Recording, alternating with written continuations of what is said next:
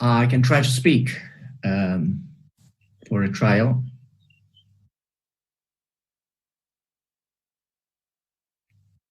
Can you hear me?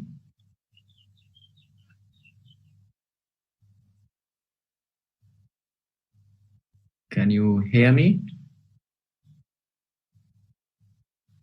Buongiorno. Buongiorno, professore. I can't.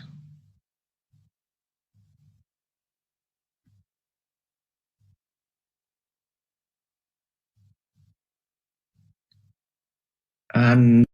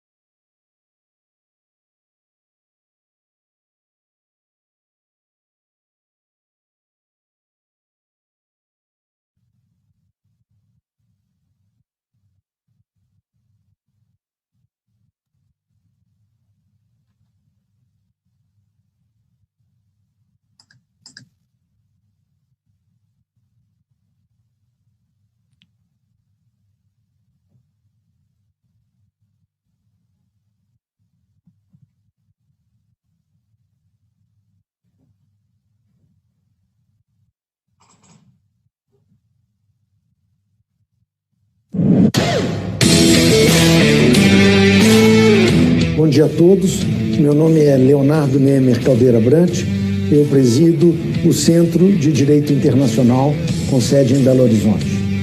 É com muita alegria que eu saúdo a todos os presentes, saúdo igualmente os professores internacionais e nacionais que irão estar conosco durante essas 2 semanas, durante o 16º curso de Direito Internacional. Eu gostaria de dizer que, em primeiro lugar, esse curso foi todo desenhado num novo modelo online. Nós já estamos aí no 16º curso desse gênero. Ele foi totalmente adaptado às novas circunstâncias, o que, de certa forma, permitiu também uma extensão do número de participantes, de professores internacionais e nacionais participantes. Temos este ano 19 grandes nomes do direito internacional que estarão presentes conosco durante essas 2 semanas.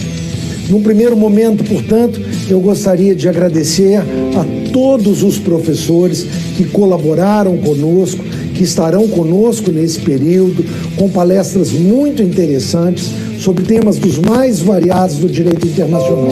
A todos eles, o meu muito obrigado.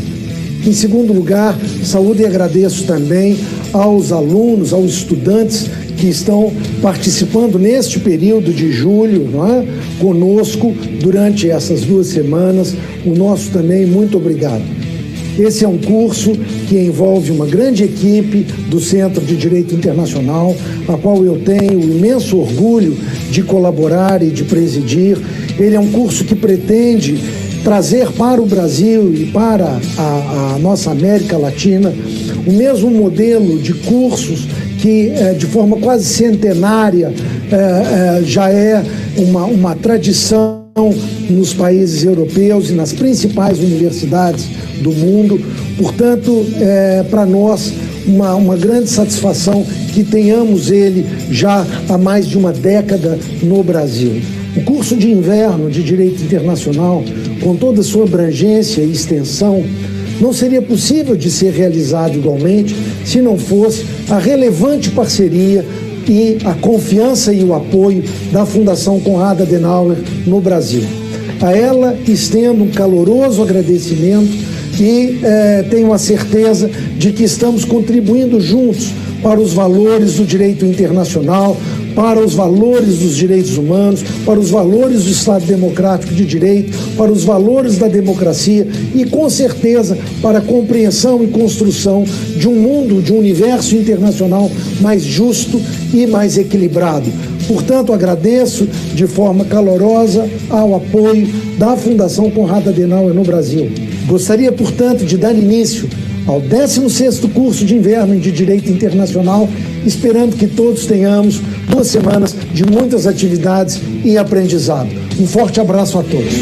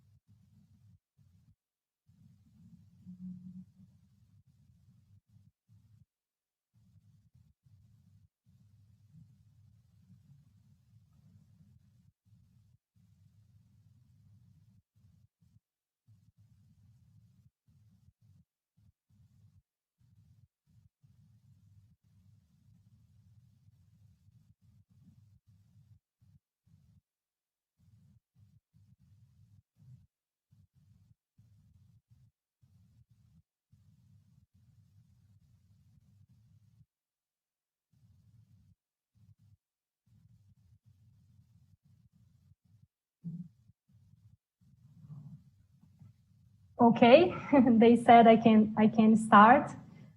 So, Hello, everyone. Welcome to the 16th edition of CEDIN's International Winter Course.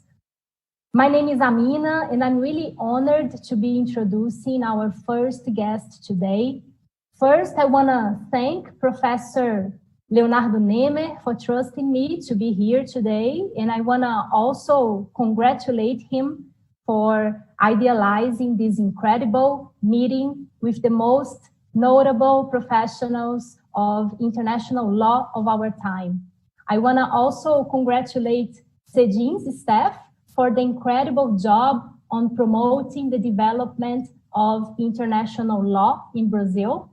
So our guest today is a distinguished professor from the oldest university in the Western world, which is the University of Bologna. It's from 1088. So Bologna is also known as the Alma Mater Studiorum. That means the nourishing mother of studies. And that's so beautiful and so powerful. It really feels like a privilege. I couldn't help to pay my tribute, Professor, to Bologna's University, since I am an ex-student, and that's why I chose as a sign of acknowledgement to decorate here my background with my laurel crown. For those who don't know, the laurel crown is a symbol for recent graduated students in Bologna. So when we graduate, there is a ceremony where we put this crown on our head and we walk the streets of Via Zamboni, feeling the power of the legacy of Irnerio or Baldo degli Ubaldi and all the glossatori and commentatori who reconstructed the Roman law. So to open this week for a professor from the Alma Mater, you can imagine when I got the invitation to introduce and moderate this lecture, how honored and how happy I felt.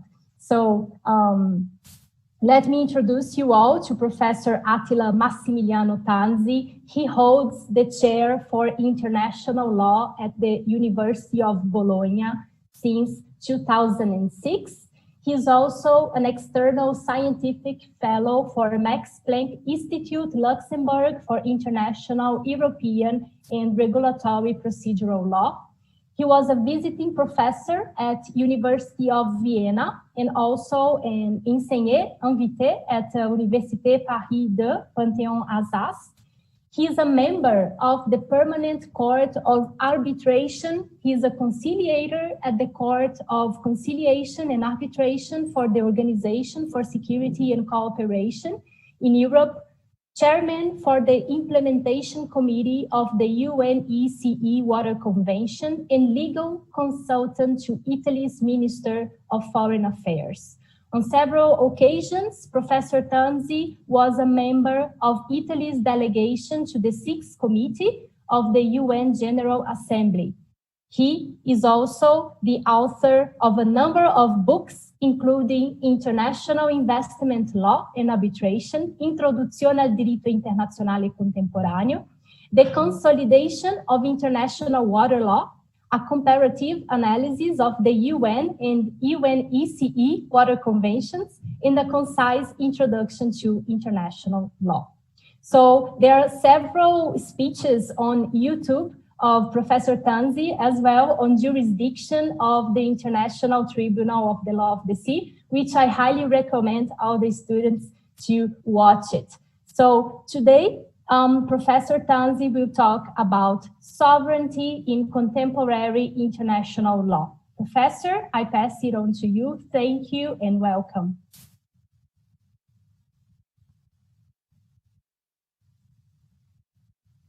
We can't hear you yet. Your microphone is muted.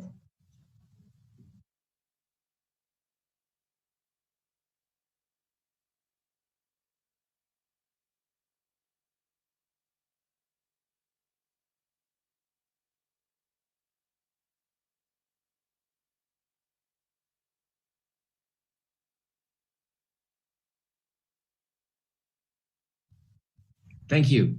Can you hear me now, Amina? Yes, yes. Lovely. Well, thank you very much, Amina, and thank you to the organizers for having been so kind as to invite me and have you introducing me so kindly. And it is a pleasure to understand that you have been one of our alumni, and that creates an extra strong bond between my university and your institution through the two of us. And I thank you also for a very kind introduction, and I will try and live up to the expectations. For my opening lecture, I have chosen a topic which discusses chief systems. Tomorrow I will address more particularized areas of international law, such as international procedural law, which is no less systemic, I must say, and we will get to that tomorrow.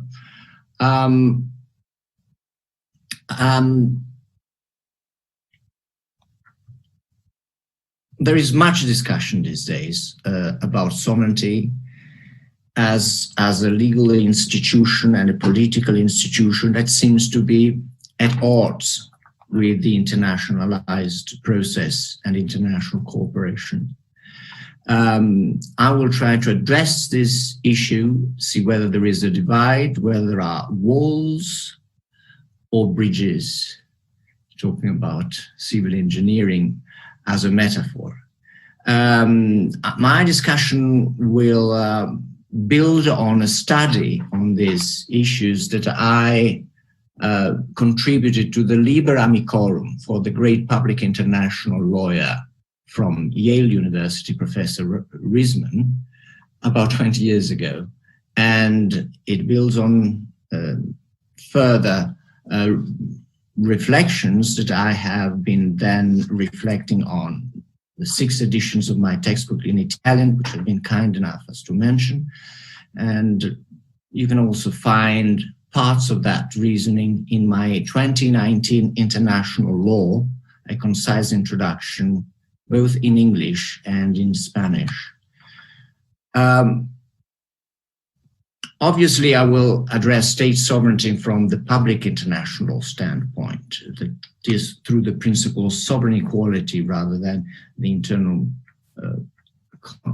configuration from a constitutional standpoint. But the two approaches inevitably go hand in hand. In fact, I regard the principle of sovereign equality very much as an international constitutional principle. And I regard any constitution as the legal formalization of the socially agreed distribution of power in every given society.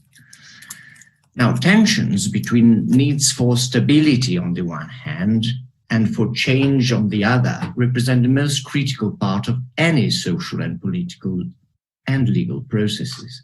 A minority clinging on to existing legal arrangements against change may impair progress towards the pursuit of the legal protection or more widely perceived new common interest.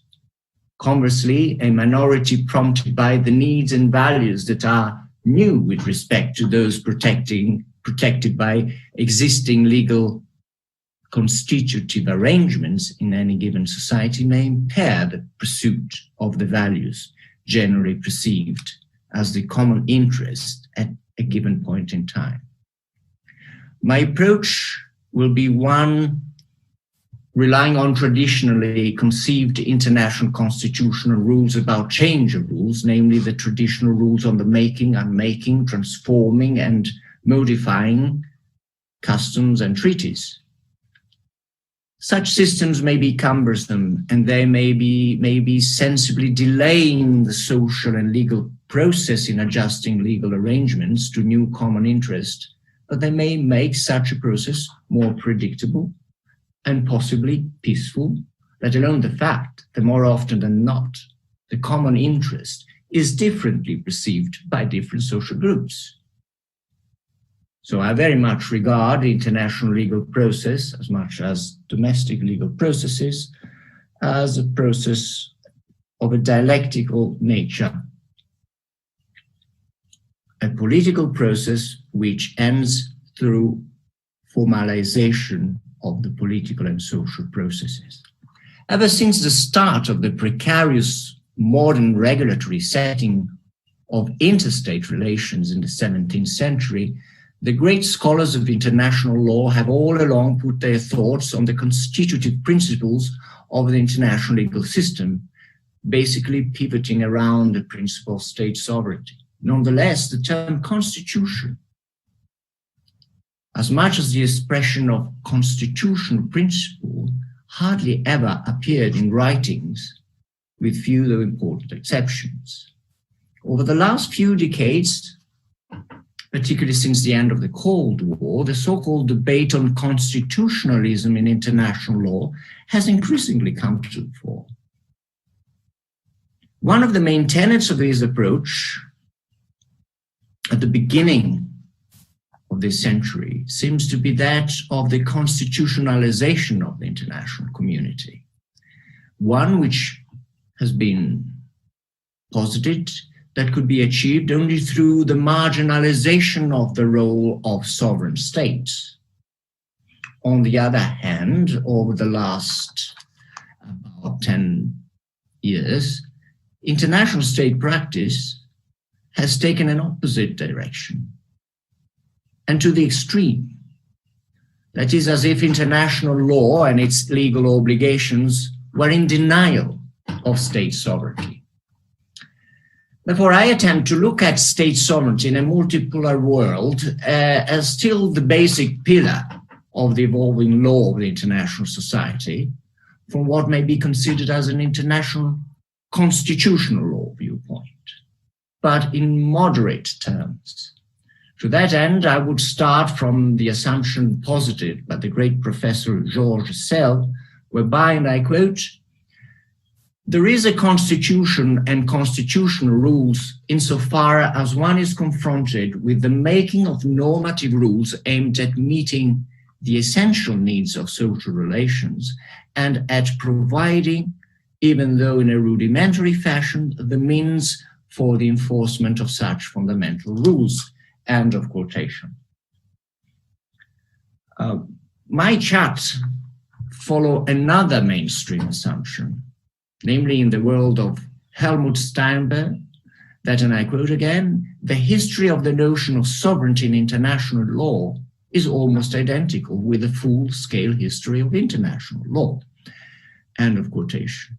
I will therefore address some of the main tensions throughout history between an international setting based on the principle of sovereign equality and hegemonic attempts on the other, and also with attempts at dismantling the overall constitutional setting of international law as it is an ongoing attempt by some states, including mighty ones.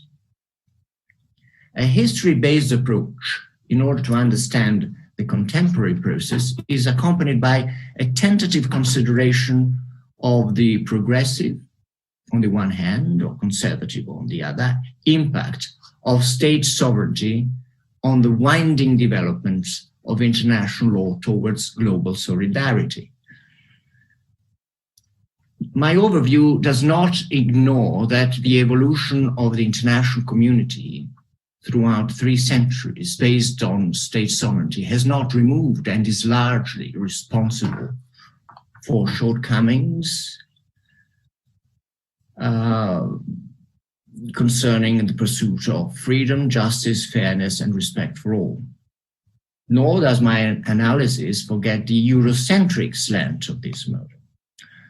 Though the main concern is that alternative structural constitutional models that may lead to even more defective scenarios, particularly since history shows that any attempts for radical structural change have eventually aimed at hegemonism, while the recent fragmented and differentiated trends towards an increased role for non-state actors on the global scene has shown serious problems of accountability and control.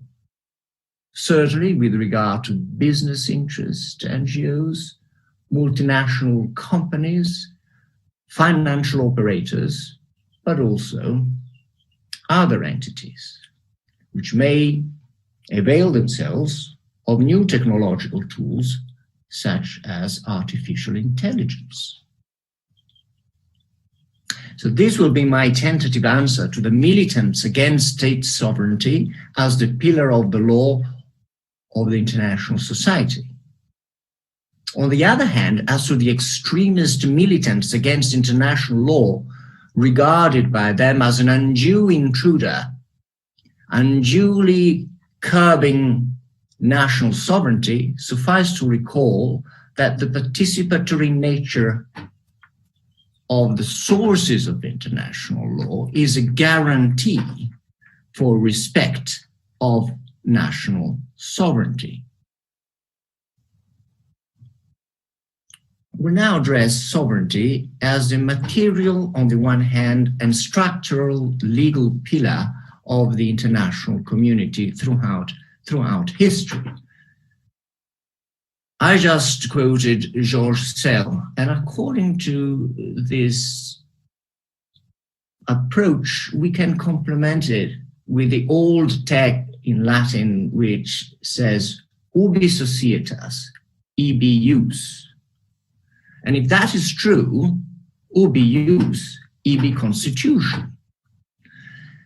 Thus, if there is a set of rules governing the relations within a given society, there must be some basic rule that provide for its legal, structural, and material specificity, the law of that particular community or society.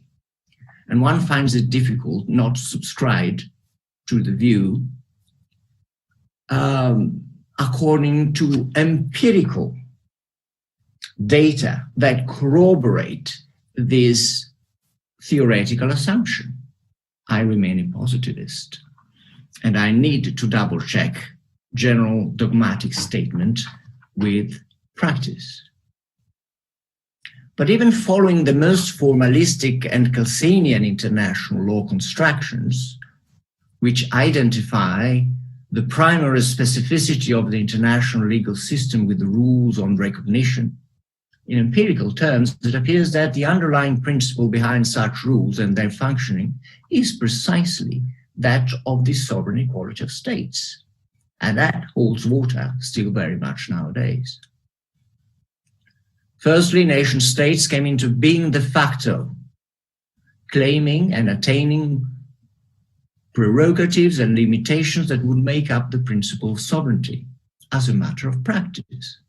The constitutional function of the principle in point seems to be at the same organizational, structural, and material substantive. From the structural standpoint, in line with Professor Sala's quotation, the principle of sovereign equality can be said to have reflected and crystallized the generally diffused will to avoid an hegemonic organization in the international society under the authority of the emperor or a given emperor or the pope or any other superior authority. Sovereignty has therefore determined the initial and long-standing horizontal dimension of modern international society and relations. It molded, accordingly, the three main functions of international law. A, the consensual and participatory role of the making of international rules. B, the consensual nature of dispute settlement with the prevailing relevance of self-assessment of legality. C, self-help in the ultimate law enforcement function. The material dimension of the principle of sovereignty has determined all along the amount and reach of the material substantive rights and duties that make up the contents and contour of the freedom and powers of states in legal terms. Sovereignty, in that respect, merges with the principle of jurisdiction, traditionally intended as the international legal regulation of the scope of the legislative, judicial, and enforcement powers of states with regard to territory, subjects, and subject matters. In the Westphalian origin, the concept of sovereignty focused on the absolute independence of each sovereign state from any outside authority. Such an approach to sovereignty is epitomized by the statement of Chief Justice Marshall of the US Supreme Court in the Schooner Exchange versus McFadden case in 1812, whereby, and I quote, "The jurisdiction of the nation within its own territory is necessarily exclusive and absolute. It is susceptible of no limitation, not imposed by itself." End of quotation. And I would very much draw your attention to the last words, "not imposed by itself."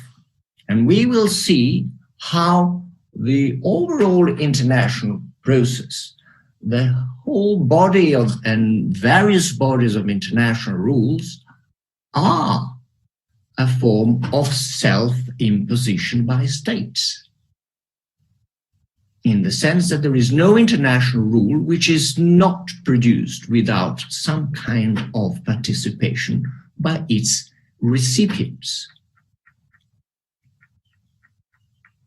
Since sovereign states have never lived in a vacuum, but amidst other sovereign states, the absolute nature of the concept of sovereignty was mitigated from the very inception of the existence of international law, based on the principle of reciprocity.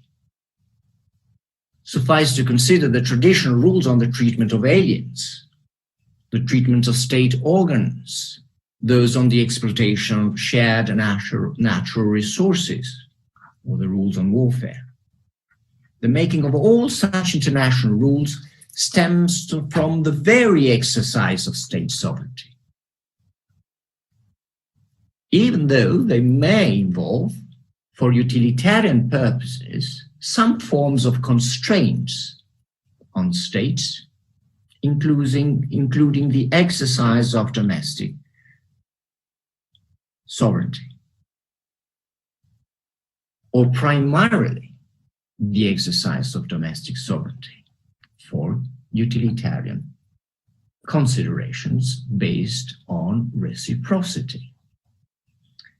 Going back to the absolutist statements just quoted by Chief Justice Marshall, they should be simply taken as restatements of their rejection of any subjection by states to any superior entity.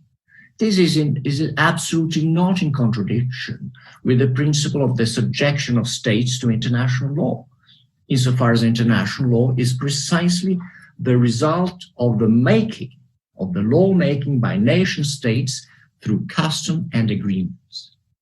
As emphasized by Professor Briley, sovereign independence of states, and I quote, does not mean freedom from the law, but merely freedom from control by other states, end of quotation.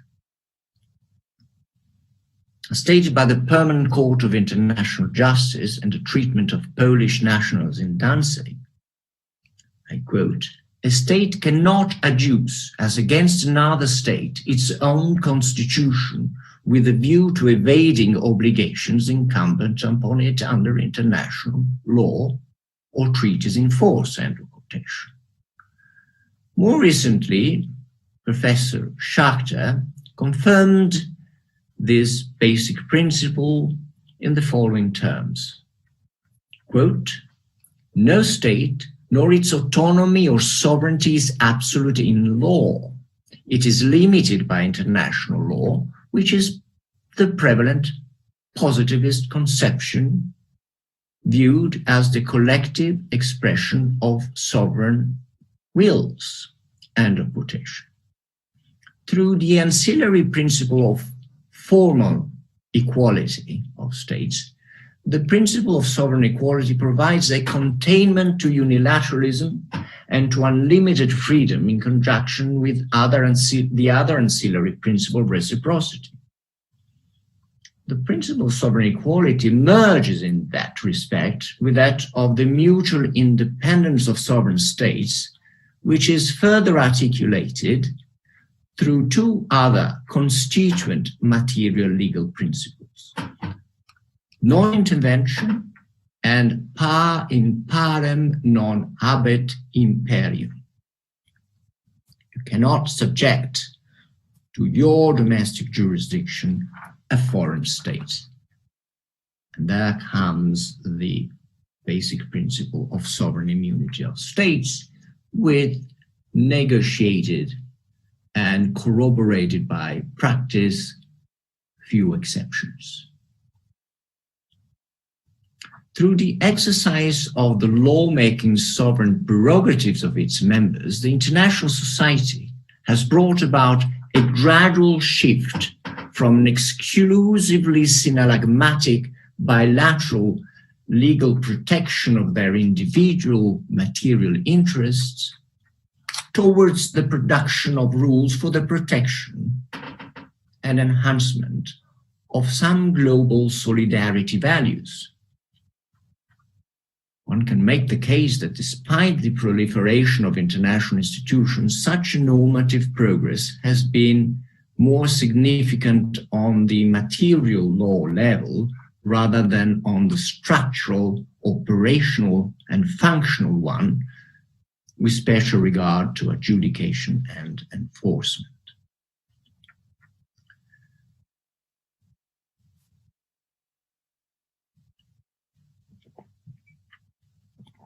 I will now turn to constitutional evolutions and attempted revolutions in which we see a tension between sovereign equality and hegemonism. You may regard the consolidation of the Westphalian model of formal egalitarian international law as the result of a sort of a centuries-long civil strife to inherit the hegemonic power of the collapsed Roman Empire. Throughout the centuries of barbarian invasions, a fight between the Pope and the Emperor never got any of the fighting actors getting the upper hand. After the final clash of the 30-year war, the horizontal legal setting based on sovereign equality emerged from the peace treaties of Westphalia. Now, just like in the bourgeois constitutional democracies of the 19th century, in international law, such equality was one of a primarily formal nature, very formal and legal formal kind of equality, equality before the law. One further qualification of the principle of sovereign equality in its original version is its mainly European centered approach. This paved the way for the colonization of a large part of non-Christian peoples on the planet. No objection to the injustice that it legally justified throughout a number of centuries. Sovereign equality provided the basis of a minimal regulatory regime of coexistence within the minimal regulatory setting of free competition, free and tough competition of an economic and military dimensions. Such a regime has not only allowed for a significant amount of material inequalities at the international and domestic levels alike, it has also allowed for and has been subject to revolutionary attempts to reverse the system from its horizontal setting into an hegemonic one. I may recall the Napoleonic project, as well as the Bolshevik internationalism and the Nazi Reich, More recently, there have been attempts at unilateralism towards hegemonism at the beginning of this century by the US foreign policy. The common thread through all these hegemonic attempts is precisely the design to abolish the principle of sovereign equality through the breach of the corollary principles of non-intervention and political independence and territorial integrity. The constitutional evolution of international law, the international law of coexistence among nation states, may be seen to have proceeded along the path of the growing self-limitation of sovereignty through customs and treaties. On the institutional and organizational functional side and external sovereignty side, this process of utilitarian self-constraint has brought about well-known developments towards multilateralism and the establishment of a wide array of institutional settings. And they are of an intergovernmental nature in their essence. Member states still exercise elements of foreign policy within their context, the context of international organizations. They operate their external sovereignty when they negotiate, say, in the General Assembly of the United Nations. Even when the statute of a given international organization does not provide for denunciation or recess, it is generally agreeable that member states may well exercise their foreign sovereignty to the full extent, thus quitting the organization. We have a regulated mechanism of recession, for example, to leave the European Union, and that is what United Kingdom is finalizing its process doing that. We had NAFTA. The United States decided to renegotiate it, and so it did. And the United States decided to quit the World Health Organization. Now, member states are far from relinquishing their sovereignty when they choose to become parties to an international organization. Were they to relinquish their sovereignty, they would be transferring their sovereignty to a supranational institutions, which, if that were to be the case, would eventually become itself a sovereign entity, as much as a federal state. But if states do not want to transfer their sovereignty onto another entity and make it a state-like entity, that will not happen. The recent major institutional developments concerning the establishment of the international criminal jurisdiction in different forms and shapes, either through tribunals set up by the Security Council or based on a treaty like the International Criminal Court, equally depend on the collaboration by nation states and the expression of their agreement and will, namely on the exercise of their sovereignty.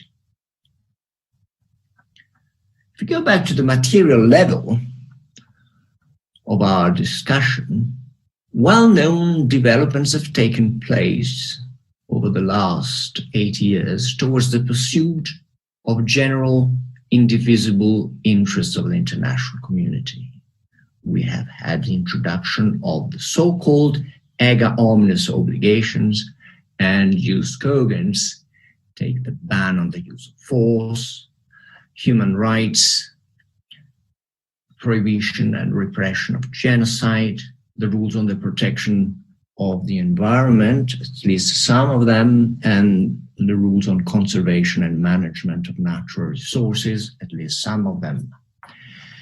Now, the principle of the existence of jus cogens as a separate category of rules superior to the generality of rules because of the importance of their contents is absolutely, or was absolutely unknown to the horizontal bilateral original setting of the traditional Westphalian model of international law which produced sovereignty.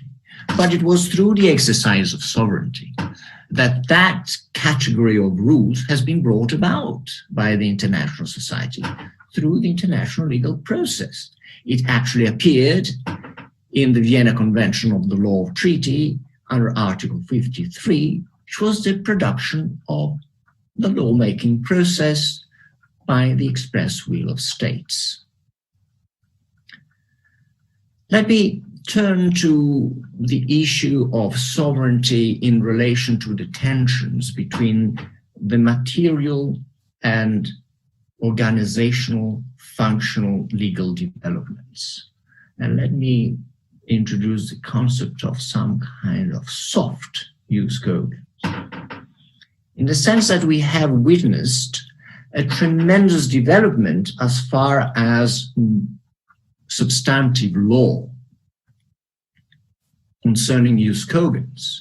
But can we say that those normative, material and substantive normative developments have been accompanied by an adequate parallel development on the rules of recognition, Article 53, on the nullity of treaties in conflict with rules of use cogens, on the justiciability of erga omnes obligations of a use cogens nature, the functional, operational, adjudicative enforcement rules of international law have been at odds in catching up with the tradition, with the developments that go beyond the traditional consensual bilateral nature of international law. An attempt at catching up with the introduction of Article 53, imperative rules of international law, can be found in the Vienna Convention in Article 66, which some say you can hear that, well, there is an exception to the general rule of consensualism of international adjudication, whereby there is compulsory ICJ jurisdiction when there is a case as to whether a treaty is in conflict with an international rule of use cogens. But if you look at the language of Article 66, you come to realize that it is only a state party to a treaty which is suspected of being at variance with the rule of use cogens. No third states can trigger an adjudicative process before the ICJ in order to claim the invalidity of the treaty in question, because it runs counter to an international rule of use cogens, thus infringing upon a general, indivisible, superior interest of the international community as a whole.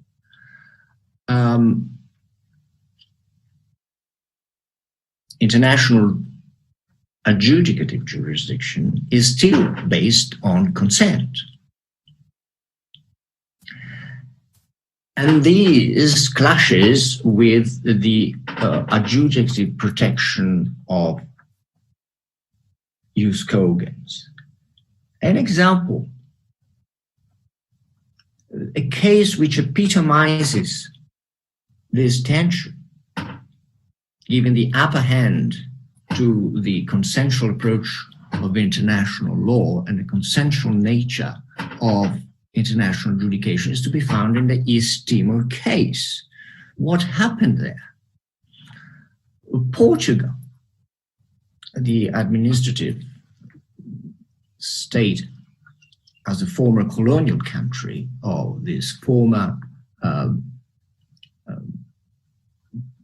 Portuguese sovereign island in Asia, sued before the ICJ Australia, because Portugal, claimant state, argued that Australia was exploiting natural resources around East Timor in a way which would infringe the right to self-determination and permanent sovereignty over natural resources, oil resources, by the East Timorese people. Fact is that the conduct complained of by Australia in exploiting the natural resources within the boundaries of East Timor and its continental platform was conduct which would amount to performing a treaty between Australia and Indonesia. Therefore, the International Court of Justice applied an adjudicative principle whereby it could not pass judgment on the conduct of a state, Australia, which had consented to the jurisdiction,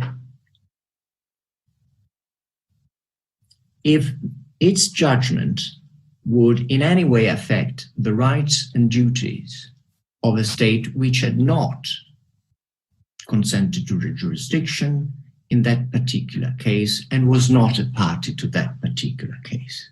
This is a patent example of how the consensual basis of international jurisdiction based on bilateralism stood in the way of the assessment, interpretation, and application of an international rule of a jus cogens nature, such as self-determination and the permanent right of sovereignty over natural resources. And that depends on the statute of the International Court of Justice. Changing the statute of the International Court of Justice, which is an integral part of the Charter of the United Nations, would require a weighted procedure under Articles 108 and 109, not an easy legal diplomatic task. In treaty law terms, you may have express manifestation of will of states to submit themselves in a non-bilateral traditional scenario. You may all be aware of the case brought by the Gambia before the International Court of Justice in November last year against the government of Myanmar on the basis of the Genocide Convention. But the Genocide Convention provided, afforded, conferred jurisdiction on the international law, International Court of Justice, in order to interpret and apply the Genocide Convention in a case brought before it by any state party. And there you have also rules of procedure allowing for intervention by third states without them having to provide any material interest. So both the principal claimant or intervening states would not have to prove that they have suffered any material damage by the alleged breach of the Genocide Convention.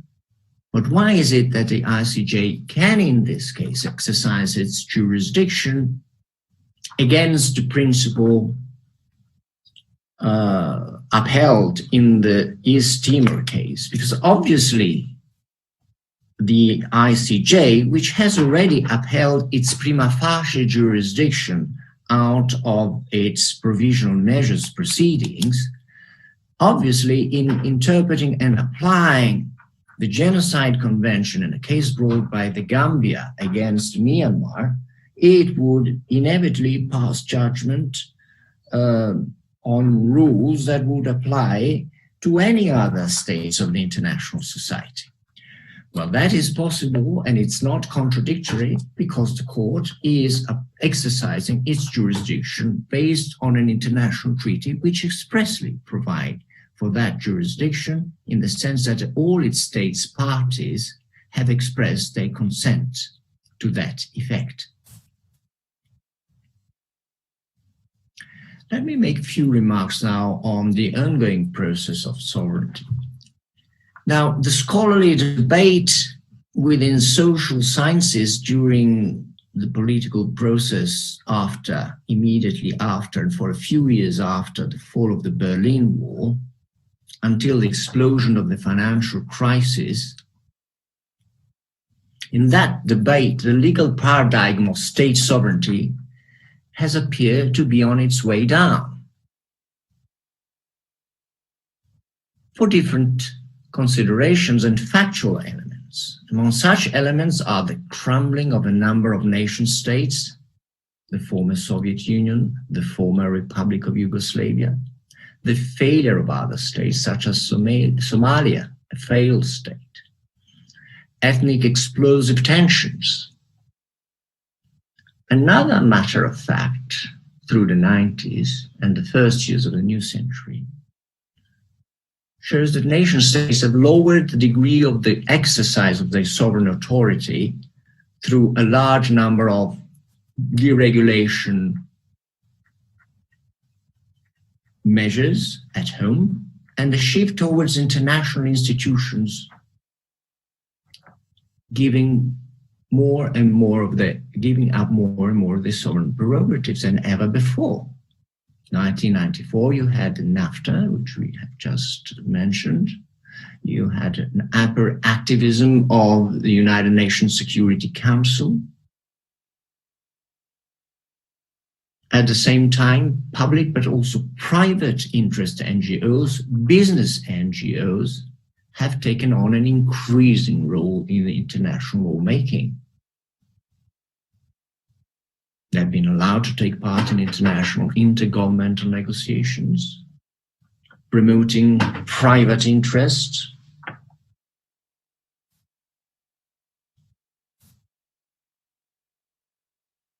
The Security Council has taken measures targeting individuals.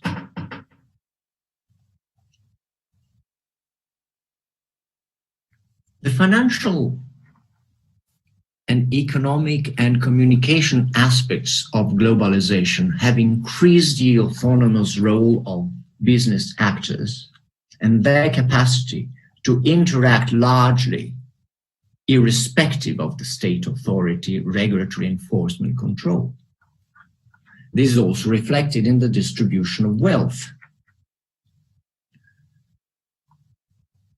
Since the globalization of free market economy boosted after the fall of the Berlin Wall, nation states appear to have relinquished much of their regulatory authority.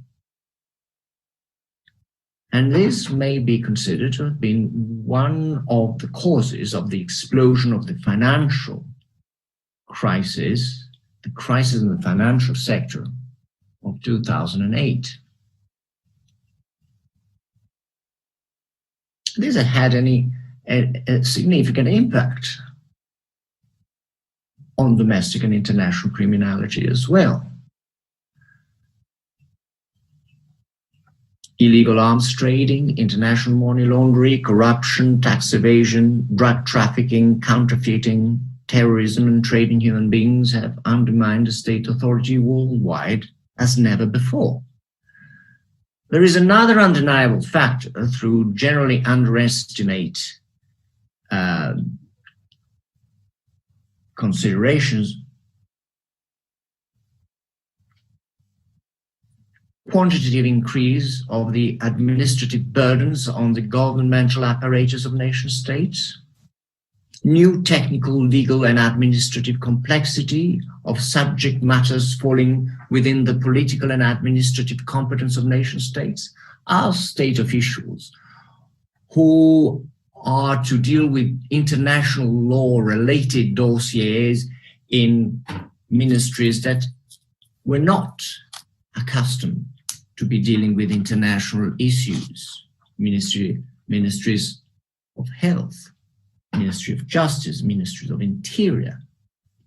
They are at odds with catching up with international developments.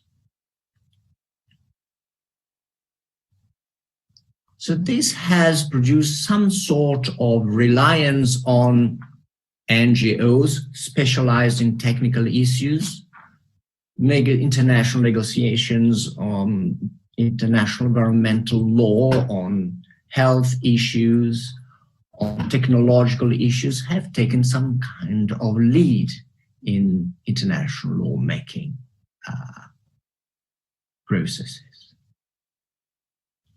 Terrorist organizations have cornered states, put them under significant pressure.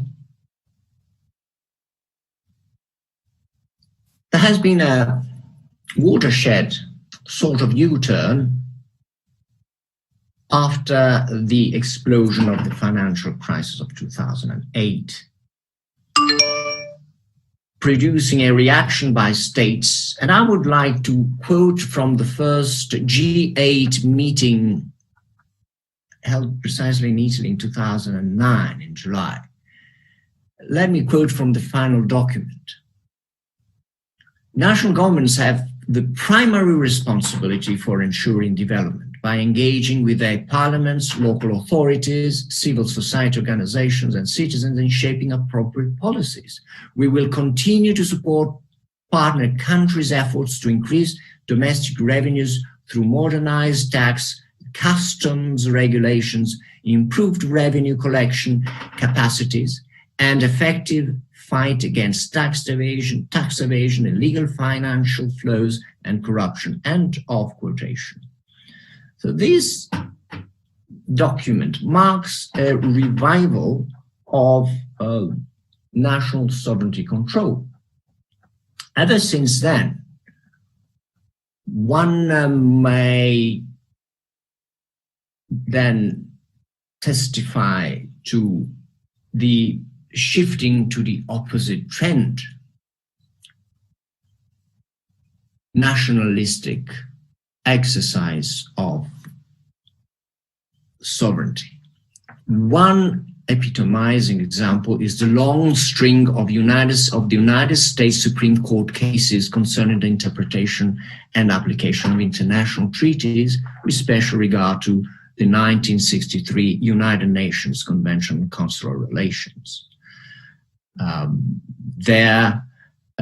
From the Beard versus Green case to Medellin case to the Legrand case, the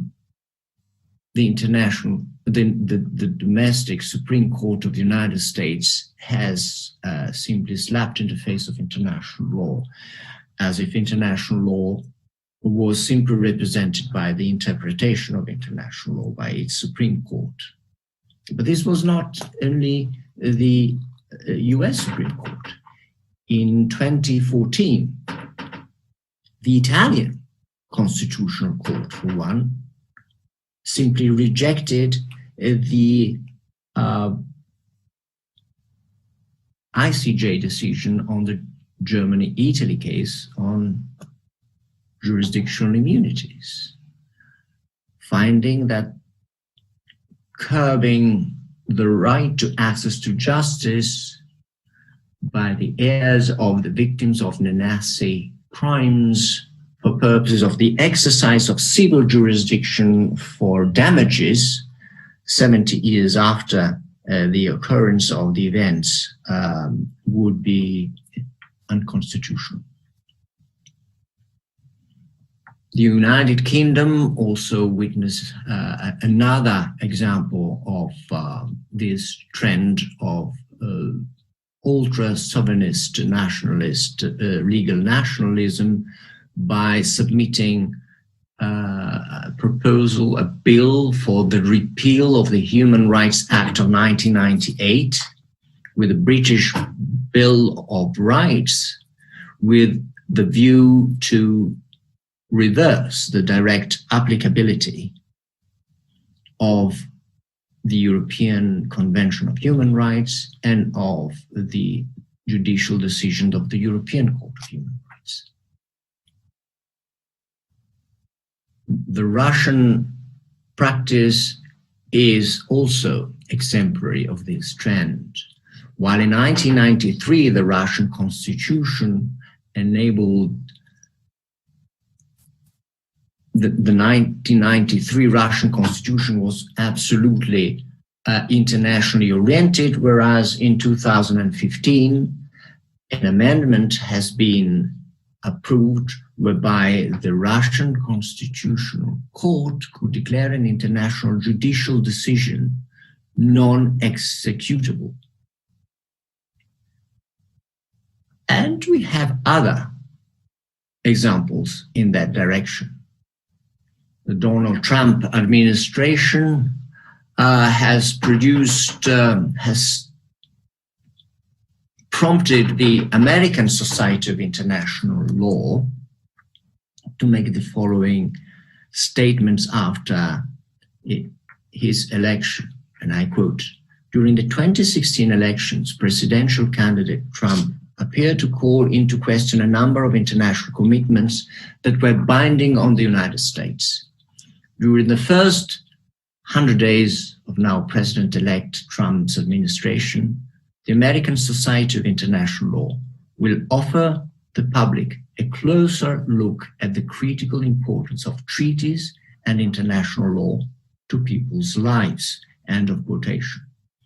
Indeed, 2 years later, at the United Nations General Assembly, United States President announced that the United States, and I quote, "reject the ideology of globalism and embrace the doctrine of patriotism and practice, following practice with regard to the attitude by the most powerful country, mighty country in the world, has been consistently withdrawing from international engagements and obligations, the withdrawal from the Paris Agreement 2015, leading now to the recent pulling out from the World Health Organization at the time when we most need international cooperation with a view to facing and curbing global challenges and threats to international peace and security. And it is paradoxical that for someone of my age, of all countries, we would hear an internationally law-oriented statement by the government of China. In my days, China will always try and resist international cooperation and international obligations. In the World Economic Forum of 2017, the president of China would state as follows, and I quote, "We should pursue a well-coordinated and interconnected approach to develop a model of open and win-win cooperation.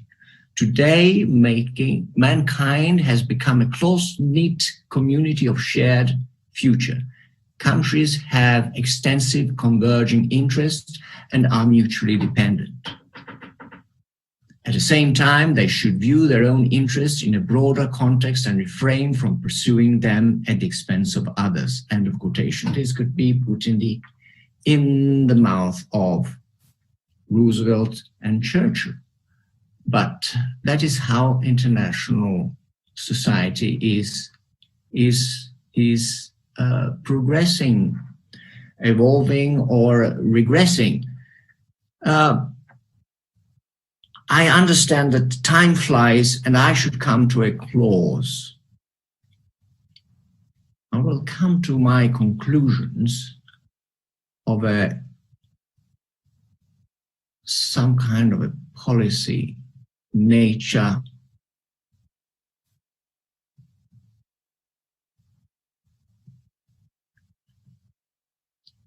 On the one hand, doing away with the paradigm of state sovereignty as a constitutional distribution of world power may lead to subjectively undesirable scenario.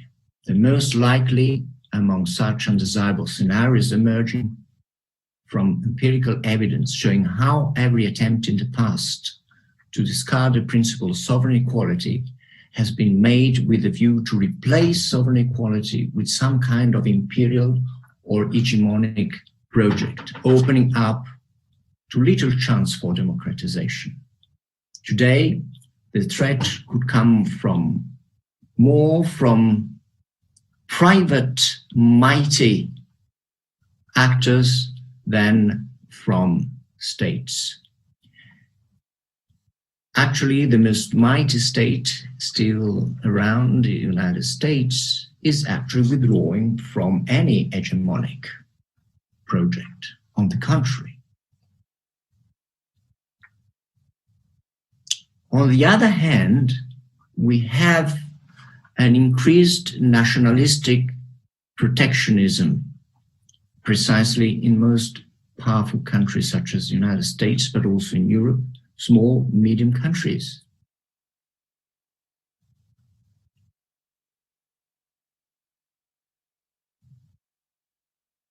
I may recall that the international social, political, and legal processes, social, political, and then legal processes, like any other earthly processes, from social to biological processes, proceed by way of a recurrent oscillation between contraction and expansion. On the international sphere, this is reflected by the movement of the pendulum between outward transnational cooperation in the pursuit of common interests, taking 1945, and inward nationalistic protectionism, go back in the 1920s and 1930s, and look nowadays. The increasingly global challenges, though, nowadays, take climate change, massive environmental migrations, pandemics, international financial and economic crisis. They all call for coordinated and cooperative global responses. That is international governance. Governance through international institutions operated by the rule of law. Now, international law requires socially strong, cohesive, and pacified nation states for that to be possible. For international cooperation to be possible, you need strong, cohesive, pacified nation states. Unfortunately, nowadays, as a sign of decadence of the Western civilization, including its expressions and byproducts in all continents, well beyond Europe and the United States, one is confronted with increasingly harsh internal divides between extremist social, cultural, and political values and trends. This can be regarded as a form of a micro-social malaise. Split societies are just like split personalities in individuals when they are affected by malaise. And this happens everywhere. Certainly, the law cannot cure and not even change society. But problems in the functioning of the law are warning signals of the social problems underlying the legal process and the international society as a whole. Now, the awareness of the problem is the first precondition of the problem to be addressed. Proposing to look at the problem from such a legal lens ends my function. I should stop there. It will be for political scientists, sociologists, and social psychologists to address the matter, for politicians and citizens. But it would be negligent of me to teach and research and apply the law as if I were separate from social and political realities. And from a political science perspective, I would strongly suggest you to have a read of the recent analysis carried out by Professor Francis Fukuyama in his book, Identity. There, Professor Fukuyama advocates an inclusive approach to the national, social, and constitutional processes where minority values and interests are protected and promoted, but in an inclusive rather than divisive way, so that it may not the promotion of such minority values, undermine, but rather enhance national values and identity. This would not amount to inward nationalism, but would be a way to pave the way at home in the domestic dimension for the enhancement of the principle of international cooperation and accountability. Only then we could have a system of nation states complying within their domestic jurisdiction and in their international relations with the principle of due diligence. This could only be the result of individual and collective self-constraint by sovereign states and the result of the pressure from transnational civil society increasingly aware of the benefits for all deriving from the pursuit of the common interest. I stop there and I thank you very, very much for your attention. Thank you, Professor, for the amazing lecture. I actually, I read your article, Remarks on Sovereignty in the Evolving Constitutional Features of the International Community. And I found it very interesting because you talk about several main arguments in the international law. So it's very interesting. And one thing that really called my attention is when you talk about the jus cogens as soft peremptory law. That's very interesting because I research on refugees. So under human rights, international law, and we see this kind of norms a lot. Norms that are in hard law source, right? Like a convention or a treaty, but it has a soft content when the convention itself does not give a precise definition of it. So it's very curious to study this relation between these, as you call, soft peremptory law when we see them in hard law sources of international law. And one thing that really called my attention as well is that you mentioned the China resistance for international cooperation. And I would like to understand better because I know that you have a very active work about international investment law. So since China has this big power on investment all over the world, how are we going to conciliate this resistance to international cooperation with this very powerful economic force in international investment law? Thank you very much. Obviously, I believe that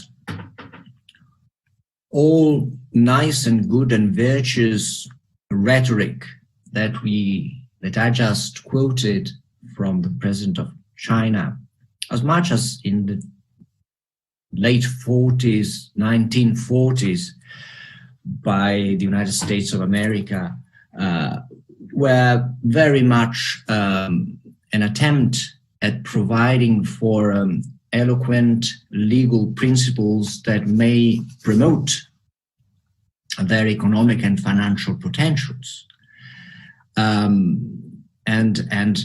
And you can very well say that the International Monetary Fund, the World Bank,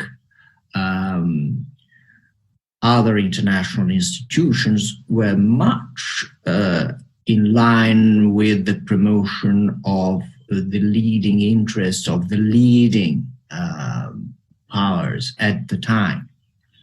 When the United States offered the Marshall Plan to the former Soviet Union, and the former Soviet Union and its satellite countries turned it down, that was a very short-sighted and very ideological-based and confrontational-based approach by those countries, which eventually led to their dismantlement. And that is an example that when you have new or old superpowers, and you really want to take advantage of international law, at the end of the day, international law is not just useful, or the law is not just useful for the elite or the ruling power in a village, in a nation state, or in the international society. The law is most useful as language and a framework for negotiation for middle, small nations in international law. And we need to negotiate according to the rule of law on making rules, modifying rules, or changing the rules. And even powerful countries such as the United States, if you look at the pendulum of history, would only have a great interest in becoming a champion of international law abidance with a view to using the international legal platform as a platform within which to contain and regulate the shift of power, the governance of the shift of powers between the Western society and Asian superpowers, namely China, in order to have a diffused and, let's say, legally protected shift of powers, rather than provoking through unilateralism sudden, immediate, abrupt shifts of powers from the Western world to China. And that requires negotiations. In order to require negotiation, not at the bilateral level.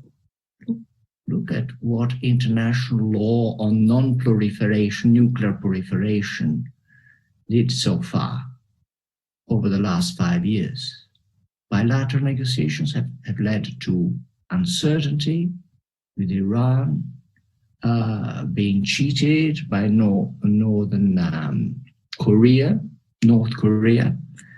So when it comes to international economic law, we really need to contain big, serious unilateralism by China with making full use of the tools that international law, as produced at the end of the Second World War, offers to all of us, United States, Western countries, medium and small-sized alike.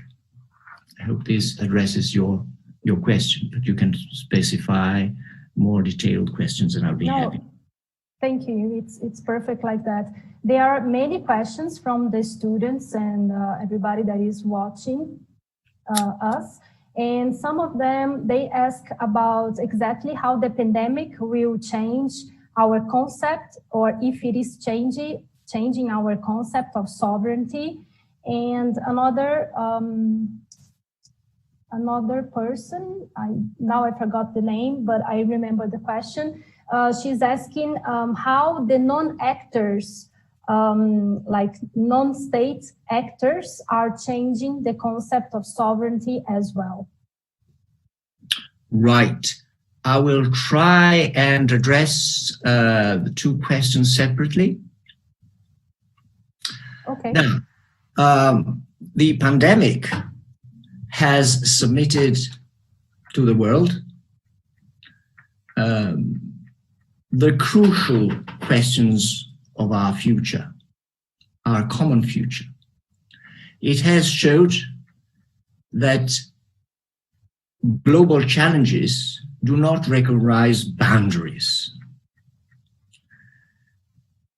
We have serious global challenges to the survival of the planet, to the well-being of the peoples, and that you need to address pandemic. I mean, I myself, that I'm speaking before you now, back in February, thought first that it was more of a Chinese problem.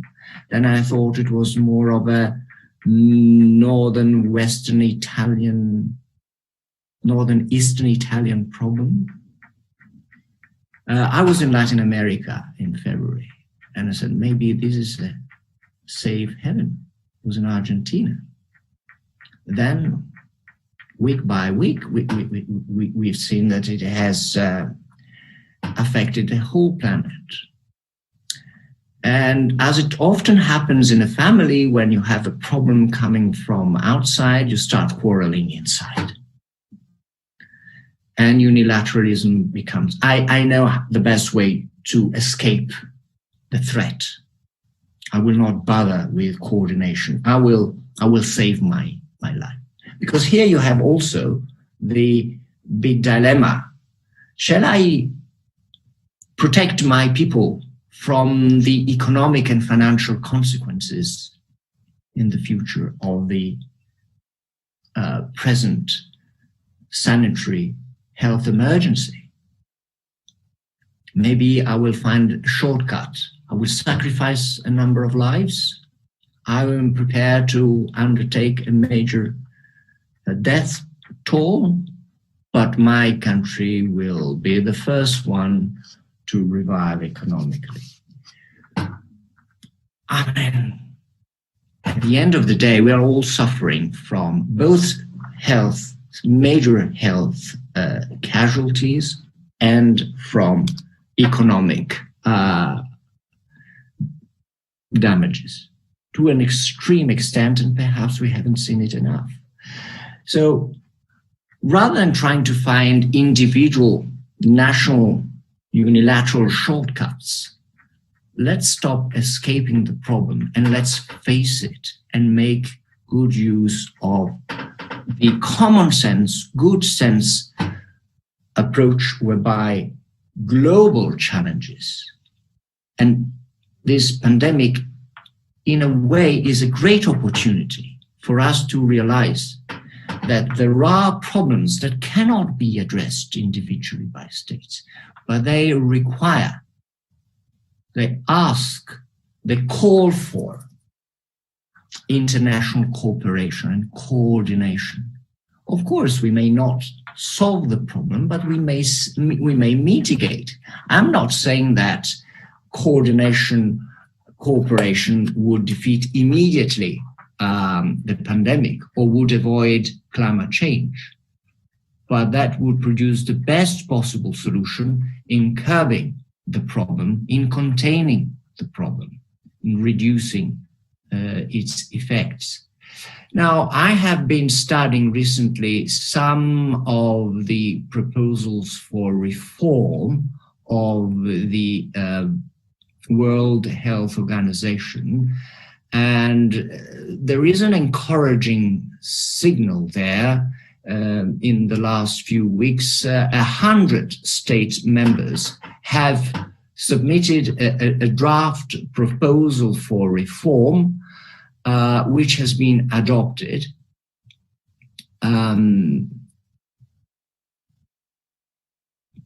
But there again, that was an independent committee, public committee was set up and produced a report on the 19th of May, producing draft formulas for reform, but the United States has pulled out. So that is not a good answer. There are mechanisms for dispute settlement between states and between states and the organization. But some states, those who have problems with the organizations, have decided not to make use of these legal tools. So as I said, my role as a lawyer ends there, signaling the problem. The solution is a political, social one.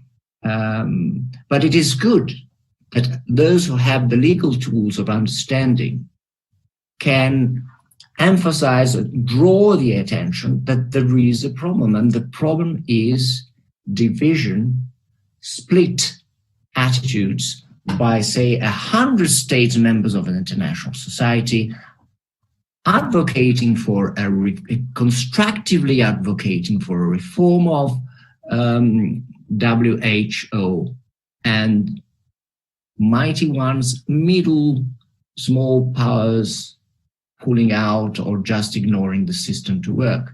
As I say, as you know, one of my specialization is water law, and I always make this reference to this maxim: you can take the horse to the water, but you can't make it drink.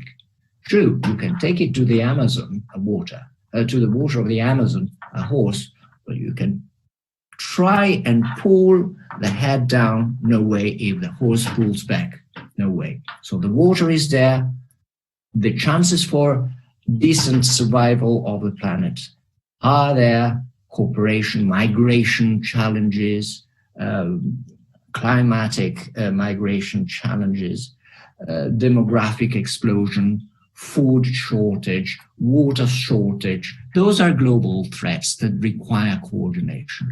The international legal framework for tackling these global emergencies and enhancing the global commons are there, but if states are not wise enough, these statesmen and stateswomen in their majority cannot make it to make appropriate use of the legal tools. There's no way. But for us lawyers, we have a mission: keep on drawing the attention of those who can make use of these tools to actually make them available. Mm-hmm. There was a second question. Can you kindly, Amina, remind me the other question? Sure.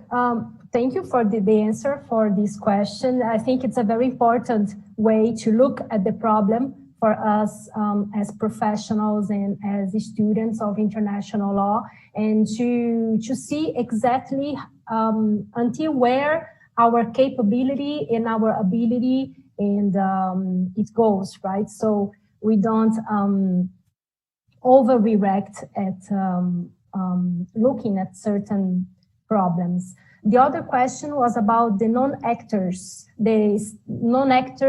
states in international law. We have a few minutes because we are running out of time already, Professor. I will be very short.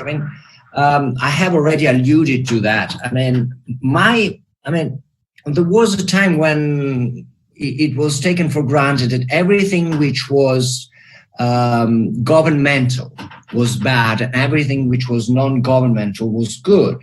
Particularly in the times of the Cold War, you would assume that state officials from the former Soviet Union, and I suppose that you would be right if you would think so, would just be against human rights. So we had NGOs in the field of human rights, we had Human Rights Watch, we had Amnesty International, and they were absolutely in good faith. Of course, they might at the time not be considered as objective by Soviet countries and China at the time included. But then they were a tremendous instrument in the promotion of human rights, the rule of law, and constitutional democracy. Now we have an increasing role by NGOs in areas that go beyond human rights or are only remotely or partially connected to human rights. And I'm thinking of the environmental law process. Environmental law bears on pharmaceutical companies, as in relation to pharmaceutical companies, genetically modified technology, industrial technology at large. And my main concern is that, you shouldn't take NGOs just as virtues by definition. Fact is that, we have many governments that leave to be desired, but a government is subject to the political control of opposition for what they can do, is subject to legal accountability, judicial accountability. Whenever there is a politician that is being investigated, you can say, oh gosh, this is a very bad sign because it means that they are corrupted, and this happens all around the world and not just one or two countries. But that means that there is some kind of judicial accountability there. And then you have financial control over the state budget. So there is some control. Perfection is the enemy of the good. But my idea is that if you enhance the constitutional democracy principle of accountability, you can make governmental powers to work. And we can have an impact on that as citizens, voters. When it comes to an NGO, an international NGO, you have very little control. I was struck 15 years ago, I think. It turned out that in the United States of America, the majority of NGOs involved in the fight against cancer produced by tobacco products were being financed by tobacco companies. And it came out just because there was some kind of media investigation, but there was no control. And the budget of NGOs is very difficult to be controlled precisely because they are of a transboundary nature. So my guess is that normally people that get involved in NGOs are driven, are ethically driven, and that is a wonderful guarantee in principle, but then in practice you may end up with having the same problem of corruption human beings are human beings and we are all weak, whether we work in a governmental context or a non-governmental context. And my argument is that it is not just because you work in a non-governmental context, you're better than those who work in a governmental context, period. Okay, thank you, Professor. Fortunately, we're going to have another lecture of Professor Tanzi tomorrow morning, so we can spend more time here. I want to thank you, Professor, for your time. I want to thank all the students that are here, everybody that was here with us. And at 10 o'clock, we're going to come back with the next lecture of today's course. Okay? So have a nice day, everyone. And you, thank you very much. And see you tomorrow morning at 8 your time. Yes. On a completely different subject. Yes. See you then. Goodbye for now, and thank you very, very much.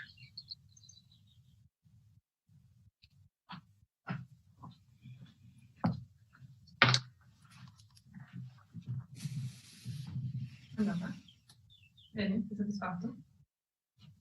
Sì, sì, non potevo far di meno.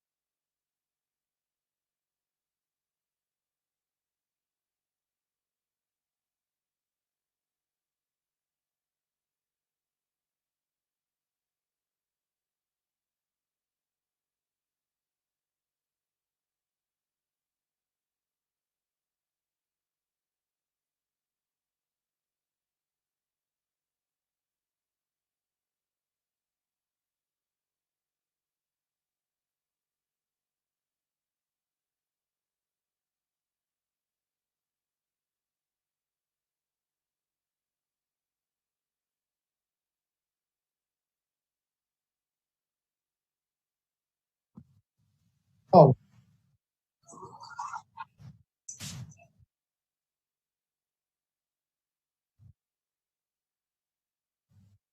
no, it is not. Everything seems to be all right. Oh, 热到，热到，确定，再说这个。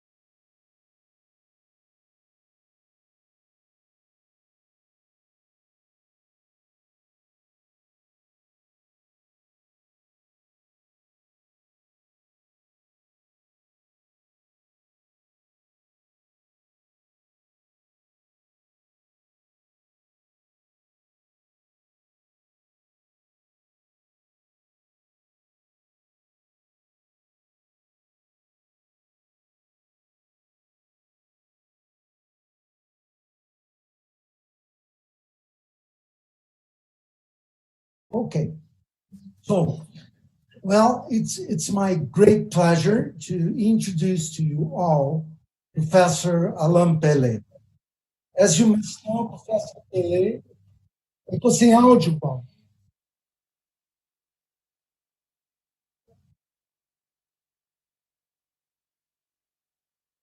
Paula, vocês estão interrompendo aqui, vocês estão com volume no meu. Tem que desligar o seu microfone. Posso começar? Just a few minutes, Alan.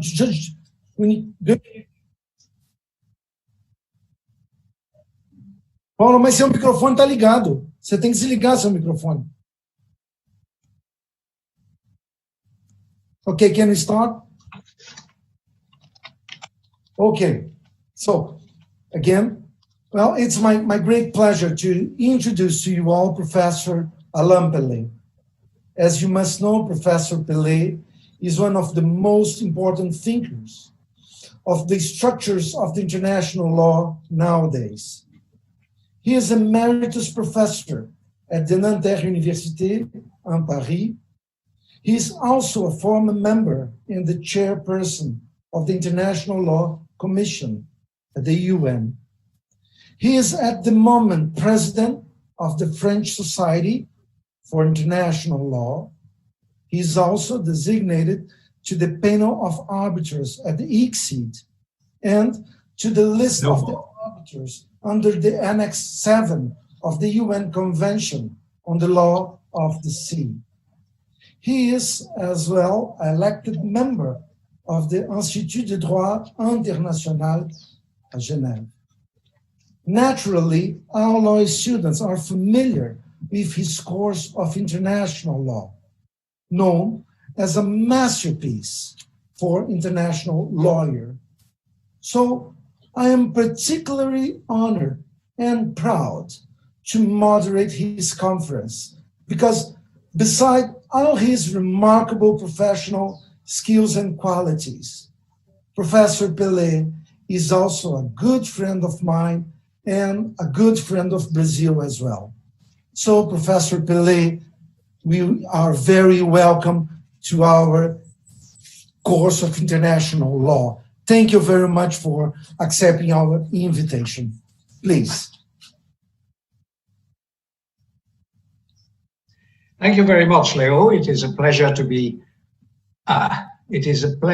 With you again. As you say, we are good friends. I remember rather near time where you were my student and you wrote a very good thesis, which has been published both in French and in Portuguese, I think, on the res judicata. We will have some words about it now.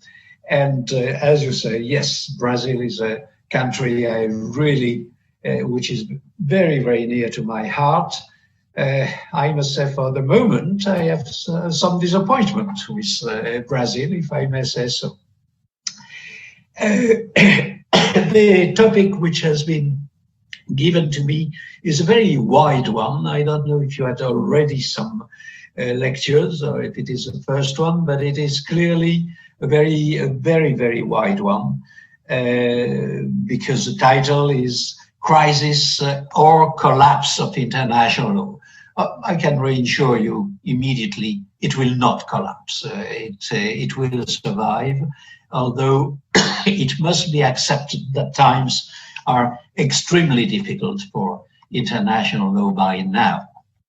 I must say that I have devoted my professional life to international law for some 50 years now.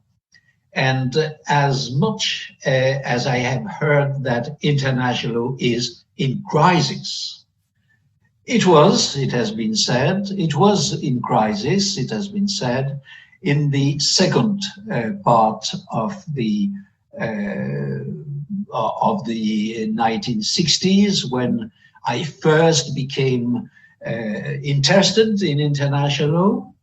It was been at the time pushed by the new state that I emerged from decolonization. It was still said to be in crisis when in the second half of the 60s, when Prosper Weil published his famous pamphlet on relative normativity in international law, which is really one of the most commendable analysis of international law, although personally I do disagree with my former master, who was also my professor, who was his assistant, but we disagreed on everything, including on his fight against relative normativity, which I think is not an illness of international law, but probably a very good promise for future. But he said that international law was sick of its norms. This was at the threshold of the 1980s.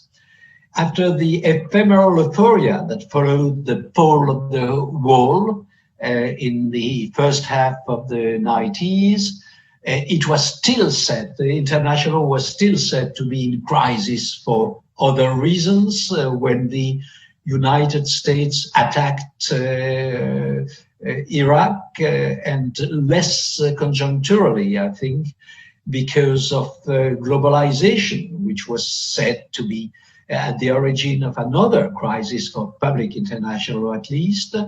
And certainly globalization imposed at the time a new reading of a new interpretation of international law as a whole. And in crisis, our international law is more so than ever today. With you have a choice.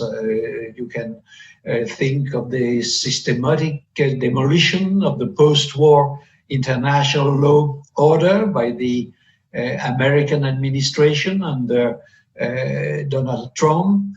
You can have in mind the dubious annexation of Crimea by Russia, the systematic disregard of United Nations resolutions by Israel and its supporters.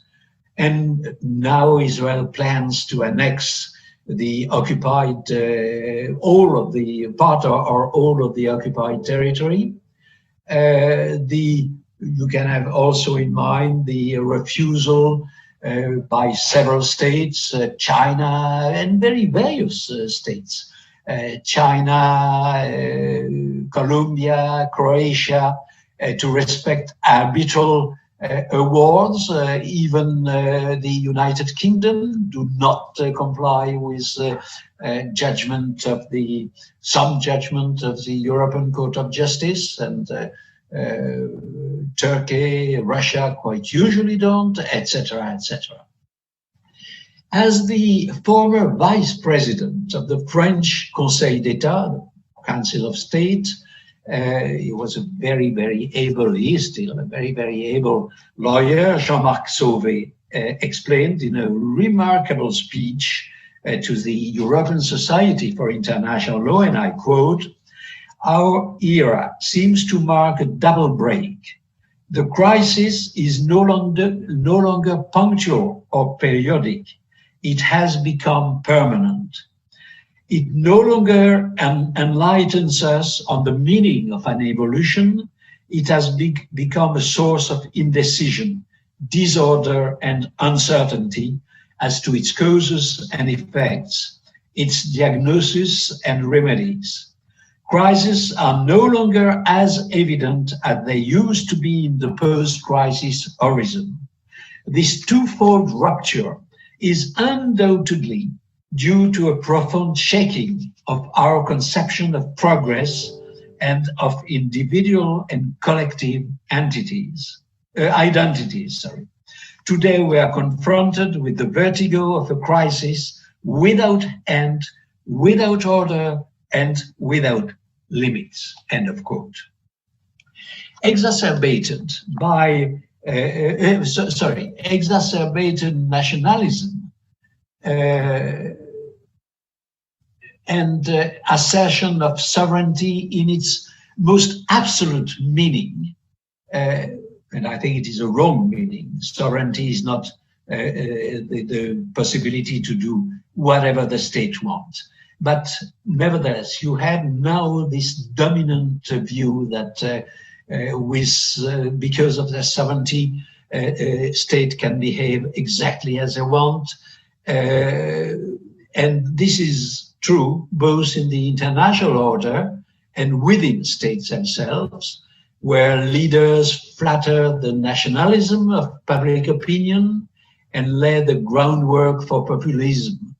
For you have what we call now illiberalism, which flourishes, and not only in Brazil, but also within what the European Commission for Human Rights called in the past the free democracies of Europe, where we now have regimes which do not really care for the state of law. Dictatorships no longer have anything to fear from the condemnation by other states. The duty to intervene is long dead, and the more realistic and seemingly consensual responsibility to protect has, to say the least, lead in the wing. And while states are playing these dangerous games, the planet is dying, despite the increasingly anguished warnings of scientists and the irrefutable evidence of environmental degradation and its dramatic effects on climate, on biological diversity, on health, and ultimately, no doubt, on the very survival of humanity. Nothing stands in the way of the financial appetite of large corporations and hedge funds. And in the same vein, inequalities are increasing and would no doubt in the long term constitute a factor of instability, while autonomous groups that resorted to terrorist violence have emerged. This is, I think, terrorism is also a major, another major phenomenon, which is far from being curbed, despite a semblance of calm by the time being. At the strictly legal level, these disorders and threats have already made two obvious victims of very different nature, very different kinds. These victims of these multifaceted crisis are, I would say, human beings as a subject of law on the one hand, and on the other hand, the certainty and the effectiveness of the rule of law at the international level itself. With regard to the latter point, the certainty and the effectiveness of the rule of law, we can see with some concern that soft law norms are gradually invading the anti-field of international law. Although I have always been a strong supporter of soft law, as it is called, which facilitates compromises based on consensus, it is clear that the use of flexible rules is neither appropriate nor desirable in all situations. For example, there should be no procedural soft law, which is the case when you think of the very hypocritical procedural instructions adopted by the ICJ since 2001. But, well, I am a very frequent pleader before the ICJ, so I have this in mind. It is not that important. Less anecdotal in the inadequacy of soft law in the field of human rights, or more precisely for the protection of civil and political rights, because for their part, economic, social, and cultural rights, which are difficult to enforce strictly, are by necessity a privileged area for soft law. Now, this leads me to the second predictable victim of our era of recession in international law. When I speak of recession, I oppose it to progress. The human being, the human person, had willy-nilly made a spectacular breakthrough in the 20th century, public international law, of which he or she, the human being, of which he or she had become a subject, a direct holder of rights and obligations under international law, thus piercing what is known as the state veil. And good humanist and optimistic minds, among which I tend to rank myself, if I am not a human rightist. This was a personal invention. I think I do appreciate and applaud human activists, but I think you must not make a confusion between human activism and the scientific approach of international for human rights. This is why I criticized human rightists, which is not an accepted word, although now in French it has become common. So people like me, and I see myself at least as a humanist, were enthusiastic about the legal advance of an international community whose interests transcends those of nation states for the benefits of the humanity as a whole. But today, although this is still only a creeping threat, there is a worrying risk of the dehumanization of international law. And there are already signs of these developments. For example, the judgment of the European Court of Human Rights, the Inter-American Court of Human Rights are increasingly being challenged by states whose responsibility is recognized and which do not comply with the judgment. And again, concerning Europe, it's not only the case of Russia and Turkey, which are illiberal regimes, but it is also the case of the United Kingdom, who several times had refused to comply with judgment of the European Court. The cradle of democracy and human rights, states are withdrawing from the ICC, from the International Criminal Court, or are threatening to do so. No major new human rights conventions have been concluded since 2006, and many of the flagrant violations that recently, as recently as 10 or maybe 5 years ago, would have called for very strong reactions, now have elicited little more than rhetorical reactions or eloquent silence from the most clearly for the most democratic regimes. Another example of the questioning of the another example of this dehumanization is the questioning of the exclusion of the criminal responsibility of state leaders, as evidenced by the unjustifiable attitude of African countries towards Omar al-Bashir, the former president of Sudan, after the ICC issued an arrest warrant against him.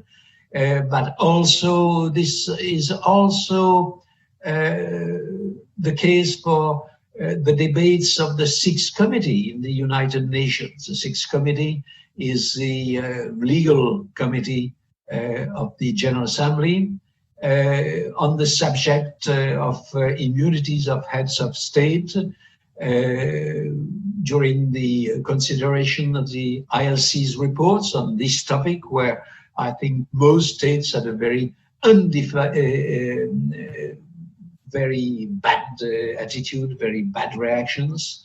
It is true that the ICJ itself had encouraged and maybe provoked this regression concerning the impunity of head of states and high officials by one of its most regrettable judgments in the case of the arrest warrant, where it did not condemn the racist and genocidal calls of former Ministry of Foreign Affairs for the Congo, for the so-called Democratic Republic of Congo.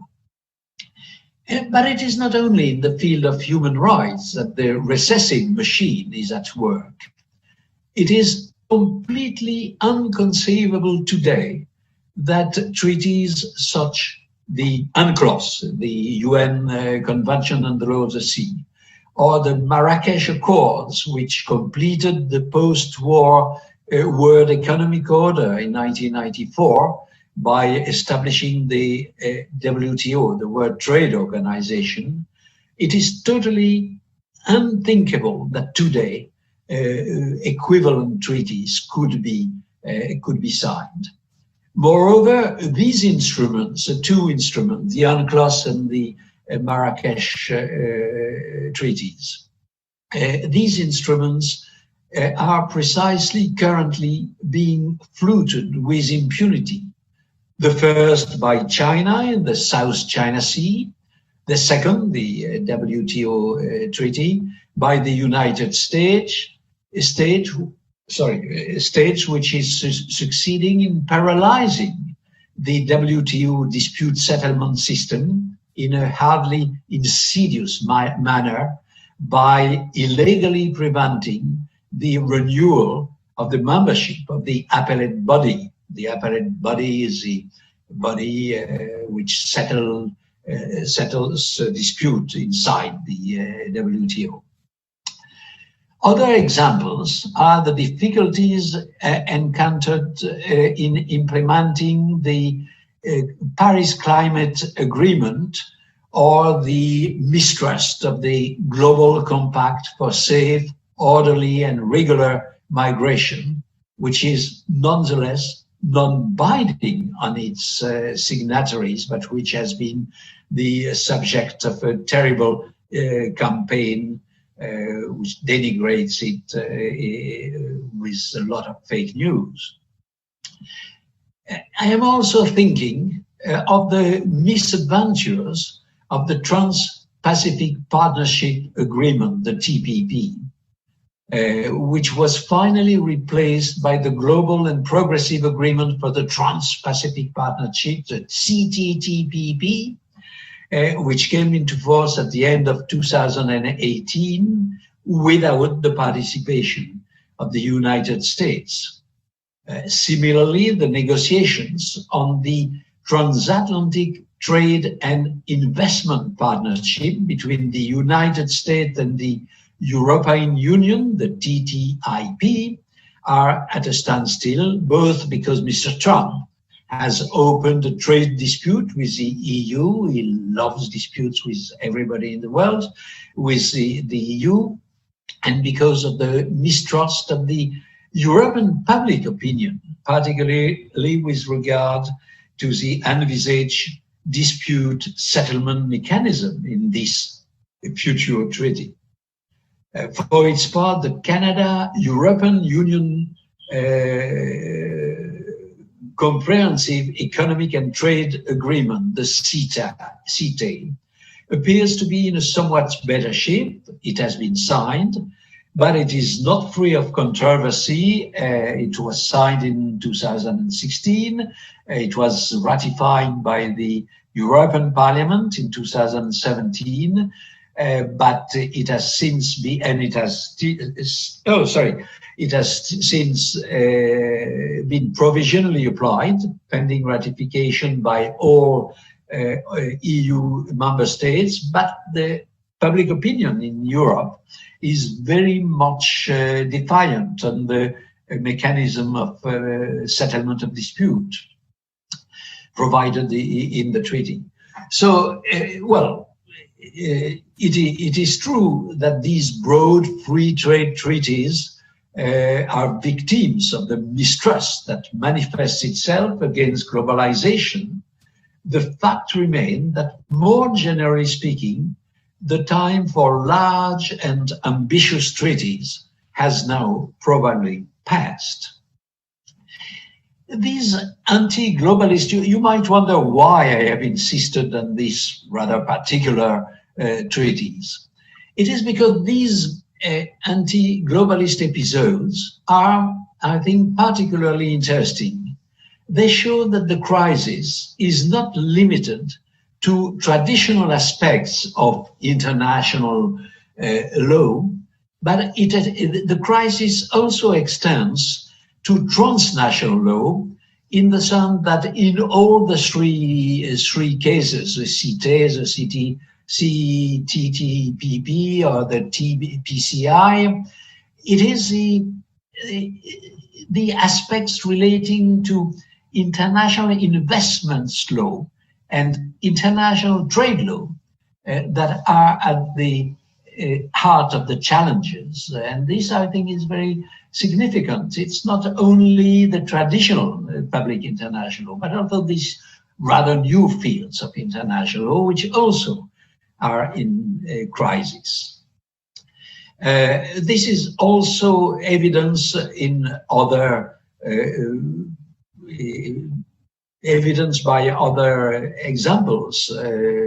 Think, for example, of the brutal denunciation by the United States of the 1987 Intermediate Range Nuclear Forces, the INF Treaty with Russia, or the 1992 Open Sky Treaty, or the disastrous withdrawal by the United States from the UNESCO, from recently, but it will be only in force within 1 year, from the WHO, or of the GCPOA. The GCPOA is this instrument which was signed to put an end to nuclear weapons in Iran, and which led to Iran's partial suspension of its own commitments concerning nuclear weapons. And more generally, it is, of course, exemplified by President Trump's mania for denouncing treaties binding on the United States that he doesn't like, and his systematic recourse to a policy of force without any regard for his country's commitments or for the rules of the rules governing countermeasures, which are trying to limit the use of force as a reprisal for non-compliance or supposed reaction for non-compliance by other states. Does all this sign the death warrants of international? I do not think so. On the contrary, in a way,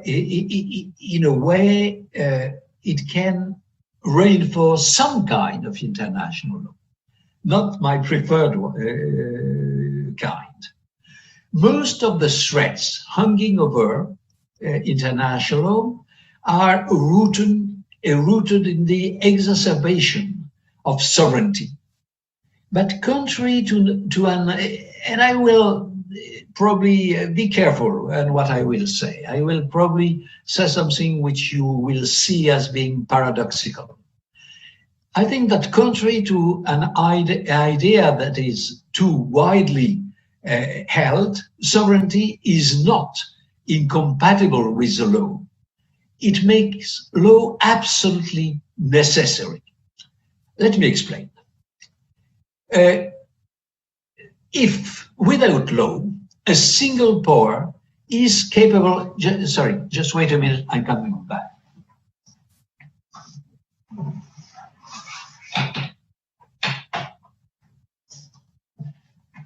I wanted to avoid unwelcome noises. So either you have to do with international law and to accept international law, or else a single power is capable of completely dominating the world. And then, yes, goodbye to international law in favor of a world state without any external counterweight or sovereign states. So this is one possibility. But the other one, which I think is more likely, is that sovereign states, equally sovereign states, continue to coexist, and unless they resort to war, but war is suicidal for humanity, if it is between great powers at least, a certain legal order is indispensable to ensure the coexistence of these equally sovereign states. Even if, as things stand, it may not be the international law which we have known since 1945 and which we could have thought had been reinforced and was strengthened with the end of the Cold War in the early 90s. But it will be international law. By contrast to what is the attitude of the United States, at least apparently, China has understood that the legal isolationism of the United States offers it a formidable opportunity to use multilateralism to its own advantage, as witnessed by the web China is waving with its One Belt, One Road, or a New Road of the Silk enterprise, the center of which is Beijing. And these show that indeed the law is the tool that can increase national influence at the international level. What the United States is losing, China is gaining, and it is gaining basing itself on some kind of international, which is to its own advantage, contrary to what the Chinese keep on saying, but it is international. Rather than the absence of law, what is likely to emerge is what I would call a more inter-sovereign law, less multilateral, with a greater emphasis on raw power relations and reflecting the new power relations. The United States is weakened, but far from down, but is weakened for denying the less unjust order of which it had been, after the Second World War, the main founder and the main beneficiary, one must admit. But now the United States is trying to project its own law, not international, its own law beyond its borders, using as much as it can extraterritorial law. For its part, while posing itself as a defender of multilateralism, China is, as I said, waving its web, exalting the sovereignty of the state for the greatest benefits of its own, and the others, be it Russia or India or lesser but not less worrying, not less worrying laws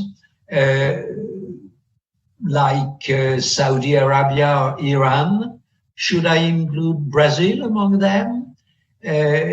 All these states are trying to take advantage of the new Cold War by making their way between the two giants, who are more than ever practicing a somewhat, I would say, obscene clientelism. And Europe is once again divided even if the EU, weakened by the Brexit, struggles to maintain a semblance of unity in the face of external political and even military threats and economic competition. And though paradoxically, the COVID-19 crisis seems to have boosted a better integration of the EU with the initiative, unforeseen but very welcome initiative taken by Mrs. Merkel and Mr. Macron. This does not promise, at least for the time being, the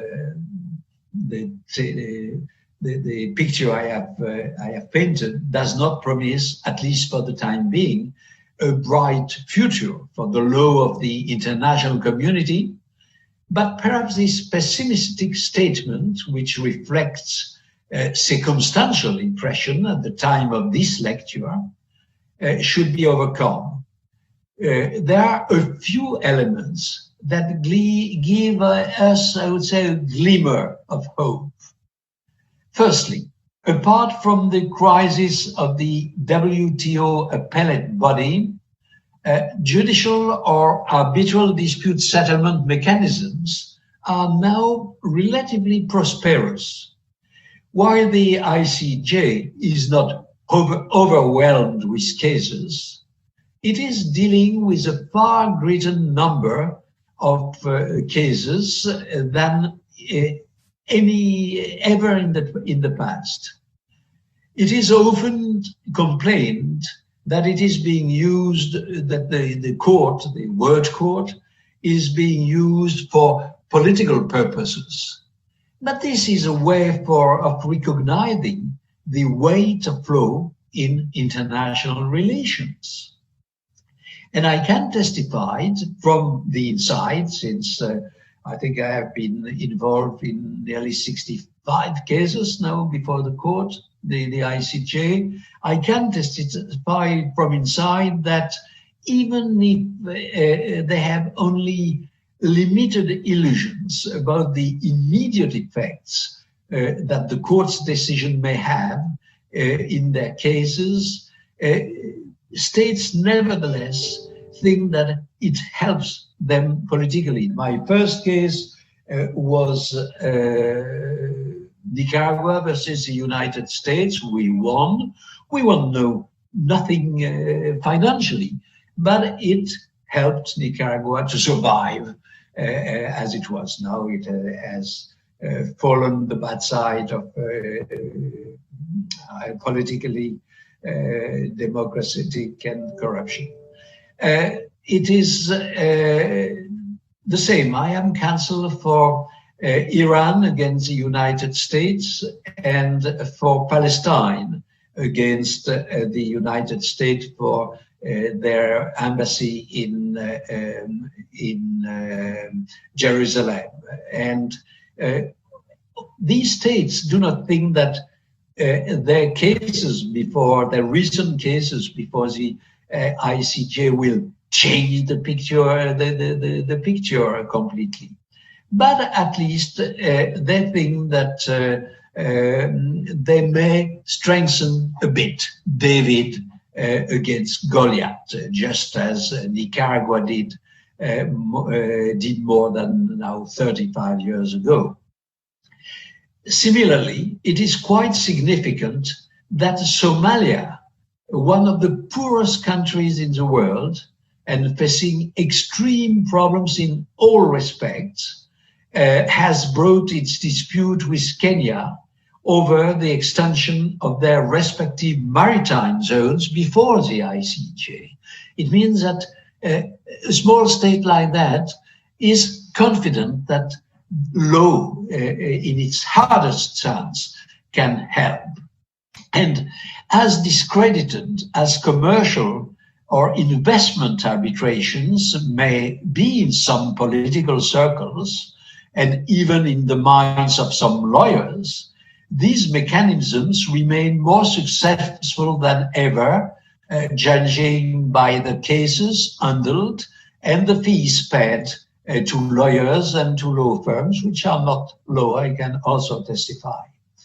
And it is not unimportant to note that China itself is beginning to respond, to use these mechanisms, commercial or investment, international mechanism for the settlement of disputes. Second, while there is little cause for optimism about the possibility of concluding new multilateral treaties in important areas, it is nevertheless interesting to note that despite the obstacles, draft comprehensive conventions on terrorism, on nuclear energy, continue to be discussed and seriously discussed. I don't know what are the real chance of them being signed, but are being discussed within the framework of the United Nations. And it is far from impossible that a convention on crimes against humanity will be negotiated on the basis of the 2019 draft articles of the International Law Commission. I have not the ILC in very high esteem, I must say. I have been there for 22 years, but at least this topic seems to be, crimes against humanity, seems to be a success and can be at the origin of a new important convention on human rights or international criminal law. Thus, even if we stick to a snapshot of the current situation without going so far as to say that the glass is half full, you will have seen that I am not very optimistic on the present situation. So without saying that the glass is even half full, we can at least consider that at least it is not completely empty. But if you now take a movie going back in time to the situation before 1945, or even more so before 1919, to compare this situation, the situation at that time or at these times, with the situation today, with today's situation, you will see that the situation leads itself to a greater optimism in view of the progress that has been made in a century. The prohibition, let me give some examples, we still have some time. The prohibition of the use of armed force has not prevented the persistence of many open conflicts since 1945. However, they have been limited, often within a single state. However atrocious they may be, whether in Syria, in Yemen, or in Sudan, not to mention the Yugoslav or Rwandan genocide. But a paper published in 2017 by the Oslo Peace Research Institute shows that the number of international conflicts has more than halved, so divided by two, since the end of the Second World War. It is, however, true that the number of non-international armed conflicts has increased more than the threefold, and they often involve significant external intervention. Nevertheless, keep in mind, in the positive side, the fact that international armed conflicts have clearly diminished, very significantly diminished.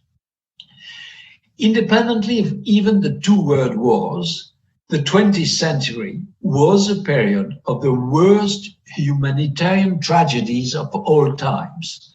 The Shoah, of course, but also the Gulag in the USSR, the so-called Great Leap Forward, and the Cultural Revolution in China, which were devastating in terms of human lives. But the 20th century was also the time when the world acquired legal instruments to deal with such disasters, at least when the political will and the balance of powers made it possible.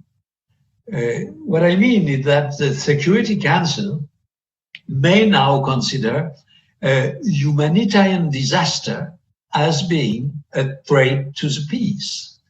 And those responsible for the worst international crimes are no longer assured of impunity, even though they too often escape punishment. Nevertheless, you have now, why I don't have time to detail, and probably it's rather well known, but you have now quite a range of international criminal courts and tribunals. Another example, no state today, and for me it's a very important one, no state today can claim that the protection or disregard of human rights falls within its reserved domain or exclusive competence since 1945. And this remains true today. You might have heard about the Goebbels speech to the League of Nations. Goebbels was the Minister for Propaganda of Hitler. And I think it was in 1934 or 5 something, maybe even 37, Goebbels made a speech, a very well-known speech saying, what we do with our Jews, with our communists, with our pacifists is not your business. Mind your own business and let we do what we want with our Jews. This was following a complaint by a Jew called Franz Bernheims. And now such a speech is inconceivable. I think even the worst dictators could not say that, although I have in mind some speeches by Russian or Chinese, partly others, you may see whom I am thinking about, who say that international concern is only a sovereign state concern. But nevertheless, I don't think that a Goebbels speech today is conceivable, even if too many states do torture in the secrecy of their prisons or their police stations. Another example, there is no international court with jurisdiction to settle all disputes between states.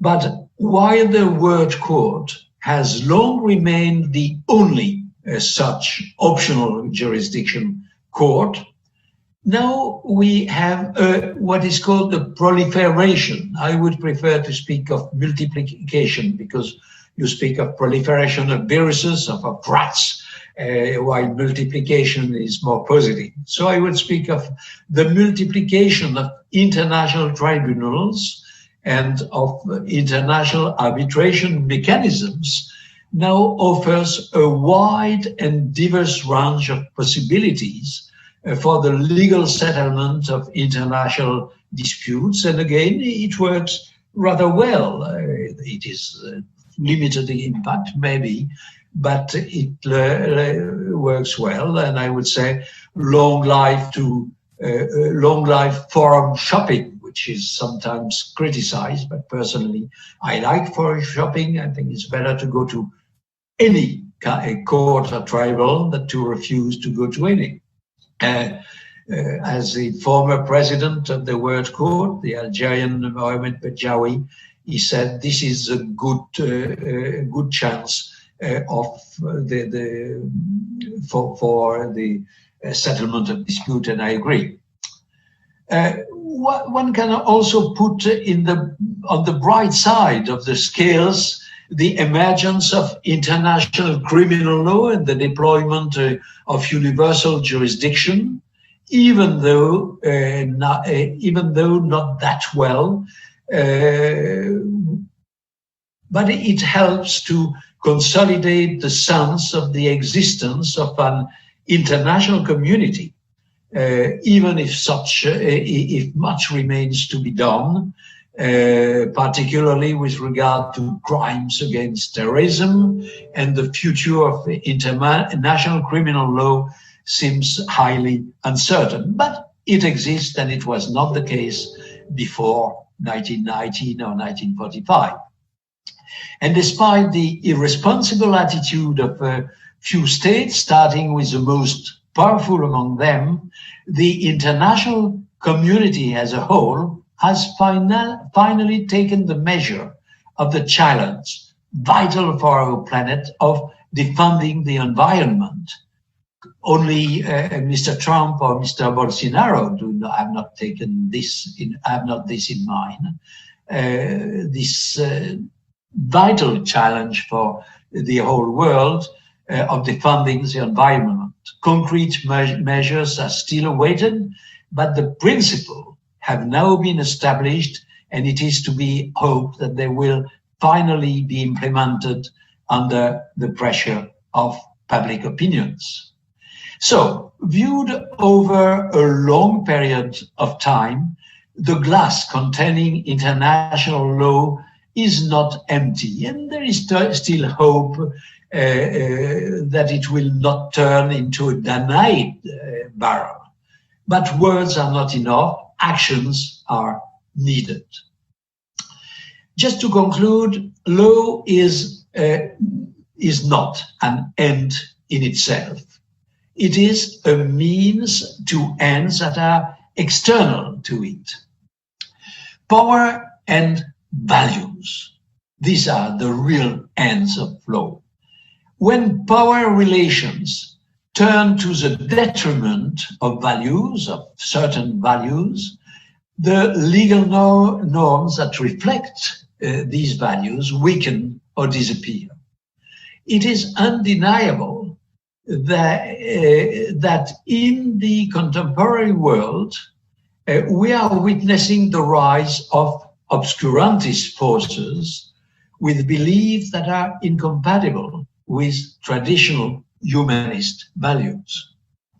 But there is no magic wand, as my good friend Pascal Lamy, who stated when he took his office as the Director General of the World Tourism Trade Organization.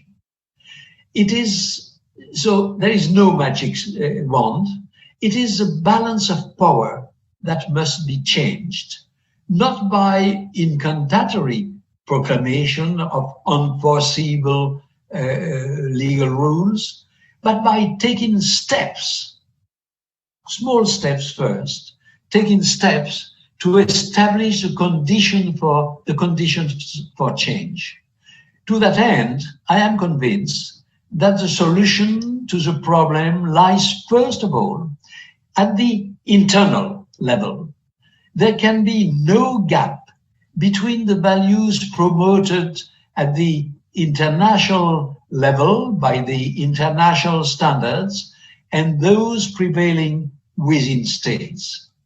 If populist, illiberal, or frankly dictatorial nationalist and chauvinist doctrines continue to spread as they do today, it is hard to see how the erratic and regrettable trends in contemporary international law will be corrected.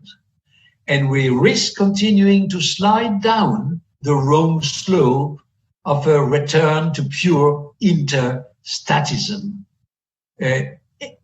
Ethical international lawyers will deplore this. They will have no choice but to acknowledge this sad trend. But lawyers are also citizens, and as such, perhaps more enlightened than other citizens. They can help to prevent this rather frightening development. I believe deeply in the virtues of political action, provided that, in line with the wise warning of Donald Tusk, not Donald Trump, Donald Tusk, the former president of the European Council, we keep in mind that, and I quote him, "We are not right just because we are right. Our reason must meet people's need." And I think that it is through the improvement of national policies that the international law in which we trust, in which we believe, will owe its salvation descent into hell. To quote the title of a thoughtful, provoking article by Anne-Marie Slaughter, who is an international lawyer in the US, and William Burke-White, and they wrote an article called "The Future of International Law is Domestic." This is because there is no basis for the international order if the internal order does not provide its foundation. Most of the tasks essential for the survival of humankind have to be performed within domestic contexts. It is, I think, therefore necessary to enable all the nations of the world to take care in a responsible manner, not only of their own matters proper, but also of those matters which affect the interest of the entire international community. And if I indulge once more in a small attack against the Brazilian ongoing administration, it is true that the Amazonia is Brazilian, but the protection of the Amazonian forest is a concern for the humanity as a whole. Now, a last word. I am often given the label of Sellian. Sellian, Georges Sell was a very well-known French international lawyer who said that there was no international order, that it was only an inter-individual order. On this, I do not really agree. And I hardly recognize myself in this doctrine, which for me rejects the observation of the facts. But this is not, this is no reason to adhere to the purely sovereignist or voluntarist doctrine that locks themselves into a sterile formalism and excommunicate the values of the legal sphere. As was written by Sir Harsh Lauterpacht, a very well-known and wonderful, I think, British lawyer who once was a judge in the ICJ, maybe even he presided it over.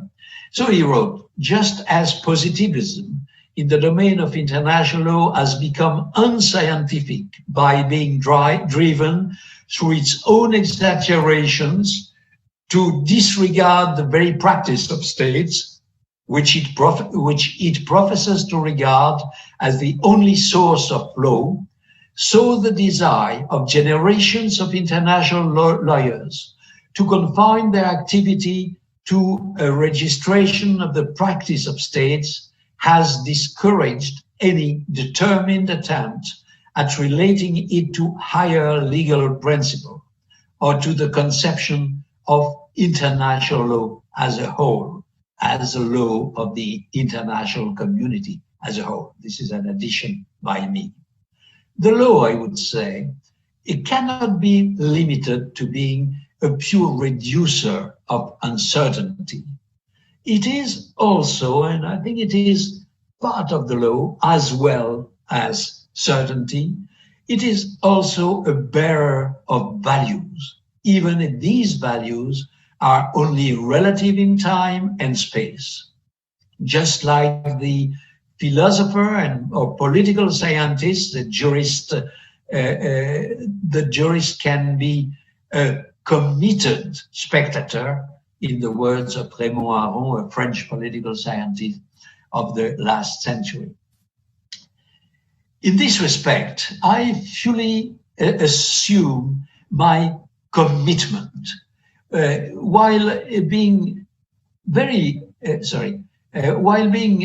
aware of Martis Koskeniemi. He's a lawyer which I don't like as a lawyer. He's a very nice man, but a very debatable lawyer in my view. So I am fully aware of his warnings that commitment is identical neither with truth nor with faith. It always involves doubt, uncertainty about whether it is really warranted, whether it really provides a sufficiently stable practice and identity, end of quote. Although the present time may justify some discouragement, I still believe that lawyers have a role to play in averting disaster if they show not only rigor, but also courage and firmness in denouncing violations or aggression of the law while remaining conscious of the primacy of politics. We must not do as if law was everything. It is only a son of politics. In trying to avoid both dry specializations and hasty generalizations, it is incumbent on international lawyers to strive to present the law as it is and to make it serve the cause defined by the founder of the United Nations, who declared their resolve. I think you know it, but we all must keep in mind what their resolve, what the people of the United Nations resolved in 1945. They resolved to save succeeding generations from the scourge of war, which twice in our lifetimes has brought untold sorrow to mankind, and to reaffirm faith in fundamental human rights, in the dignity and worth of the human persons, in the equal dignity, equal rights of men and women and of nations, large and small, and to establish conditions under which justice and respect for the obligation arising from treaties and other sources of international law can be maintained, and to promote social progress and better standards of life in larger freedoms. And I think that this remains a worthy ambitions. And concluding his 1933 general course at the Hague Academy, Georges Sala, the French lawyers I just cited some minutes ago, not all of which is certainly positions are not to be dismissed. Georges Sala wrote, "The horizons of international law today are very dark, but it is worth meditating on the words of William the Silent, and quote unquote, it is not necessary to hope in order to undertake, nor to succeed in order to persevere." In 1933, unfortunately, this was the necessary philosophy of the international lawyers. It is still in 2020. Thank you very much.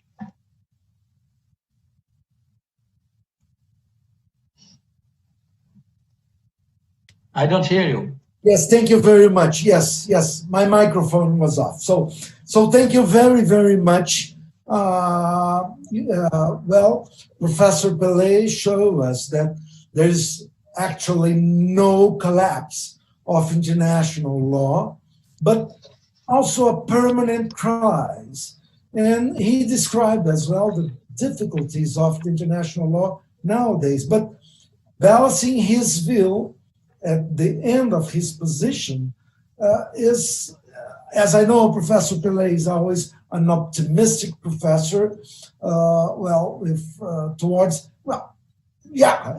believe that. Yes, also believing in international law and its strain, and he followed the idea that the international law is now actually facing a huge challenge, but finally, international law is not empty.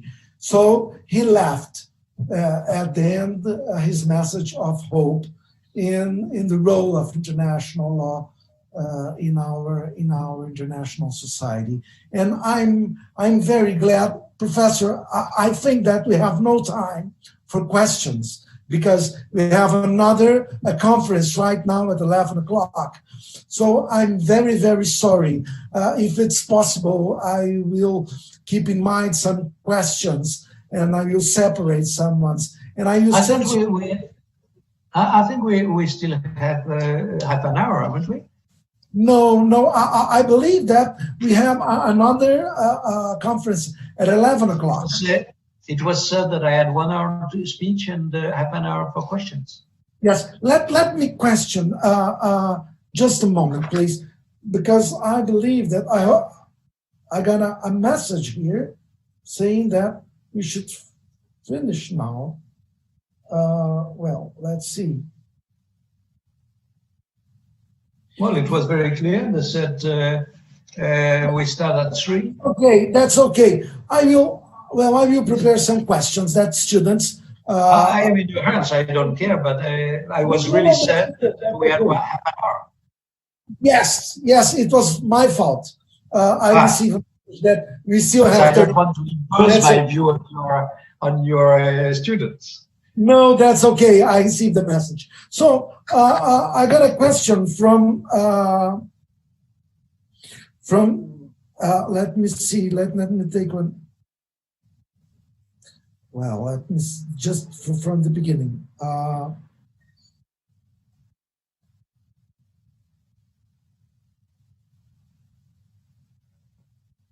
One from the Brazilian students. Professor Pillay, to what extent does Brazil anti-globalist stance contribute to the glass being half empty, especially in the realm of environment law? Is there still time for change in this scenario? I mean, your position. I'm not sure I understand the question. Yes, what's your position? Actually, what's your position about the Brazilian decisions in the field of environmental law now in the Paris climate change, or do you have some? I'm afraid to be, you know how tough I am and how brutally frank I am. I'm afraid that Brazil is one of the worst pupils in the world class on climate change and preservation of biodiversity. So what I can read in the newspaper, in the news, or hear from the media, I am not at all optimistic with the ongoing administration of Brazil, which for me is just as bad as Trump's administration. And the same, I think you are, let me be totally frank, I think you are on the same slope as the US. Thinking Brazil first makes Brazil less strong than it used to be. It was one of the big dragons, and now nobody really, it doesn't count. And why? Because it doesn't play the rules of the game. Okay. So another one. Not too tough, not too frank. No, that's perfect. Yeah, that's your opinion. So, global governance born by the tension between the principles of sovereignty and international community. How to avoid this tension from weakening global governance today? Well, that's a very interesting question, but I must say I have devoted my whole life as a scholar to try to understand and to popularize this dialectic between sovereignty, which I still think is at the heart of international law, and community values, which have progressed, not enough from my point of view, but which have clearly progressed during the last century. So I was, so for me, it's nearly a moving question. I cannot answer like that. I will just summarize. It happens that what I have, the lecture I have made is more or less a conclusion of the general course I gave in French. I gave in the Hague Academy 2 years ago, in 2018. And also I have published a book some years ago, which is called Community and Sovereignty.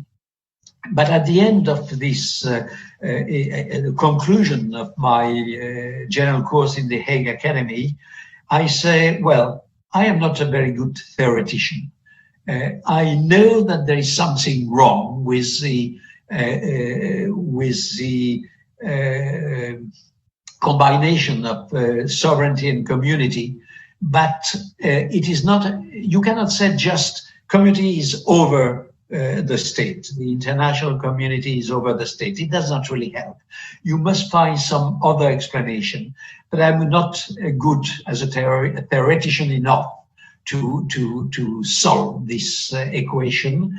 And my last word in The Hague was to the new generation. I hope that some new grotius will emerge and will succeed in solving this this problematic. So I'm sorry for the one who asked the question. I have the same question, but unfortunately I don't have the answer. Okay, we have another one from a friend, from a colleague here in Brazil. Well, dear Professor Pelé, could you please tell us your opinion about the future of the WTO? Of the WTO, I mean the World Trade Organization. Well, I am rather pessimistic.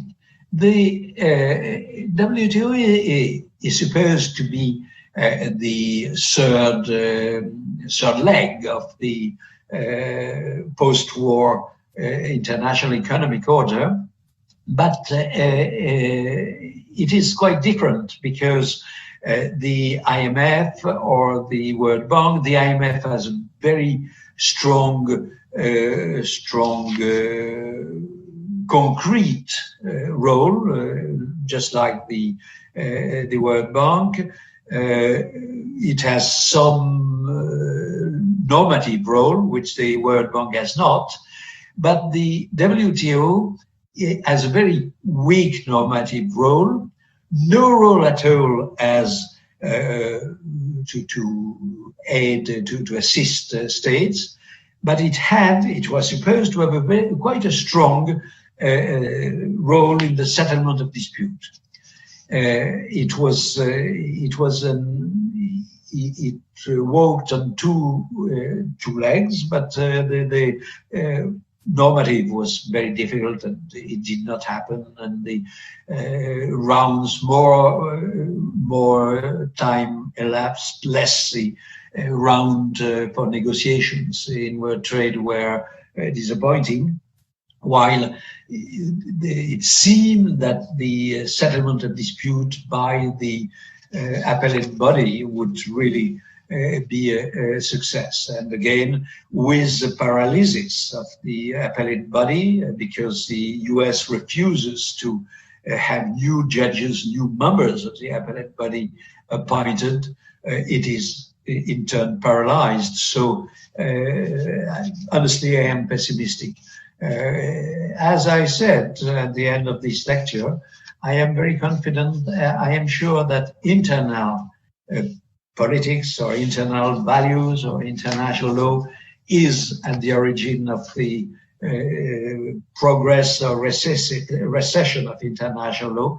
We can hope that internally there will be changes in the internal policy, at least of the United States, and that it will bring some changes, including in their attitude to the WTO. The problem with the WTO is that the USA is not the only opponent. You have very big countries like India, maybe also China, although it is more ambiguous, who are not the good friends of the WTO. So the short answer to the question is, I am not optimistic, at least in the foreseeable future.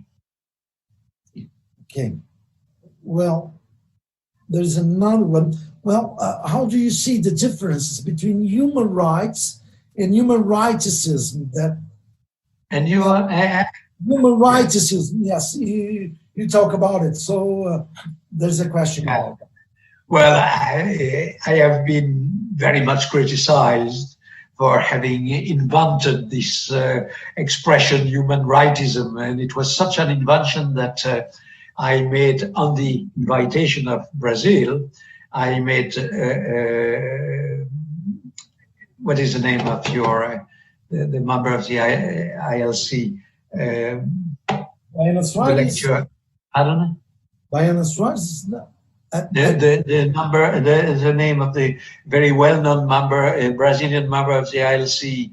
Diana Suarez or no, before. Before. Amado. Amado. Gilberto Well, Amado. I don't. Gilberto Amado. Gilberto Amado. Yes. Yes. There's a conference, Brazilian conference in there. Yes. And you gave one later on the non-acceptance of the jurisdiction of the ICJ. So I was invited to give this very important lecture before the ILC, and I said, they asked me, what will be the title of your conference? And I said in French, I will speak of the droit de l'hommisme en droit international. And the interpreters did not understand what it was about. I said, well, in English it could be human rightism, which is something which did not exist. In French now it is very usual to speak of droit de l'hommisme, but it has become a very negative formula, which was not so in my mind. It was negative, but it was very precise. So when I speak of human rightism, I speak of these people who are professors, scholars, who instead of describing the law as it stands, describe it as they want it to be, full of human rights and insisting that all and every rules of human protection of human rights are jus of peremptory norms of international law. And I think it is dishonest intellectually. It is not true. And I think that wishful thinking is very dangerous. I think there must be a very, for me, human rightism is positive as long as it belongs to human rights activists. It is negative if it is part of the human rights study. Human rights study must be objective, or not all human rights have been a success, have been really protected. And I think to do as if it was done is more dangerous than helpful. This is the reason why I make a big difference between human rightism and studying human rights. But I am a strong supporter of human rights activism, but not in the university, not from professors. I think it is a treachery. Yeah. Well, there's another question. Well, Professor, what do you think about countries that use the argument of sovereignty to deny the receptions of refugees? Most of them link refugees with terrorism. So, well, what I think is that it is an awfully difficult problem. In Europe, we have this enormous flux of refugees coming from Syria, coming from Africa, although the two fluxes, you can say flux in English? Yeah, maybe. Although these two flows are different, these two streams are different. From Syria, they are trying to escape war and the worst, one of the worst human rights or conflict raging now for a long period in the world. From Africa, they are more pushed by poverty. So these are different kinds of refugees. We don't say refugees because refugees are specific, as a specific meaning in law. Refugees are those which are protected by international refugees, while migrants are those who escape situations which are terrible for them, but which do not automatically permit them to be refugees. So first, there are refugees and migrants, and there are different kinds of migrants. Second, for the states, you cannot just have a straightforward answer by they are terrible and they are awful and I condemn them, or I just think that they are sovereign so they can do what they want. If you take Italy in Europe, Italy and Greece are the two states which are the most threatened, if I may say so, by migrants. And I think that it is humanly impossible to say to these Libyan, or they are not Libyan, they're African migrants coming from Libya, go back to Libya where you will be tortured or put into slavery. On the other hand, I think that you must have in mind the special burden on Italy, which is in a very bad shape economically speaking. With all these migrants, it's not a problem of having one or two or some hundreds or some thousand. It's really many thousands of migrants. And for Greece, which is the poorest country in the European Union, so there absolutely must be sharing of the burden between this first destination and the other states in Europe. I must say, I am not very enthusiastic about the French attitude on that. We are not the worst, but we are certainly not the good ones.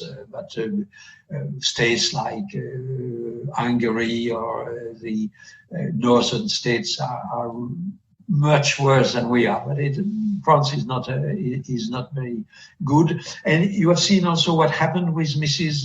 Merkel. I think Mrs. Merkel left her heart's peak some years ago, and they had 1,008,000 and several hundred million migrants on their territory. And honestly, it is a problem. So I have mixed feeling. I think the state cannot take shelter under their sovereignty, but I think state must accept that it is a collective responsibility, and you cannot just say because you have the others, migrants on their territory, just they have to keep them. It is more complicated and difficult than one would think. Thank you. Well,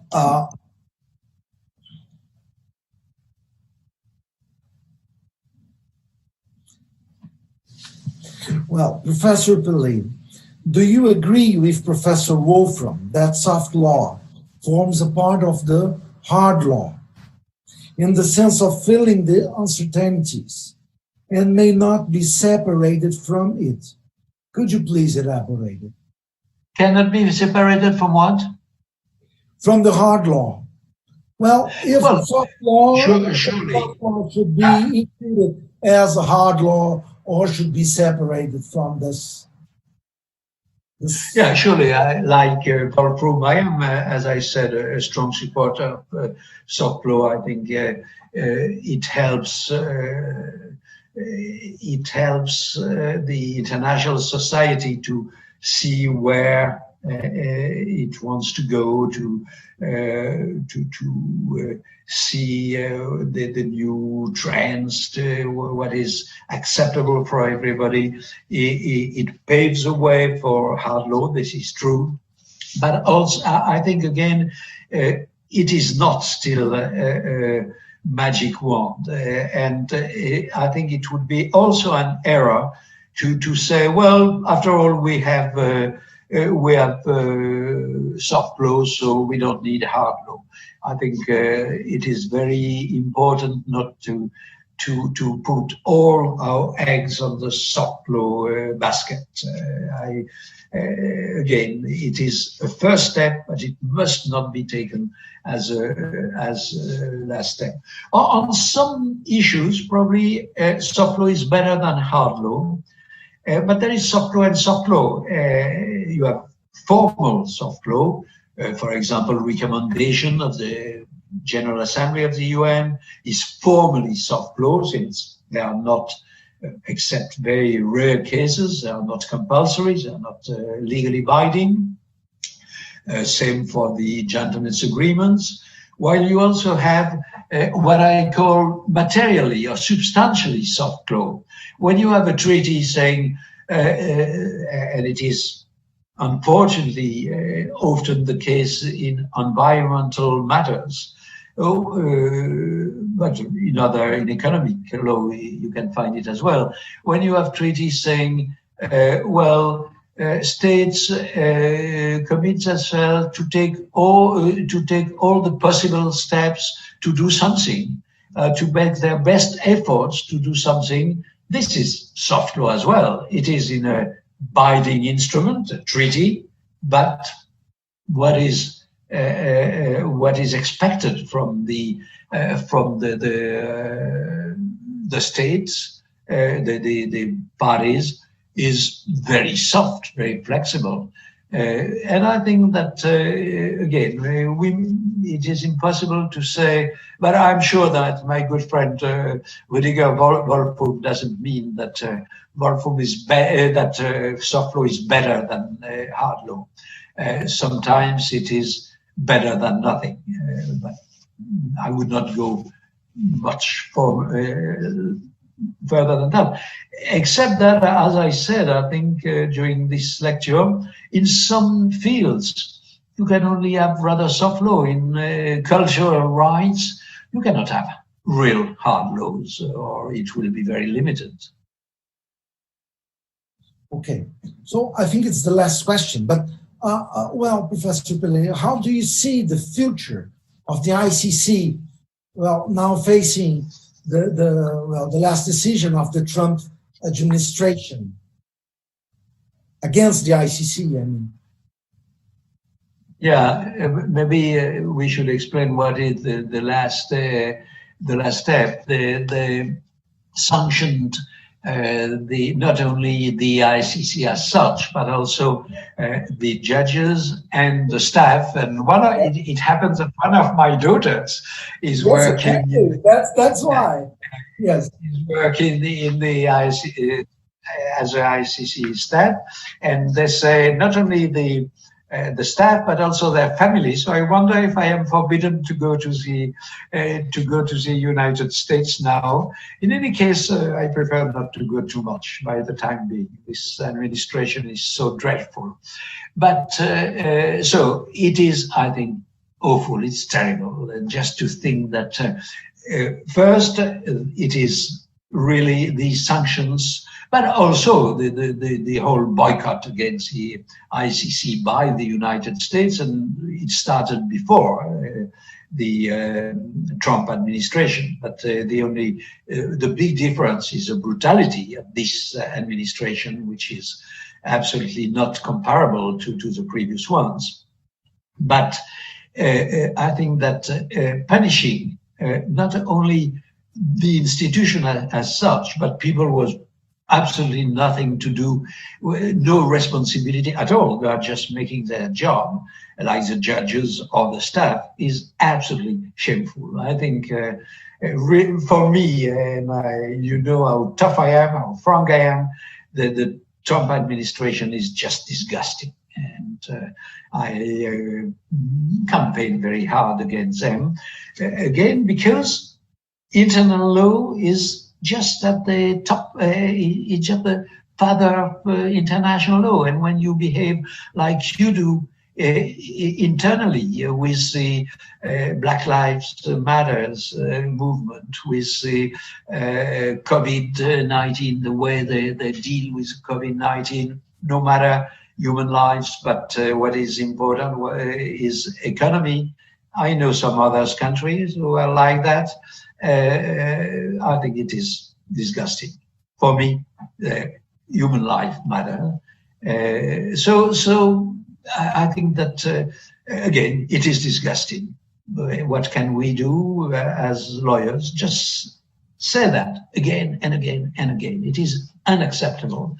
And legally, it is incredible because, if I may just become again for 1 minute professor of law, because there I was a bit a politician.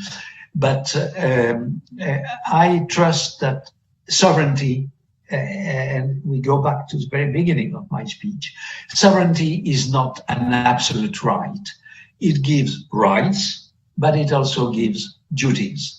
And the fact that states like the USA, but it is also true for China and many others, wants to take all the rights and refuse the obligations, refuse the duties, I think shows that something is wrong on this planet. And this is quite recent.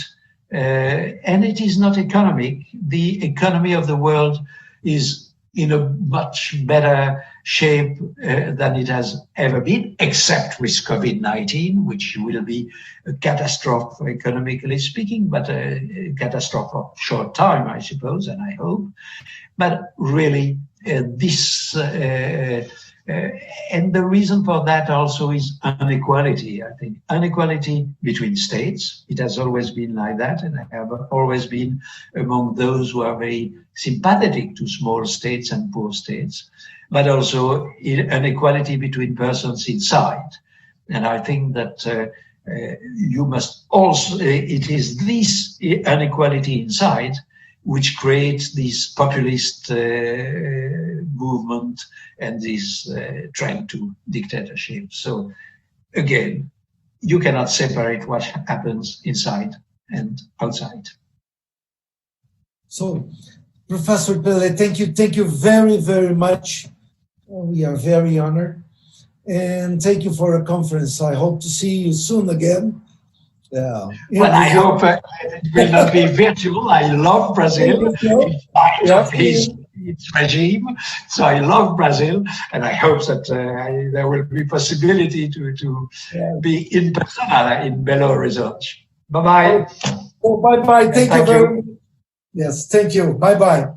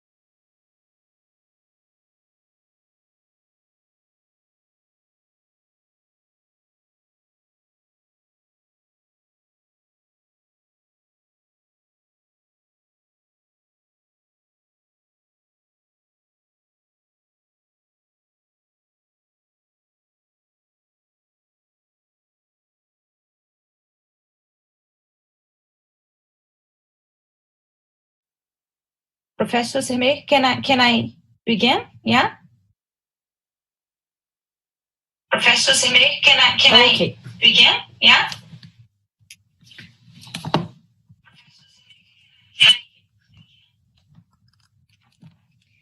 So good afternoon, everyone. My name is Carla Volpini. It's an honor to participate of the 16th International Law Winter Program. I have the great pleasure of introducing Professor Laurent Sermet as today's speaker.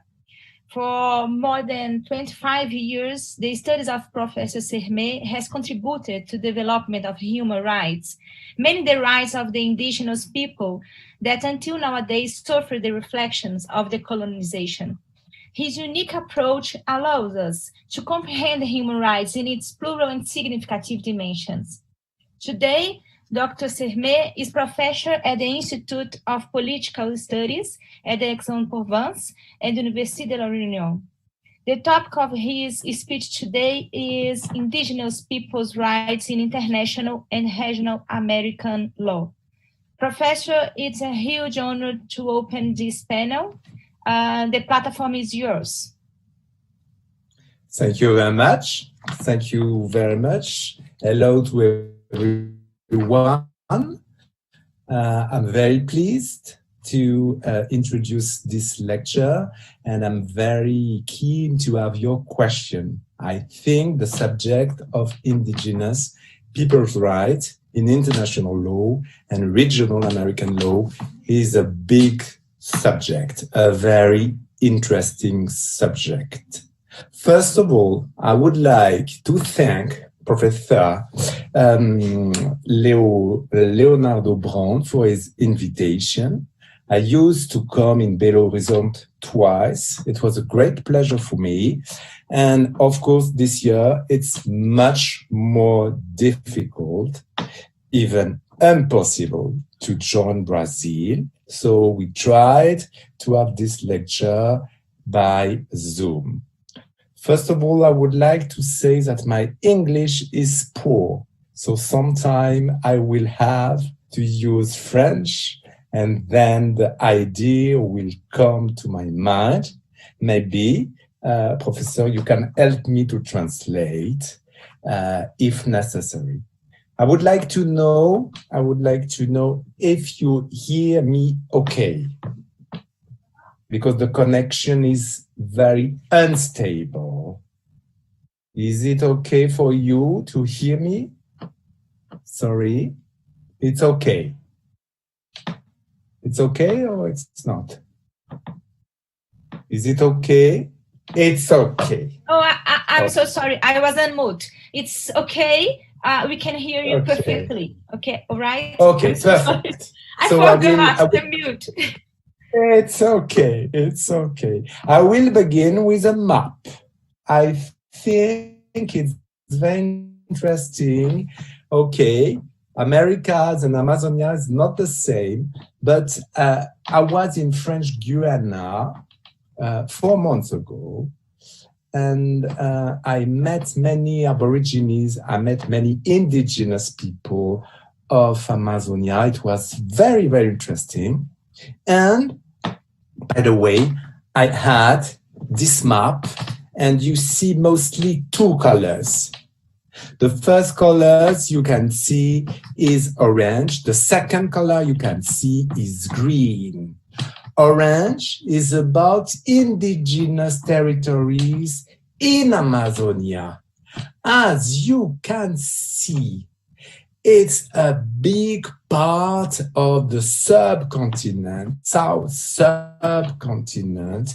You have many indigenous territories, and with it, you have also green, which are protected areas for environmental purpose. And many of those orange and green territories are very nearby.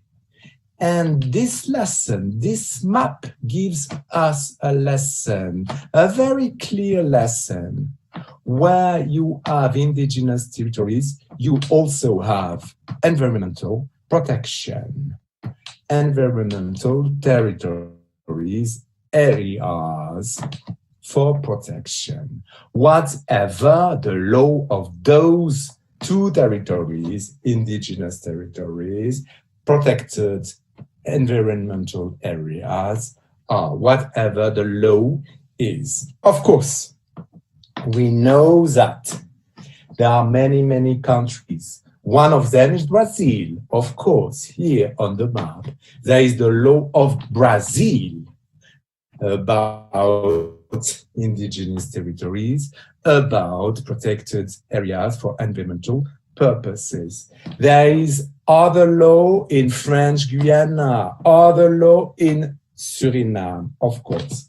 All those domestic law will have something in common, a root in international law, a root in international law. Okay, I thought this map was very interesting before the introduction. I turn to the introduction itself, and I would like, first point, to have a discussion with you about contemporary outlook on indigenous people. What does that mean? Not legally, but substantially. When we think, when we try to analyze, to understand what are indigenous people, how do we see them? First answer, I would like to emphasize the enchantment. There is a kind of enchantment due to the cultural difference that show us indigenous people. And there are many, many times, I would say there are many times. In the 19th century, there was the discovery of indigenous people, the discovery of Brazil, of course, before the 19th century. After World War II, after colonization, let's say, there was something else that was the discovery without any or with small colonial purposes. We tried, the Western world tried to understand after World War II, how do those people think? How do those people live? What do those people believe into? And this time, let's say, was a kind of enchantment. The cultural difference as an enchantment.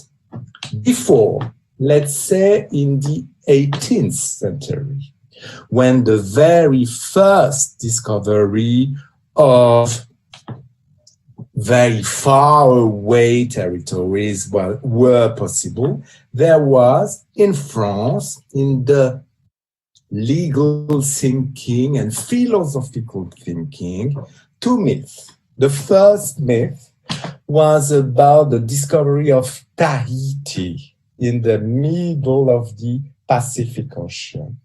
Bougainville arrived in Tahiti and he was totally enchanted about how those people live in peaceful life. And he said, we are bad as Western world because we want their resources, we want their island, we want their wives, and they are good, we are bad. That was the thinking of Bougainville, discovering Tahiti. At the opposite, Diderot emphasized the fact that we introduce Western theme in those areas that Western world was discovering. Okay, this enchantment by the discovery of the cultural difference was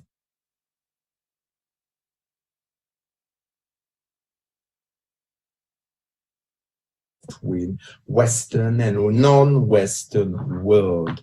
We will learn from each other. It was a very positive thinking. Okay. Then I turn about this cultural difference as an enchantment to a very well-known thinker, an anthropologist, Claude Lévi-Strauss. Claude Lévi-Strauss, very well known about what he wrote, Structural Anthropology, one of these famous books. And he went to Brazil as he was young. He was beginning because there was a special relation between France and Brazil.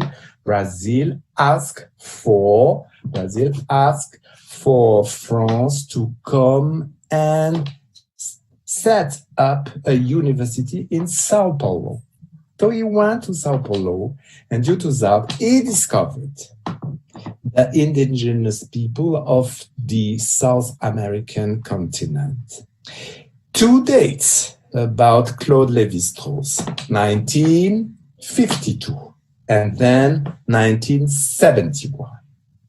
In 1952, he wrote an essay the UNESCO asked him to write, and this essay was known as Race and Histoire, Race and History. It's a French translation of Race et Histoire. And then one of the main conclusions was that there would be something terrible for a indigenous people, indigenous population, that would be to have no contact whatsoever with other people. It would be very bad to be fully isolated. That was his conclusion. This small book, this essay, was very important for the UNESCO philosophy. UNESCO philosophy about cultural relation was, at that time, those people having their cultural signification, their cultural meaning, have to cross, have to meet. That was the original thinking of Claude Lévi-Strauss, 1952, Race et Histoire. Then, 20 years after, 1971, he went back to the UNESCO and gave a lecture. 20 years after, 19 years after, and he said, no. This lecture is known as Race and Culture. Previously, it was Race and History. It's now, 1971, Race and Culture. And he said, at the opposite of his previous thinking, that isolation was the solution.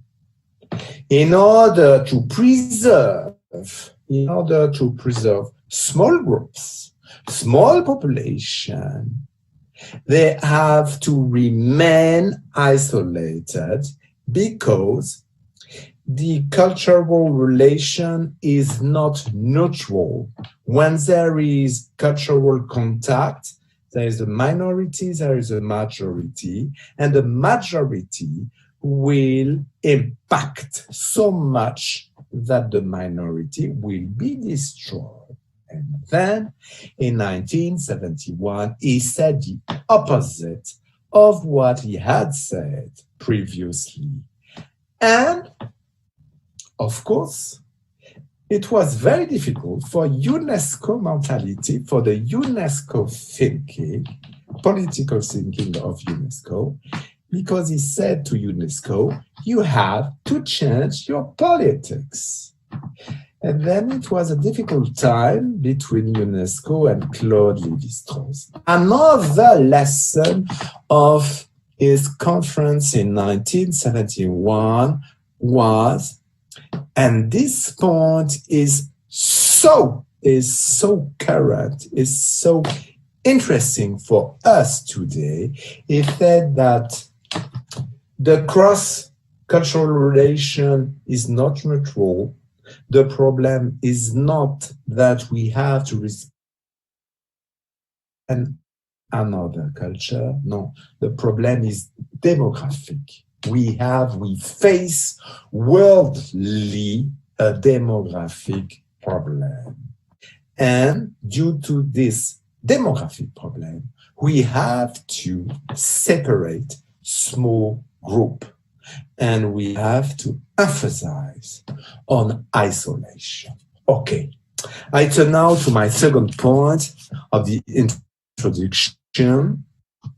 After cultural difference as an enchantment and the limit of this enchantment, the current life, the real life about indigenous population, indigenous people.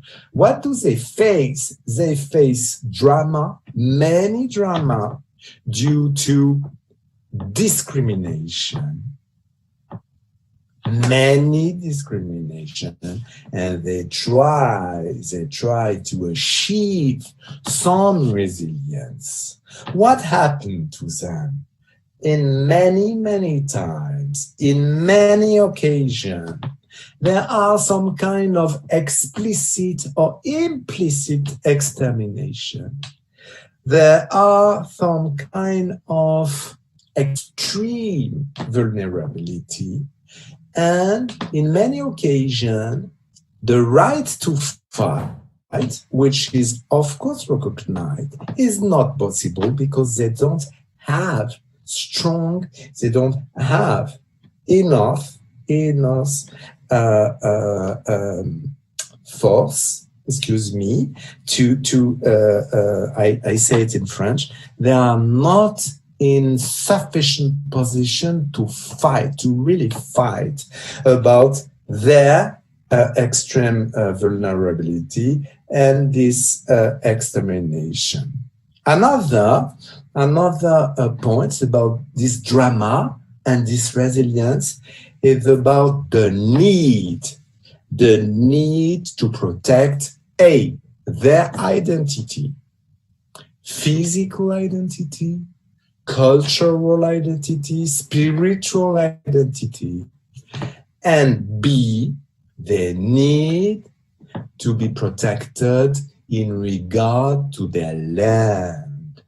And here, there is a matter, there is a need for law. There is a need for law in order to have some protection, and there is a need for public policy.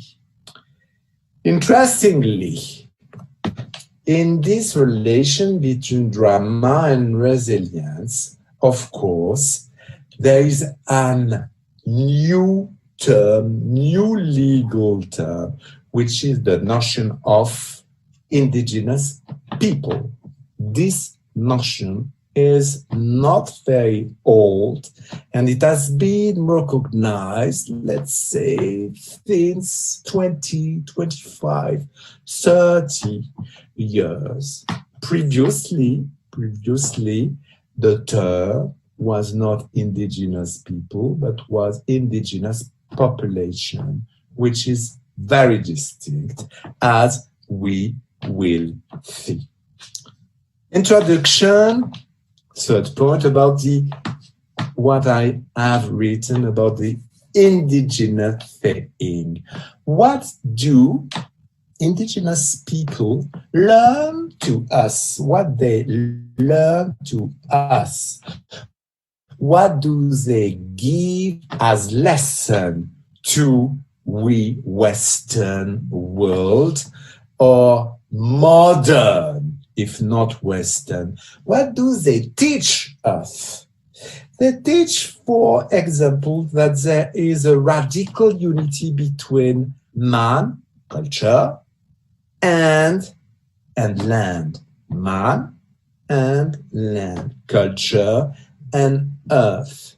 That we have to respect not only the land, but the earth in itself. Well, they pay so much attention to ecology, environment.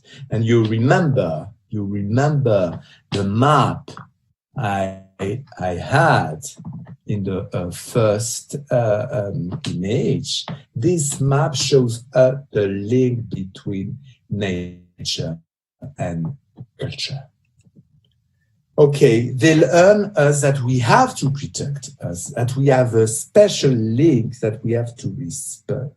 Another lesson that we can hear from indigenous people is about the rejection of modernity, of the speedness we are into. And they criticize the way the modernity is today. I turn now to a third presentation, third page. What definition? What definition? And now we turn to a more legal thinking. If we try to have an understanding, how will we define them? And of course, how will international law define them? And here, interestingly, international norms choose not to give any explicit definition. There is no definition. There is no legal definition. As we will see, the 2007 resolution does not give any definition. And of course, it may be difficult to know what we are talking about. Example, is it the same that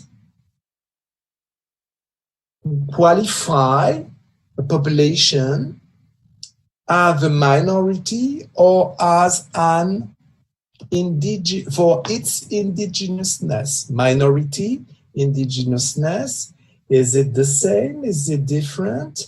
Is it partially the same? It's difficult.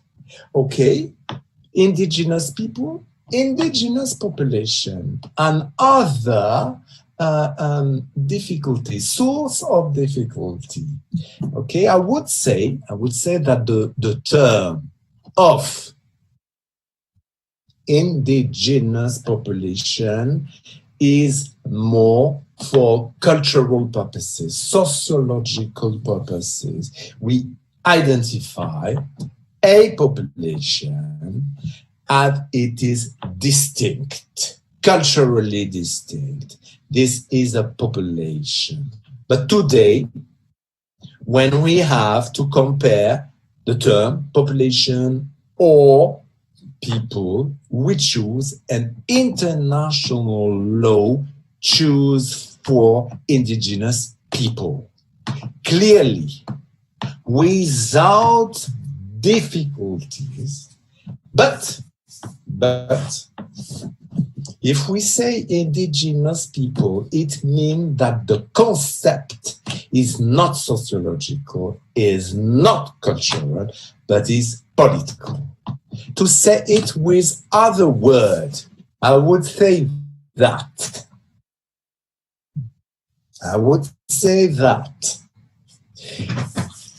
If we are talking about indigenous people, we are talking about self-determination. And indigenous people is qualified as such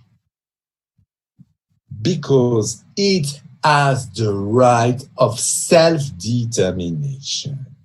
if you choose to speak about indigenous population, you only recognize some cultural features and the right to have the freedom of speech, the freedom of religion, the freedom to live with an identity without the political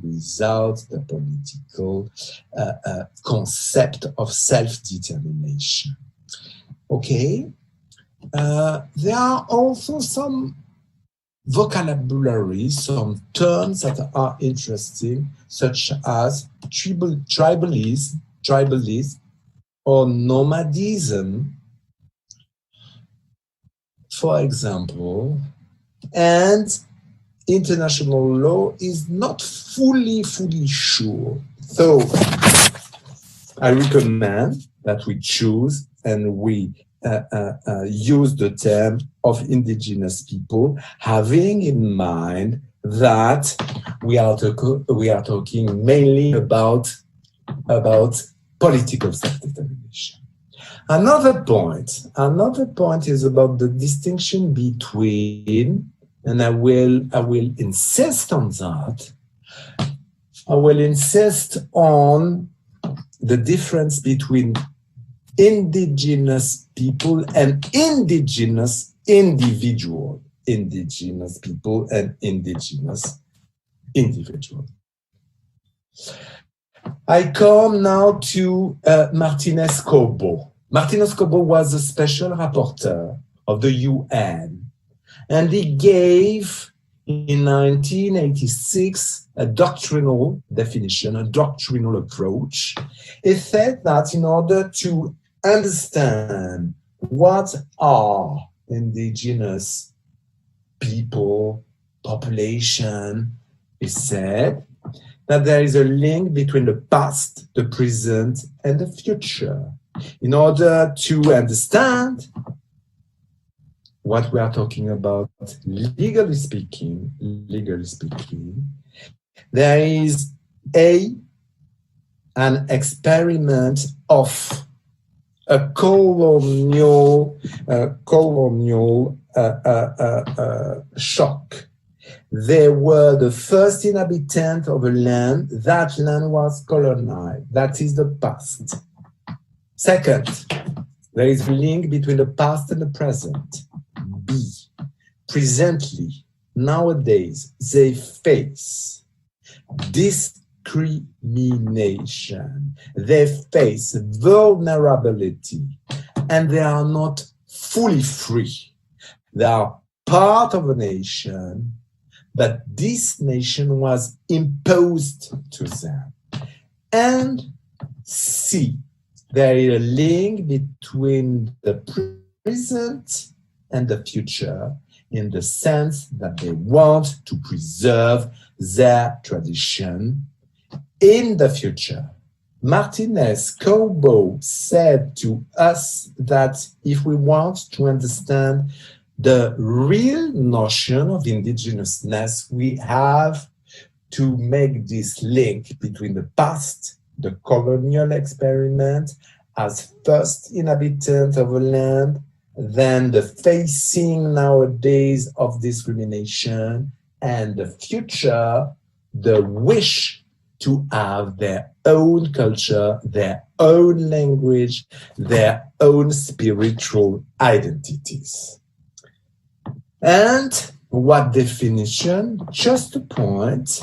We leave the very, as we'll see, consensual approach of South America about indigenous people, and we go to Africa. In Africa, the whole continent in 2006 was opposed to the work of the UN General Assembly. The UN General Assembly has to postpone its work for 1 year, 2006, 2007, due to the African continent. That continent was not in accord, was disagreeing about an international consensus about the fact that indigenous people faced in the past a colonial experiment. And the continent said, we have our own definition of indigenousness. I turn now to this third main point of the introduction. What role for international law? What do we ask to international law in regard to indigenous people? What is the relation between international law and indigenous people? First element of answer, law and international law offers a common language.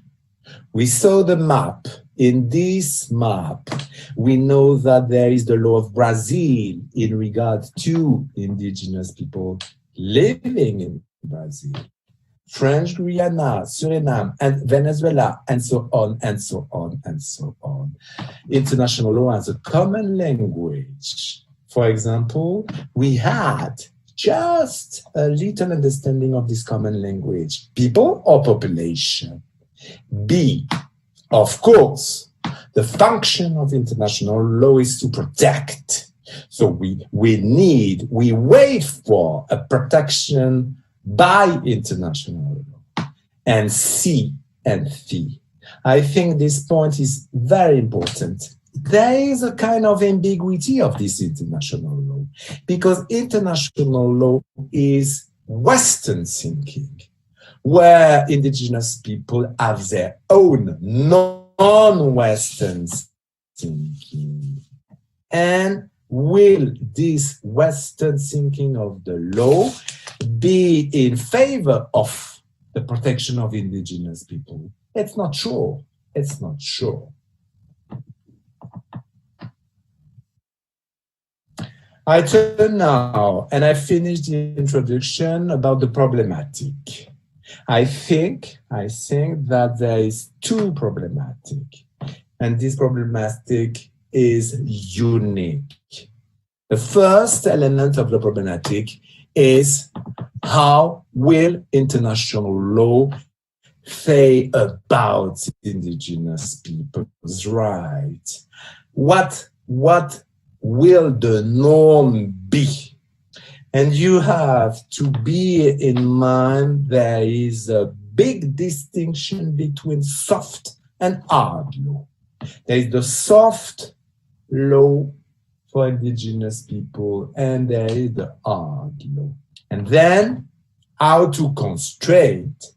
Without constraint, we know that the state in which the indigenous people live in is the main force. Okay, the state of France, the state of Brazil, they take commitment to protect, but how do they protect effectively? How to say, how to constrain? Et en français, in French, I would say, comment dire, comment contraindre? Comment dire, comment contraindre? Now we will follow two main paths. First, what are the norms, international law norms in relation to indigenous people? And B, what are the international mechanisms of protection? Very simple. What norm, what protection? This is the plan. Is it okay for the structure? I follow now. Okay, first point. If we pay attention to international laws, we understand that the hard law exists, but is very limited. First, I would quote the Convention on the Right of the Child, 1989. Okay, for the first time, let's say first time, yes, I made a conference about indigenous child 3 or 4 years ago. It was in Canada. For the first time in international human rights law, Article 30 used the term of the minority child and the indigenous child. So it was possible to think about indigenous child in international law. There is also the Convention for the Biological Diversity, 1992. And this convention in the Rio process, was talking about indigenous communities in relation to the knowledge they have in regard to nature. And they can teach us something, how we can preserve and how we can use the biological diversity. But you see here, you have two initiatives. They are very limited. It's one article. The whole Convention of the Right of the Child, the whole Convention of the Biological Diversity is not directed to indigenous issues, not at all. There is two exceptions in international law, in international art law. The Convention of the ILO, International Labour Organization Convention number 107, adopted in 1957. The whole text is about indigenous population. But this text was ratified by very limited states. So yes, it is hard law, but you have to bear in mind that the number of states is very limited. Interestingly, this text was adopted at the end of formal colonization. Maybe there was also some remote kind of colonization at that time, okay, but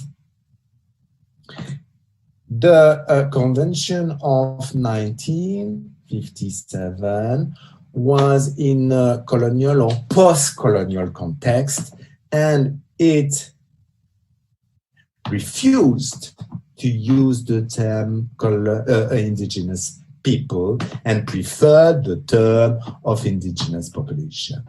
In 1989, Convention 169 made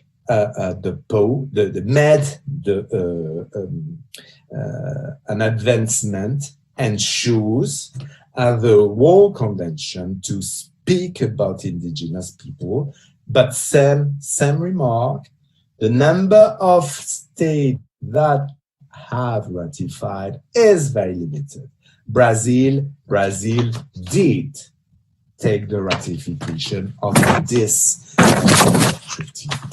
I turn now another kind of international norm is the World Human Rights Charter.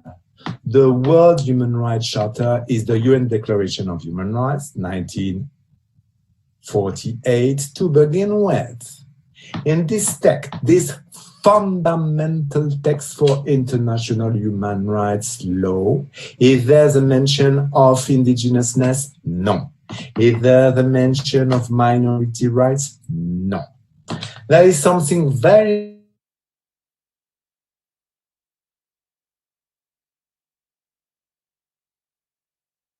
interesting in the preamble is about the world of the human family. Okay, that's interesting, but this text was adopted in a non-spirit of indigenousness, clearly. Second text, International Covenant of Civil and Political Rights, 1966. Article 27 is very important, but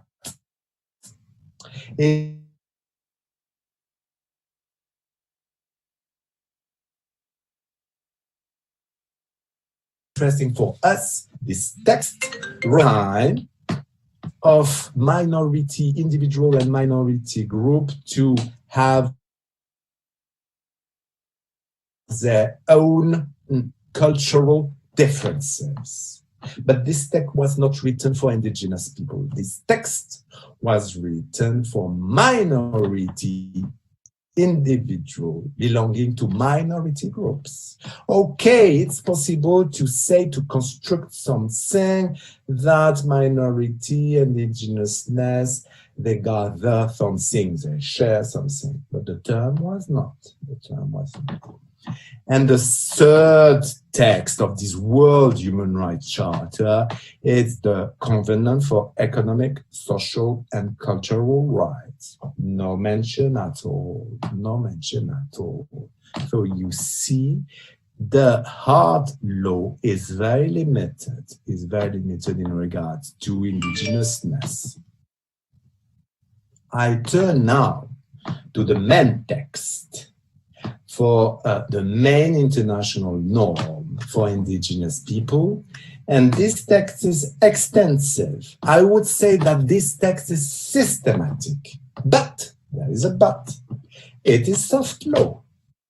This text was adopted by the General Assembly in 2007, the 13th of September 2007. It is the UNDRIP, UN Declaration on the Right of Indigenous People. This text is the text for indigenousness, but it is not a real constraint. This text has said that this text said about indigenousness, but this text is not binding the states. Well, it is not binding, but binding a little. It's very difficult, but it's soft law. It's soft law. Just very clear, because time is running and running fast. Article 3 is about self-determination. Article 3 is about self-determination of indigenous people. Okay, that's it. We have the norm, but it's a soft law norm. And the states at the General Assembly choose not to transform this UN declaration into a UN treaty. They choose. Okay, there are some very interesting clauses, like the right to land. They have a right to access to land, even if they lose this land. But, and I finish with this extensive, but with this recognition, there is a limit. There is a clear limit. And this limit is set up in Article 46. Article 46 is the closing of the recognition of indigenousness. Yes, there is Article 3, right to self-determination, but no, there is no international self-determination. The self-determination remains possible within the existing state. So we understand that there is a clear relation of verticality. The indigenousness recognized via international law has to recognize the prior recognition, the existence of the state. The state will remain and will remain as a state. We can say the things with another word. There is no sovereignty. There is no real sovereignty recognized to indigenous people. If there were a kind of sovereignty, indigenous people could become independent and form states. It's not possible. So it means that we have a kind of paradox of international law. Indigenous people are subject of international law, but not in the sense of subject and becoming a state. Okay, so that's the limit. and it's a clear limit. I come now to the Declaration of 2016. This is a very interesting point because the continent of America is, up to today, until today, the single continent that choose to have its own declaration for indigenousness. And it is not a copy of the 2007 text, which is the UN text. It's an American text. And what me coming from France, where France has a very strict position on indigenousness, it does not exist in the French political thinking, in the French legal thinking of the state, not of the doctrine, but of the state. Indigenousness has not to be recognized. There is a clear standing of negation of indigenousness. In the opposite, what is linked to this declaration, the Declaration of the Right of Indigenous People in America, okay, is that the Americas, North and South, may be analyzed as an indigenous continent. If there is a need, if there is a public policy of international nature, it is because the continent may be characterized as an indigenous continent. There are many, as you see, many clauses, Article 1, 3, the famous Article 3 we have in the 2007 UN Declaration is also here, Article 3 of the American Declaration for the Right of Indigenous People to Self-Determination. Okay. Article 11, 12, right to protection against genocide, racism. Okay. It's a very, very interesting text. It remains soft. It remains soft law. The spirit is not the same. I will maybe insert to this distinction with the question. I turn now and I finish this first point about the real difficulty that the UN faced in the UN diplomacy, how to solve the contradiction between collective and individual rights. That is, you remember I quote the UN Declaration of 1948. This declaration was dedicated to individual rights.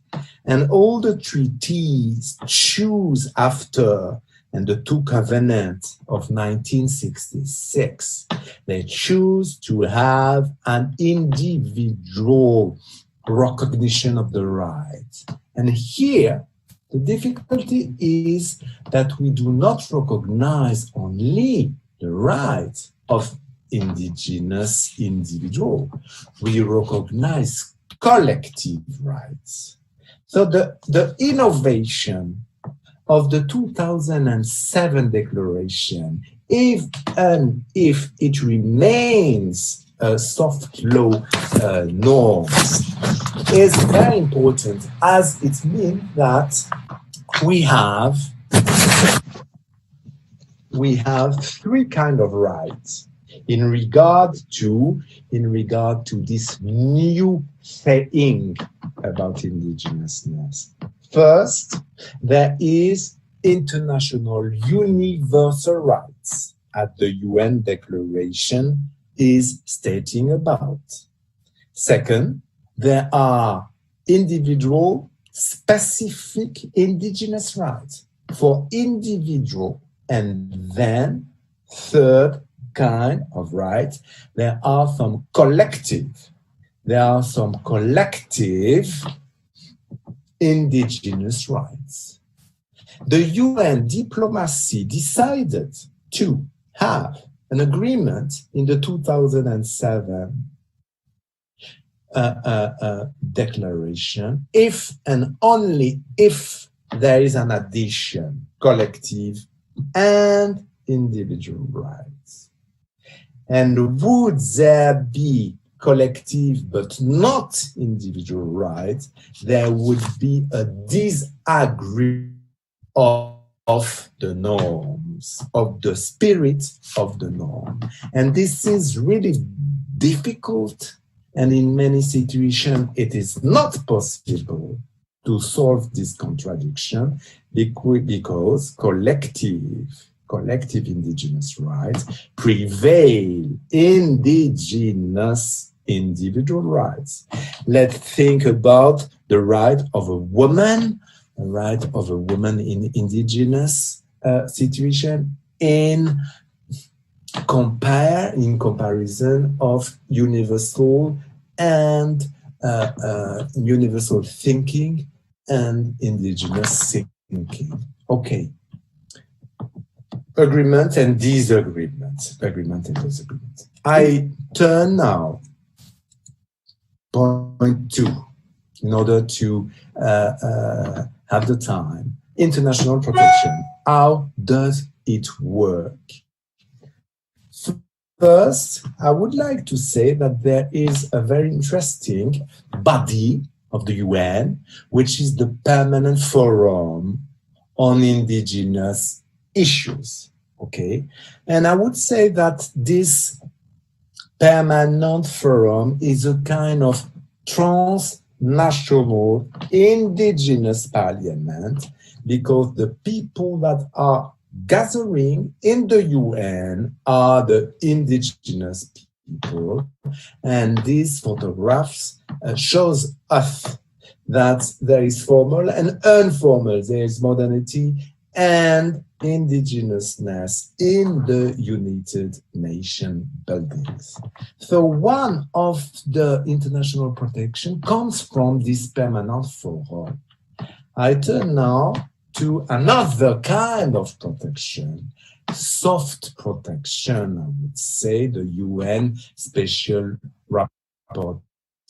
Here you have 2 photographs. One is about this famous Special Rapporteur, José Martinez Corbo. We've talked about his definition in 1986. And this is the present Special Rapporteur, Victoria Tolly Corpus. You have those photographs. Interestingly, what do those UN Special Rapporteurs do?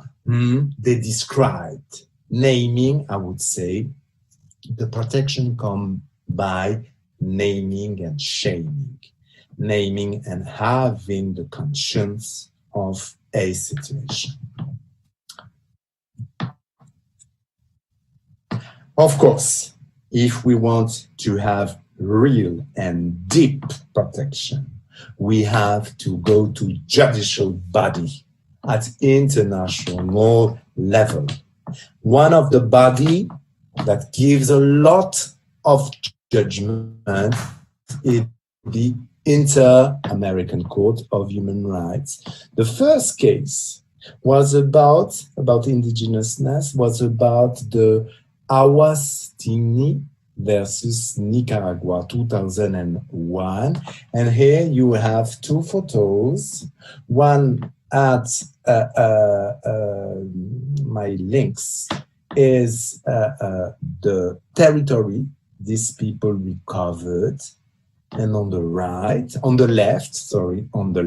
the territory they were asking, and they had to plead in front of the courts. And on the right, you have the photograph of young indigenous girls. Very interesting to understand. This case was about land. Of course, was about land. It was the first case dedicated to these indigenous issues. Okay, what was the conclusion? The conclusion was that and it's very, very important. We were talking about Western and non-Western legal thinking. First, that indigenous people had developed through history a notion of ownership, of ownership that is not individual but collective. And that's very, very important, because in regard to rights to property, in Western thinking, the property is and may be only of individual nature. Here we have collective ownership. The tribe, this population, these people, they own collectively a land, collectively. And that was very interesting that a court recognized the concept of collective ownership. This court did it. Another point of this judgment was about that land is part of the culture. Land is the root of the culture. Land is useful for spiritual life. Land is useful for integrity. Land is useful for identity. And another conclusion of the judgment was that land and the relation to land is not a question, or not only a question of possession, but is a question of identity. Identity between the past, the present, and the future. Conclusion. I did a presentation very, very short, very quick, and of course, methodologically, the question is,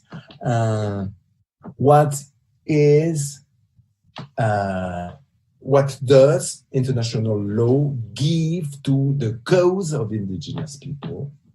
First, I would say indigenousness allows international law to have new concepts. Okay, one of these concepts is about the collective meaning of the rights. Previously, the legal thinking was centered on the concept of individual rights. Another conclusion about the role and the function of international law is about the fact that soft and hard law give their own approach of the right of indigenous people.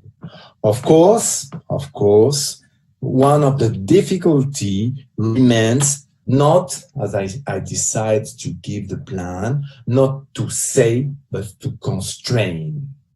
There are a low executability. The weakness of the mechanism of protection is very, very, very clear.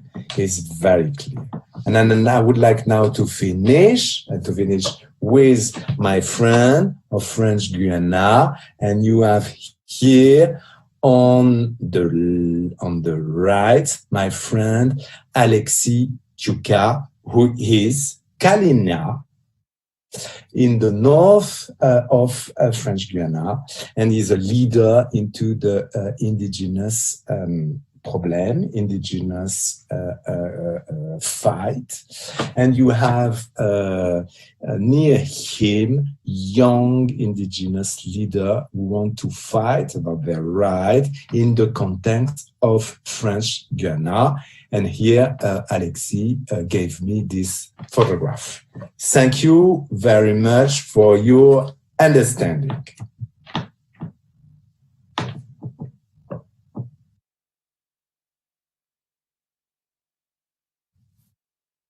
Carla? Yeah, can you listen me? I do.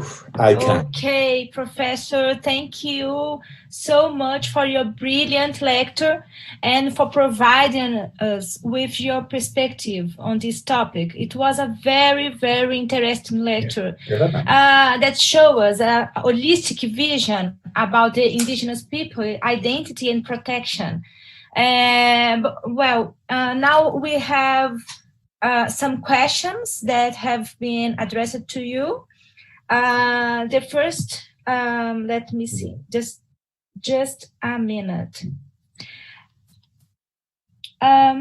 Professor, can you talk about the tension between the traditional concept of development, mostly economic, and the protection of indigenous people rights? How to overcome this tension?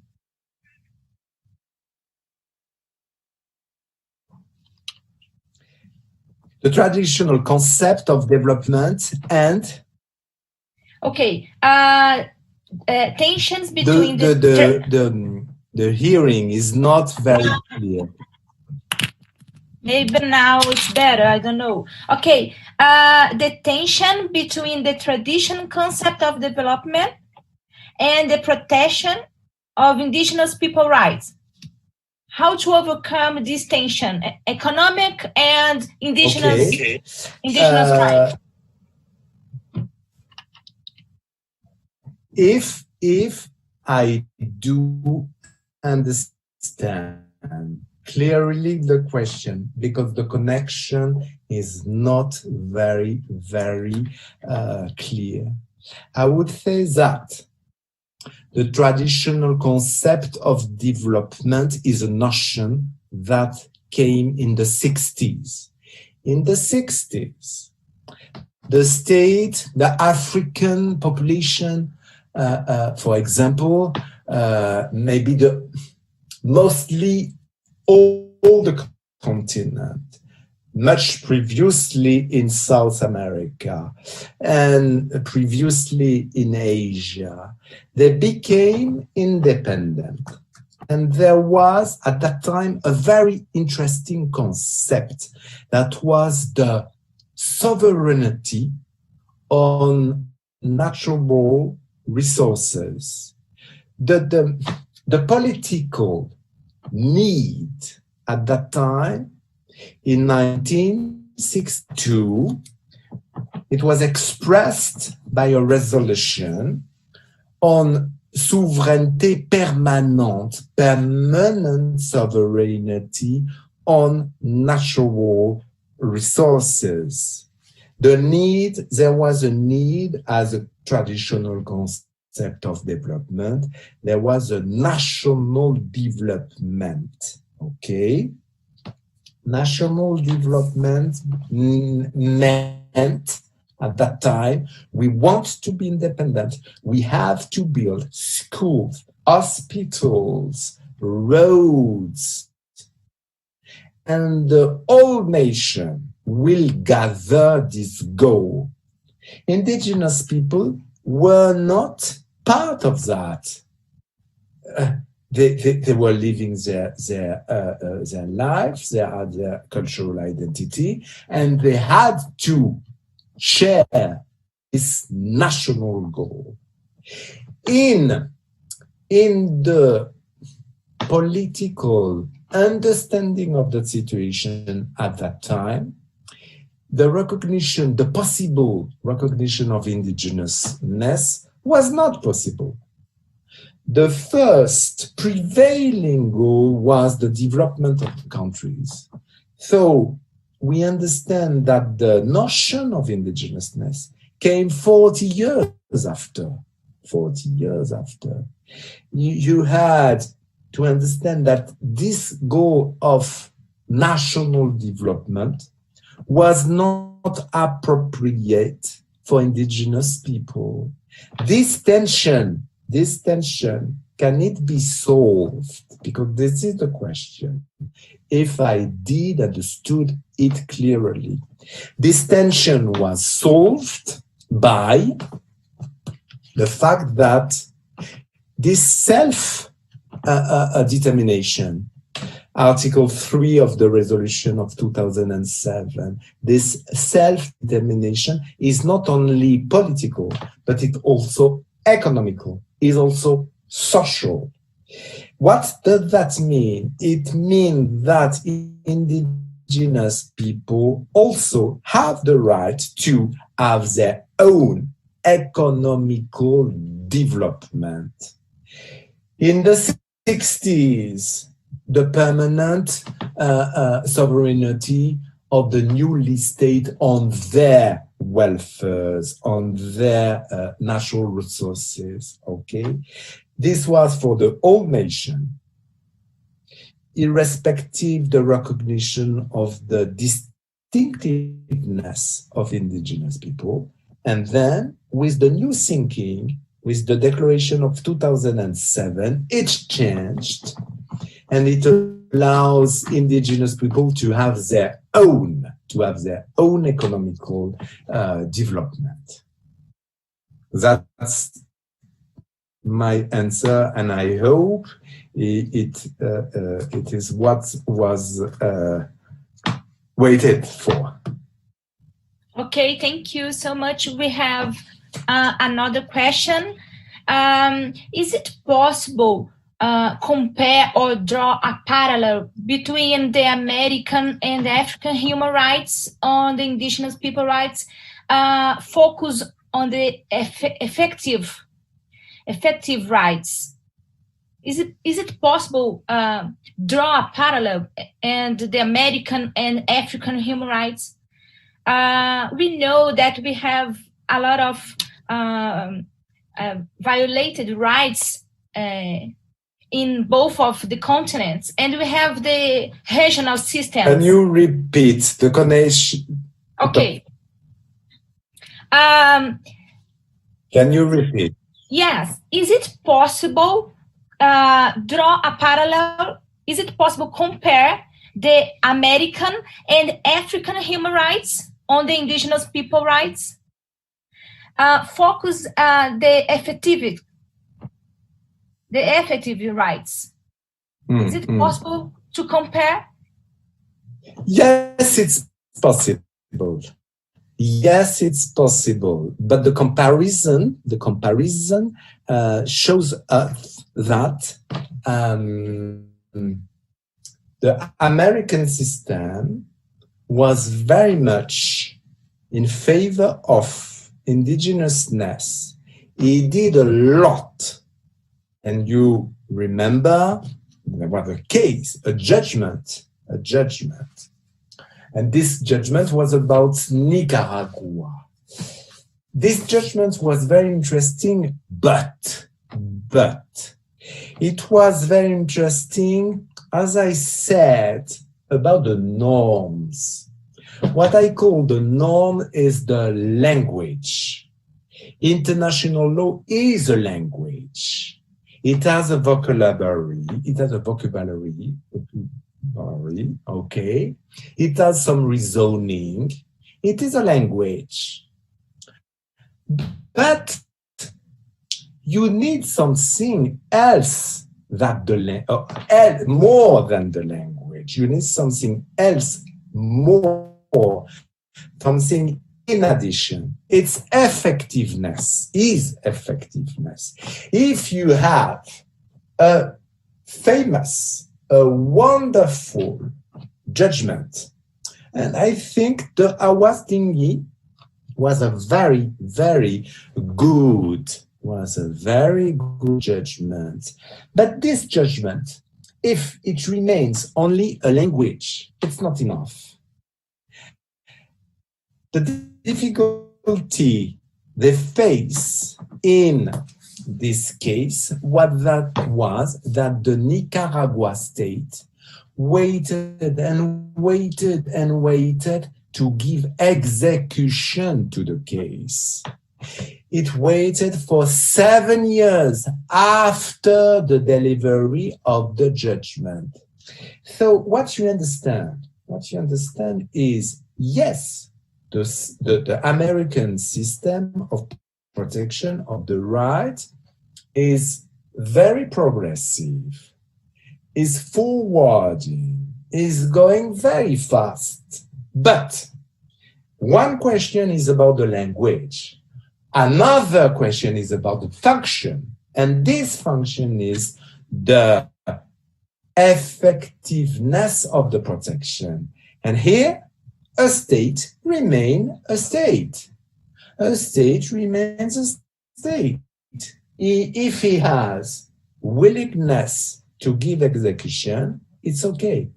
If he does not have willingness, despite a famous judgment, a brilliant judgment, the rights are not protected. Okay, this is the American system. We go to Africa. In Africa, there is a system. This system is very interesting. I worked so much on it. But for a very, very long time, the system was limited to a commission. A commission cannot give judgment. A commission gives. There are some opinion on the rights of indigenous people. But here in Africa, there is a difficulty. The African continent is not fully open to indigenousness. And this is a real difference of mentality. I said with the declaration of 2016 that the Americas, North and South, were characterizing an indigenous continent. And there is, for example, Bolivia, there was a strong commitment, constitutional commitment for indigenousness. Okay, perfect. In Africa, no, it's not the same. In Africa, they choose to have very limited recognition of indigenousness. For example, there is the Maasai in Kenya. For example, there is the Berber in Algeria. It's very limited. There's the Pygmies in Gabon. But they decided either the whole continent is indigenous, and they choose to say no. Or very limited population are indigenous. And you have to understand, and that was the first question, that for Africa, the need, the use of indigenous concept, of indigenous legal concept was not so important as in the Americas. In the Americas, it was very, very important from the north to the south, from the south to the center to the north. In Africa, no. It was considered as against the notion of the nation. The nation will prevail. The nation is important. Indigenousness is not. You can go to India. It's the same in India. What do you want to have as a prevalence? What do you choose to prevail? The nation or the indigenous population? You choose the nation. You recognize some element of cultural diversity, spiritual diversity, but what remains important is the building of the nation, So we come to Africa. In Africa, the openness to indigenous thinking is very limited. Then you have a commission. The commission deliver opinion. And the commission in Gambia, in Banjul, said to the African states, Okay, you did not respect. You violated the right of. Okay. And then, okay, it's an opinion. A judgment is not an opinion. A judgment has to be executed.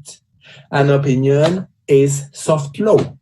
Okay, they said that, but another opinion, legal opinion, is possible. You go to court. There is two legal opinions: the defendant and the applicant. Okay, there is two legal opinions. Okay, the African Commission delivered an opinion. So it's an opinion. And recently, the system transformed, and there is now a court. But there is an African court. But, okay, not all the African states recognized the competence of this court. And now it's possible only if and only if your state did recognize the competence of the African court.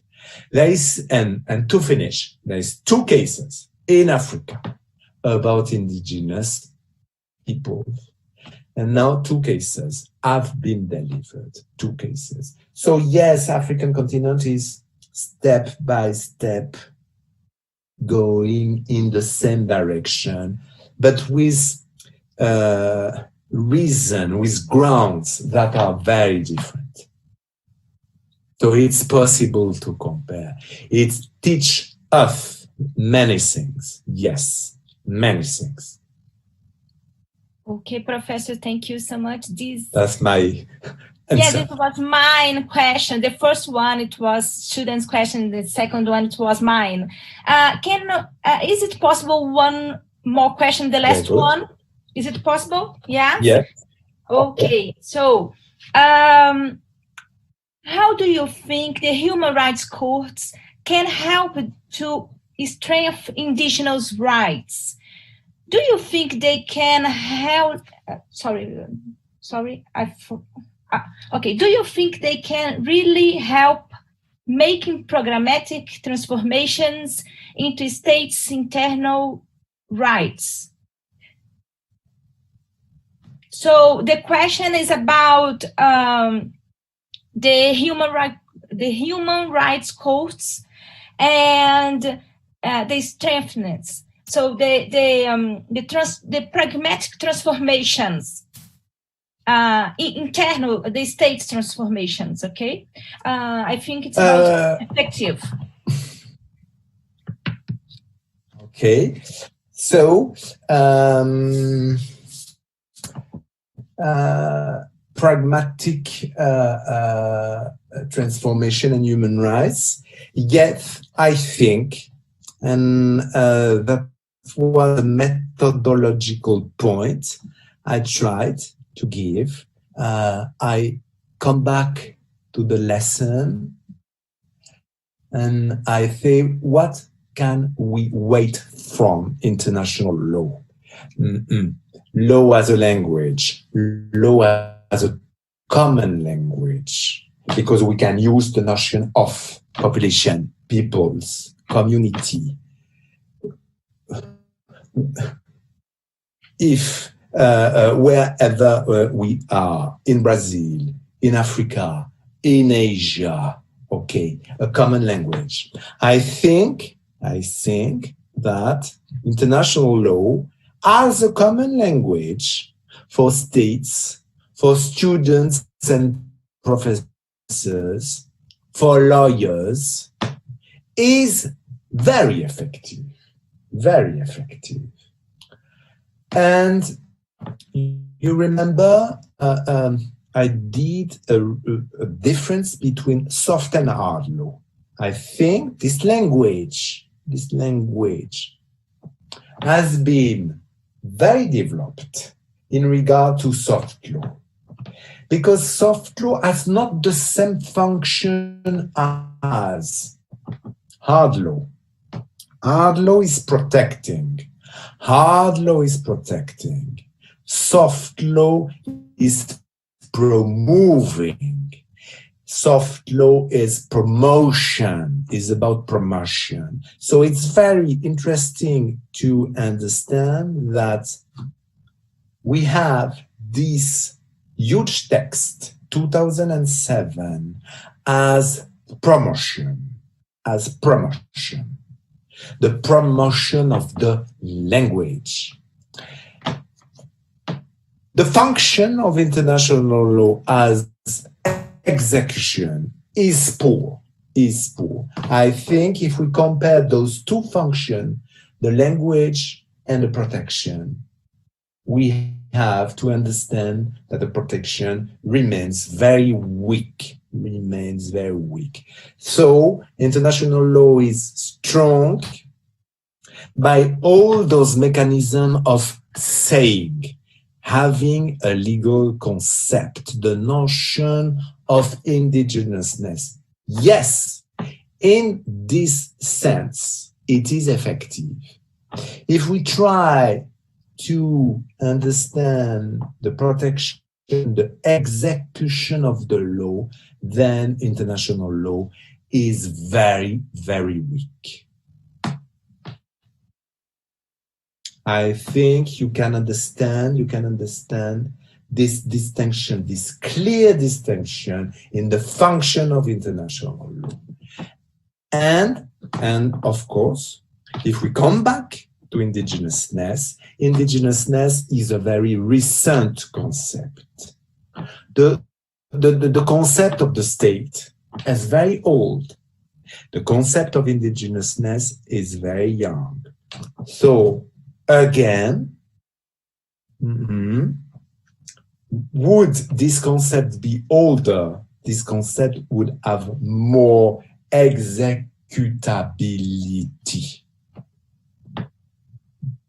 Unfortunately, we have to realize that international law is or should be composed of the language and the execution. Its integrity should be composed of the language and the execution. And today, up to date, execution remains that the bad remains the weakness of the protection.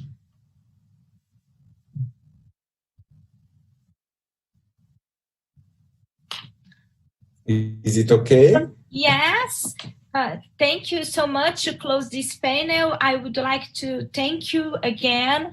It was a pleasure and an honor for me, and as well for the students and the CEDIN. Thank you so much.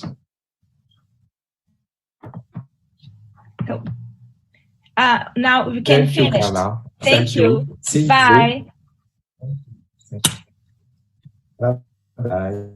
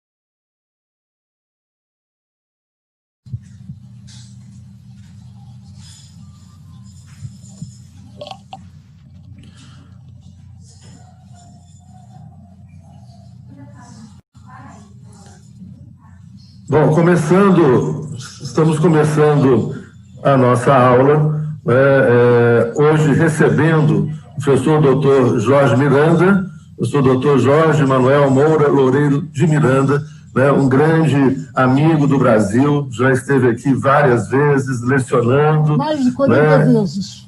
Mais de 40 vezes, que espetáculo, professor. Pois é. E aí, 22 dos 26 estados do Brasil.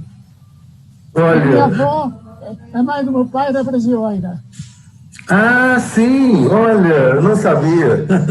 Pois é, eu tive, já lemos, já estudamos, estudamos o seu livro aqui no Brasil, os alunos de graduação, de mestrado e doutorado, O senhor tem livros publicados aqui no Brasil, e eu fiquei muito honrado com o convite do CEDIM para fazer uma breve apresentação do senhor, antes da sua aula.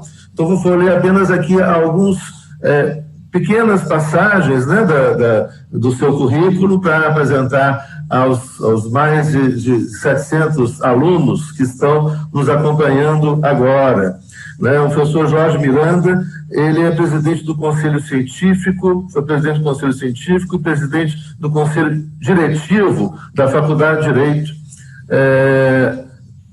membro eleito do Conselho Geral da Universidade desde 2008, presidente da Assembleia da Faculdade, é um dos fundadores e atual presidente do Instituto de Ciências Jurídicas e Políticas, professor da Universidade Católica Portuguesa. O professor Jorge Miranda, em 1974, foi membro da Comissão de Elaboração da Lei Eleitoral para a Assembleia Constituinte, importantíssima Constituição Portuguesa, a partir de 1976. Em 1975, 76, foi deputado da Assembleia Constituinte, e teve um papel fundamental na elaboração da Constituição Portuguesa de 1976. Em 1976 e entre 1980 e 82, foi deputado à Assembleia da República e interveio ativamente na revisão da Constituição, em 1982, da Constituição Portuguesa. De 1976 a 1980 foi membro da Comissão Constitucional, que é o antecedente do Tribunal Constitucional. Em 1986 e 87 presidiu a Comissão de Elaboração do Código Eleitoral. Em 1988 presidiu a Comissão de Igualdade de Acesso a Cargos Públicos por Homens e Mulheres. Em 2005 e 2006, presidiu a Comissão de Elaboração do novo Estatuto do Gestor Público, foi autor do anteprojeto da Constituição de São Tomé e Príncipe e do Timor-Leste e teve intervenção importante nas revisões constitucionais de Moçambique e Guiné-Bissau.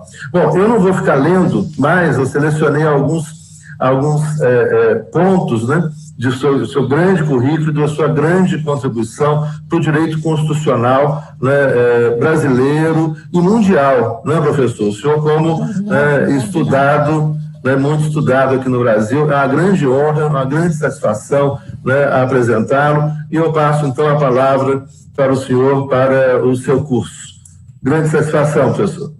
Muito obrigado. Antes de mais nada, quero agradecer este convite, que me honra profundamente. Dizer que, como há pouco referi, sou um grande amigo do Brasil, por ter uma avó brasileira, por conhecer bem o Brasil, ter desde muito pequeno conhecimentos muito rápidos, muito vastos acerca do Brasil e ter tido sempre muita ligação com o Brasil. Ainda hoje tenho parentes no Brasil. Mas, para além disso, eu admiro muito o Brasil. O Brasil é o meu segundo Portugal, está no meu coração profundamente. Profundamente. A última vez em que estive no Brasil foi em setembro do ano passado, 2019. Estive na Bahia, onde já tinha estado 2 ou 3 vezes. Infelizmente, por causa da pandemia que neste momento atravessa Portugal e também o Brasil e quase todo o mundo, as viagens aéreas estão praticamente impedidas e não sei quando voltarei ao Brasil. Mas espero ainda voltar ao Brasil, ter ainda uma relação imediata com a cidade, com a universidade, com pessoas do Brasil.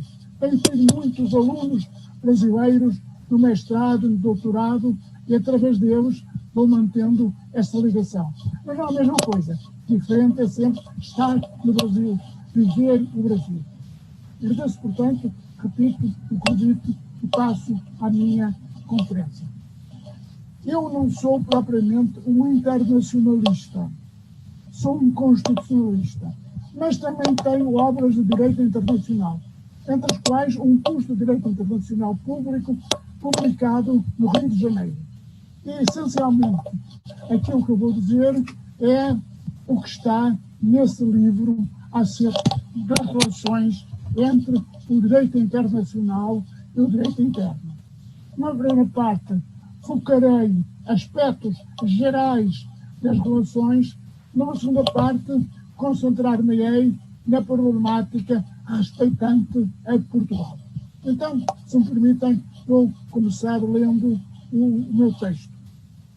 Ao considerar-se a problemática das relações entre a ordem jurídica internacional e a ordem jurídica interna de cada Estado soberano, sublinha-se, é mister distinguir 3 áreas ou grupos de questões. Uma primeira área é das grandes concepções respeitantes à estrutura do direito internacional e à sua conjugação com o direito interno, a do entendimento a dar ao direito internacional com ordem jurídica à sé frente ao direito estatal.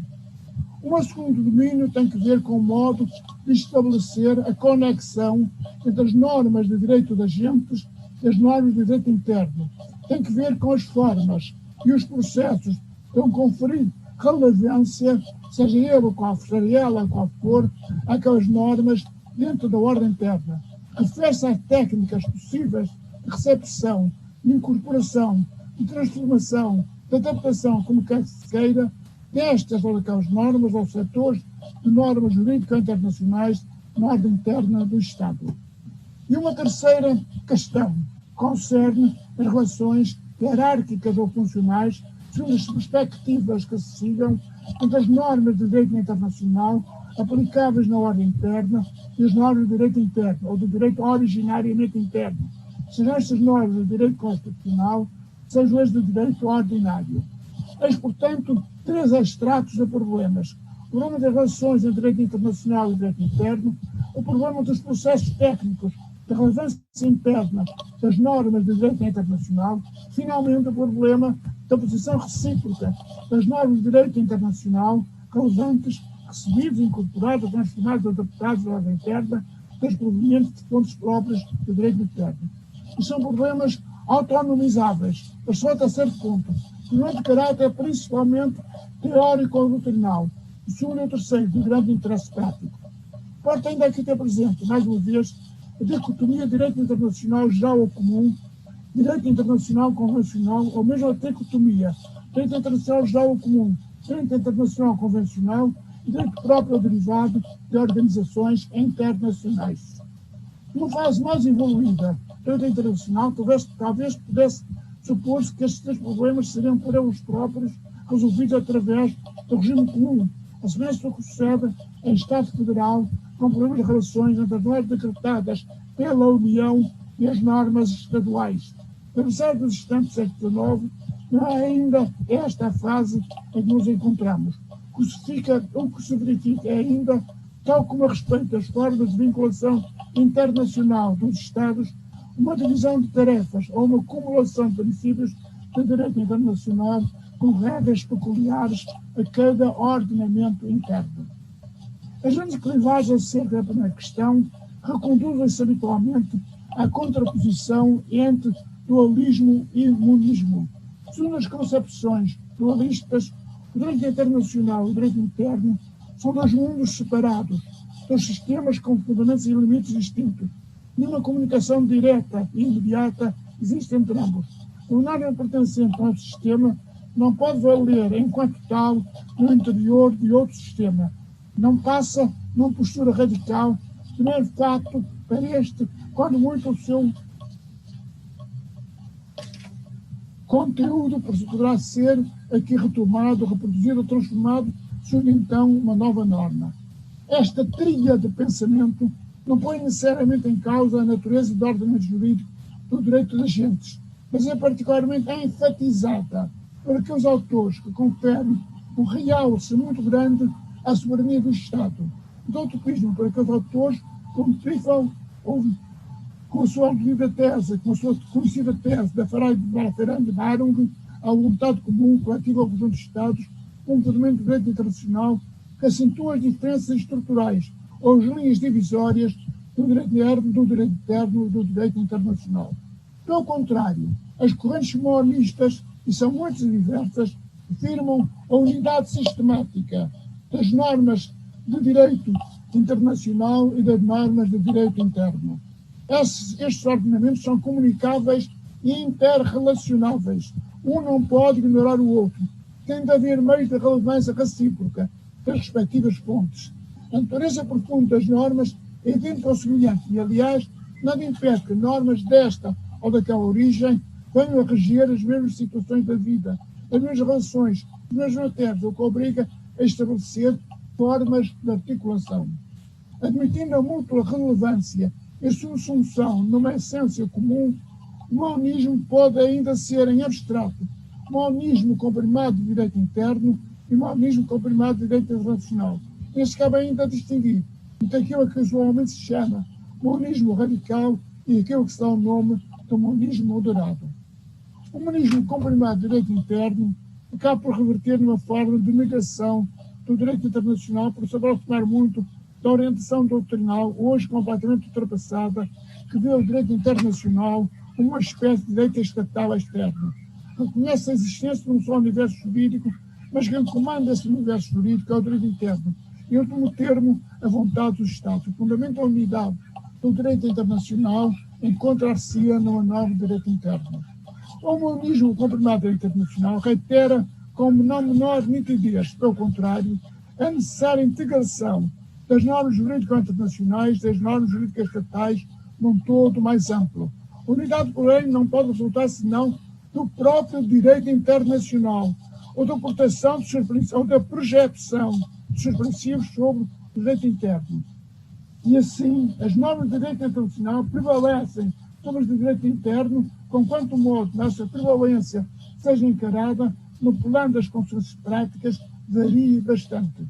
No monismo radical, e se há qualquer norma de direito interno, inclusive do direito constitucional, só será válido se respeitar as pertinentes normas do direito internacional. Norma fundamental em suma de todo o universo jurídico ou do sistema jurídico complexo é uma norma do direito internacional.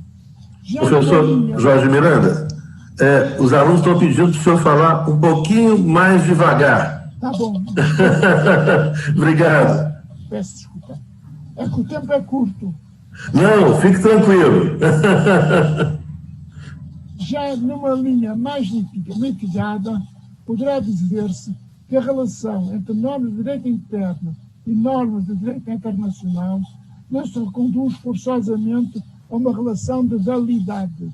A desconformidade entre a interna e tratado, por exemplo, não acarreta a invalidade da lei, podendo acarretar simplesmente ineficácia ou então a responsabilidade internacional do Estado. Por outra banda, haverá sempre que discernir direito ordinário e direito constitucional. A Constituição do Estado não tem de se conformar com toda e qualquer norma do direito internacional.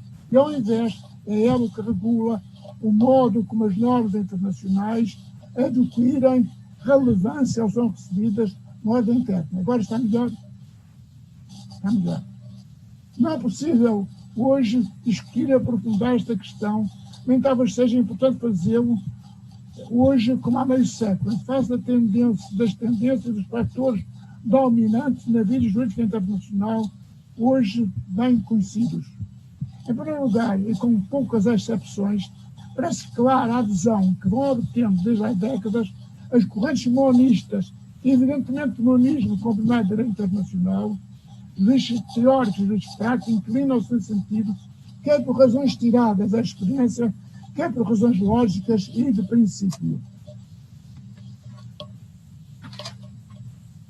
Conhecem-se as razões. São, sobretudo, o alargamento das matérias objeto da regulamentação pelo direito internacional, o aparecimento do papel crescente das organizações internacionais, a repressão do indivíduo como sujeito de direito internacional, a emanação de normas internacionais que só fazem sentido enquanto aplicáveis na ordem interna, como as constantes, as convenções da OIT, das Convenções de Proteção dos Direitos do Homem e dos regulamentos da União Europeia.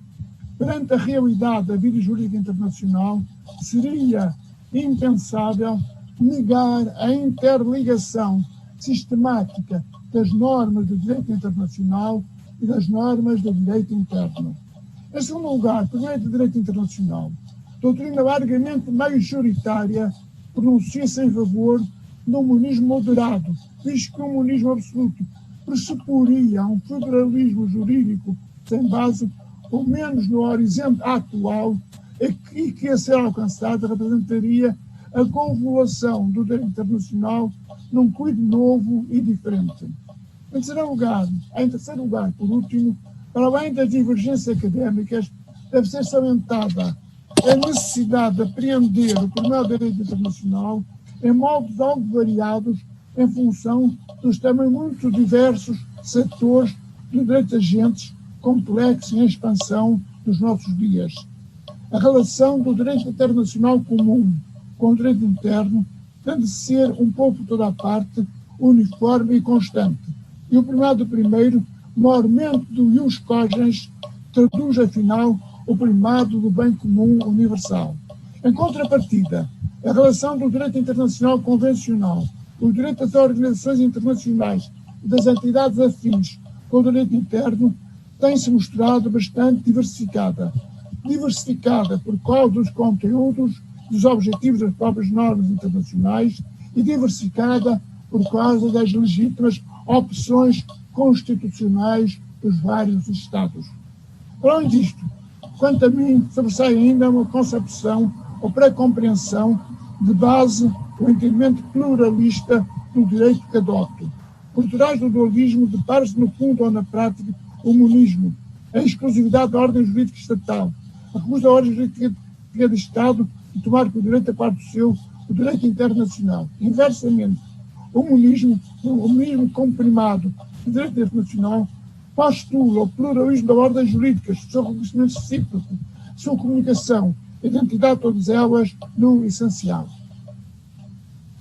Existem dois sistemas ou modelos típicos de conferir relevância ou projeção às normas internacionais na ordem interna de qualquer Estado. Em primeiro lugar, sistemas de transformação ou de discussão. As normas internacionais só vigoram na ordem interna se convertidas em normas de direito interno. Em segundo lugar, sistemas de recepção ou de recepção automática. Normas internacionais vigoram enquanto tais, interpretados e integrados de acordo com os critérios de direito internacional e superando as vicissitudes que eles sofrem. Nos sistemas de transformação, importa distinguir sistemas de transformação explícita, quando normas internacionais têm de ter conteúdo de lei ou de outro ato normativo interno, têm de por ele ser repetidas ou reproduzidas, e sistemas de transformação implícita, quando normas internacionais têm também de ser objeto de ato interno para vigorar internamente, mas basta que seja um ato inserido em procedimento de natureza idêntica à natureza de qualquer ato legislativo. Por seu turno, os sistemas de recepção podem ser de recepção plena, recepção de quaisquer normas internacionais vinculativas do Estado, independentemente das matérias e das fontes, de recepção semiplena, recepção das normas internacionais, respeitando-se a certas matérias e não a todas. E a recepção tanto pode referir-se a todos os agentes ou normas provenientes de quaisquer fontes, como somente abranger nada de direito internacional geral, direito internacional convencional ou direito das organizações internacionais. Primeira fase, o sistema de transformação traduz em visões dualistas, os sistemas de recepção automática formal dos hegemonistas, e a figura teve de ser desta maneira, por um postulado de coerência. Todavia, seria precipitado proclamar uma conexão inscindível. Os problemas em direito positivo são bem mais complexos do que em pura lógica, como demonstra um rápido balance comparativo. Distinta da noção de recepção é a noção de efeito direto, possibilidade de invocação de norma internacional perante os tribunais do direito interno, seja contra os Estados e entidades públicas, efeito direto vertical, seja frente a particulares, efeito direto horizontal. O efeito direto ou a aplicabilidade direta porque propendemos a tomar as duas expressões como sinónimas, refere-se a normas internacionais atributivas de direitos ou do reconhecimento de interesses legítimos ou de imposição das distinções. Mediante a recepção automática, logicamente deve haver efeito direto, mas em direito comunitário europeu pode haver efeito direto de certas diretivas. Embora, passando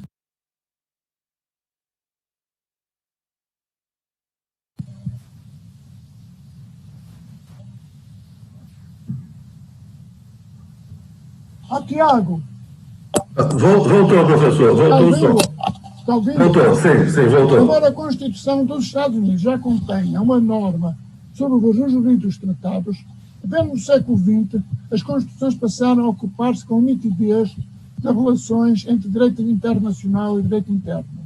Também tendo em conta os dados conhecidos da evolução histórica, a grande maioria das Constituições dos últimos anos insere cláusulas de recepção geral, plena ou semiplena. Quando as Constituições nada dizem, a jurisprudência e a doutrina acabam por apontar para soluções idênticas ou análogas. Não conhecemos nenhuma Constituição atual que introduza um sistema de transformação explícita. Relativamente ao direito internacional geral ou comum, não se observam divergências na maior. Desde há muito tem sido previsto na Grã-Bretanha, nos países da Commonwealth, um princípio de recepção automática, de incorporação, segundo o qual as regras constitucionais são consideradas parte do direito do país e aplicáveis na qualidade como outra restrição pelos tribunais. Também nos Estados Unidos é essa a linha unânime de encarar o fenómeno, não obstante faltar norma constitucional. Na Europa continental, foi a Constituição Alemã de Weimar a primeira a contemplar o princípio. Dizia assim: as regras de direito internacional geralmente reconhecidas valem como parte do direito integrante do direito alemão. Daí passaria para a Constituição de Bonn, a atual Constituição Federal Alemã. Primeiro resulta a Constituição da Itália, ao proclamar que a ordem jurídica submete às normas de direito internacional geralmente reconhecidas. Na Suíça, na França, na Espanha e na Bélgica, não se a Constituição prevalece outro sim, até da recepção automática. Finalmente, consagra na Constituição austríaca, a grega, constituições mais recentes como a colombiana, a cabo-verdiana, a russa, foram mais ou menos indireta, a guineense, 1984, São Tomense de 90, e timorense ao angolano de 2010. Quanto aos tratados, que na Grã-Bretanha, a sua conclusão entra na prerrogativa da coroa e, com ao mesmo tempo, o poder legislativo compete ao Parlamento, torna-se imprescindível uma lei para lhe dar execução na ordem interna de um sistema de transformação.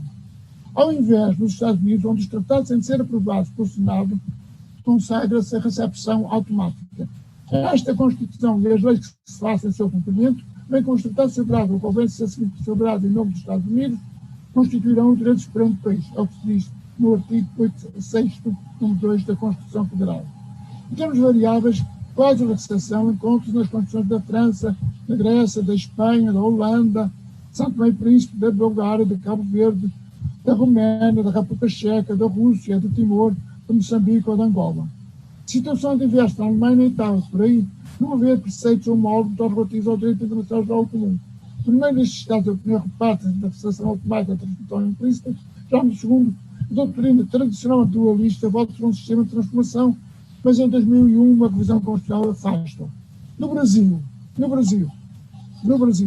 há elementos algo contraditórios na Constituição. Por um lado, o processo de aprovação dos tratados aponta claramente para um sistema de transformação. Por outro lado, porém, o longo elenco de princípios e objetivos das relações internacionais, artigo 4º da Constituição, patenteia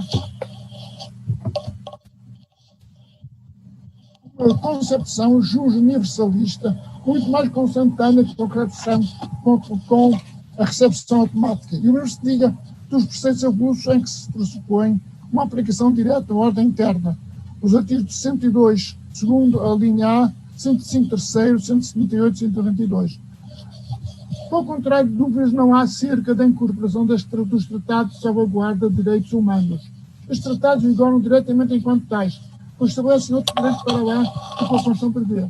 Artigo 5, parágrafo 2, e até se aprovado em cada caso do Congresso Nacional, em 2 turnos, por 3 quintos de todos os votos dos respectivos membros, serão equivalentes às emendas constitucionais, o que resultou, parágrafo 3º, proveniente de uma emenda constitucional. Relativamente aos tratados de proteção de direitos humanos, a tendência por toda a parte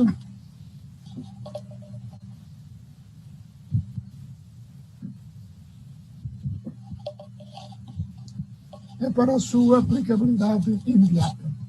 São muito poucas constituições que prevêem expressamente a aplicabilidade imediata de decisões de organizações, entre elas holandesa e cabo-verdiana. Passando agora a Portugal, a segunda parte da minha intervenção. Não sei ainda quanto tempo tenho à minha disposição. Começarei por dizer que a questão da relevância do direito internacional à ordem interna portuguesa tem sido uma das questões mais estudadas e debatidas na doutrina portuguesa. A este respeito, 4 fases podem e devem ser reportadas antes de 1933, de 1933, 1971, de 1971, 1976 e após 1976.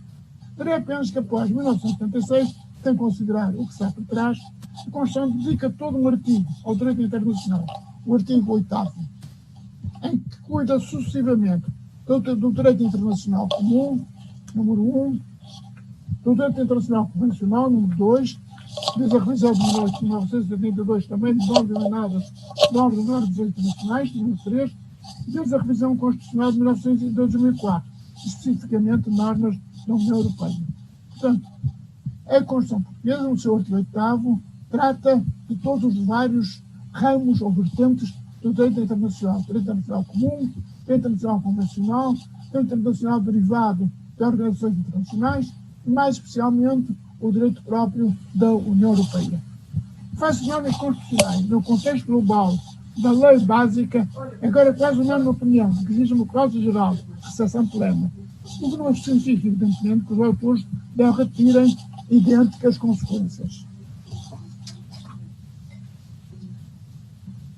Antes de mais, nunca descobriram um enquadramento favorável à cassação automática do direito internacional na Constituição de 1976. Ponto por o certo, embora não decididamente dessa direção, os trabalhos preparatórios da Assembleia Constituinte, em que eu tive a honra de participar, o teor das intervenções produzidas durante a discussão do artigo 8º, o claríssimo texto aprovado à Assembleia da Organização de Jogo Comum e a adoção, em vez de uma cláusula de reciprocidade, da regra da vigência da ordem convencional de norma interna, enquanto vincularem internacionalmente o Estado português. Ao mesmo tempo, sobretudo, noutros preceitos, faz-se não pouco importantes apelos no direito internacional. Os 4, 7, 1, 6 e 7, 16, 1 e 2, 19, número 2, 33, número 3, 4 e 5, 102, 273, número 2, 275, número 5. No texto após as sucessivas emendas constitucionais. No que tange ao direito internacional comum, corroboram o apoio até da recessão automática. Primeiro, a letra do artigo 8º, número 1, similar à do artigo 25 da Constituição Federal Alemã. Segundo, a relevância do expressivo direito nacional dos artigos 7, número 1, 16, número 2 e 19, número 2. O argumento complementar consistiria em averiguar se deve reconhecer-se a eficácia interna de todo e qualquer costume internacional, assumindo aqueles em cuja formação Portugal tem intervindo ou que tem dado aceitação tácita. Congruentemente com o fundamento não voluntarista do direito internacional, como eu penso que deve ser adotado, é de ter alcance mais consentâneo com a universalidade do direito internacional. Mais duvidoso ao estatuto do costume local ou regional. Evidentemente não cabe no âmbito literal do artigo 8º, número 1, quanto deste que possa deve ser estendido por analogia com a interpretação extensiva ou por identidade da razão. Quanto ao artigo 8º, número 2, ele não faz depender a vigência da ordem interna das normas constantes de convenções internacionais regularmente ratificadas ou recordadas, senão na sua publicação oficial. Bem se compreende, pois, nenhum cidadão pode ser destinatado de uma norma jurídica sem que disponha de um meio objetivo de a conhecer. Mas a publicação, que não é específico e livre do órgão de educação internacional do Estado, o Presidente da República, ao contrário da ratificação, funciona como mera condício aos juros. Se não bastasse a introdução histórica, literal e lógica do artigo 8º, alguns argumentos de interesse sistemático iriam confirmar ou demonstrar que não se encontra uma regra de recepção geral plena do direito internacional convencional. Com efeito, os artigos 4, 7, número 6 e 7, 16, número 1, 33, número 3, 4 e 5, 102, 33, número 2 e 75, número 5, que versam respectivamente sobre textos tão importantes como a definição de cidadania portuguesa, a integração europeia, o Tribunal Penal Internacional, a enumeração dos direitos fundamentais, a extradição, o Banco de Portugal, a Defesa Nacional e de compromissos internacionais na mercado, com os atos normativos de direito internacional, parte da lei com fonte de regras de direito interno. E não se trata nem de redundâncias, nem de cláusula de exceção semiplena, mas sim de apelamentos naturais do princípio de recepção plena. Em segundo lugar, são os mesmos os órgãos, parlamentos do governo, que têm competência de aprovação de convenções internacionais e competência legislativa. O que não se justificaria por nenhuma razão de equilíbrio do sistema político a exigência de 2 atos sucessivos de qualquer desses órgãos sobre a mesma matéria.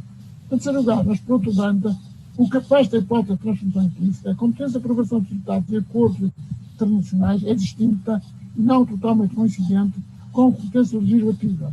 Recordo o artigo 121, número 1 ao INI e do 127 ao INC, não voltam agora estar alongado em citação de artigos. Professor, um pouquinho mais lento, desculpe interromper novamente. Não, que isso. Em quarto lugar,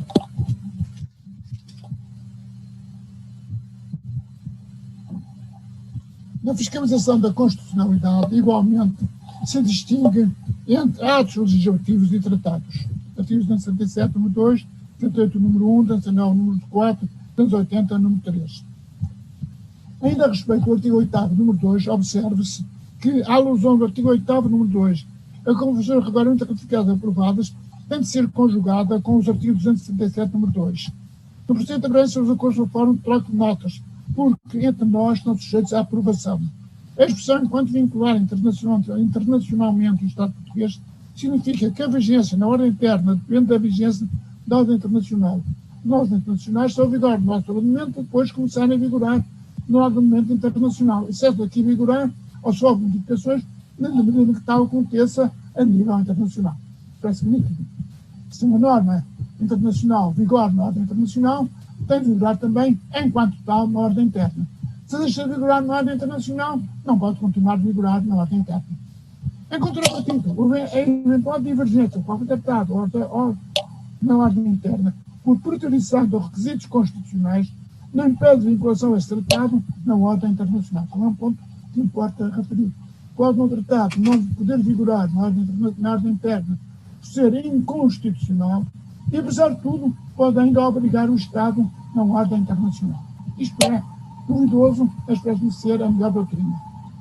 A aplicabilidade imediata dos tratados envolve a aplicabilidade imediata à ordem interna das decisões dos tribunais internacionais que foram instituídos, sempre que sem prejuízo também do respeito pela Constituição. Quanto às normas emanadas dos órgãos competentes e organizações internacionais de que Portugal seja parte e que vigoram diretamente da ordem interna, tal se encontrar estabelecido nos respectivos tratados constitutivos, artigo 8º, não induz suscitação entre o fenómeno como recepção automática no seu grau máximo.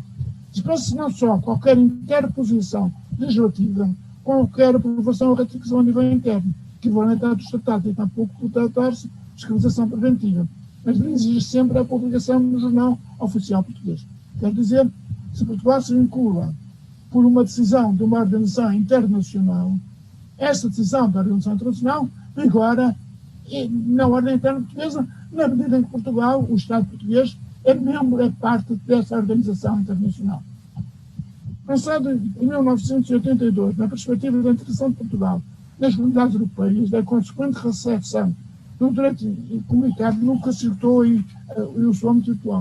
Não é necessário a decisões normativas imediatamente aplicáveis das mais diversas organizações internacionais, entre as quais as resoluções do Conselho de Segurança das Nações Unidas. Antes de mais nada, as resoluções do Conselho de Segurança das Nações Unidas. O artigo 8º é omisso relativamente a tratados celebrados por tratados internacionais de que Portugal seja membro. Óbvio, porém, que não podem estar ser publicados enquanto tais imediatamente na ordem interna. O número 4, depois de ver o segmento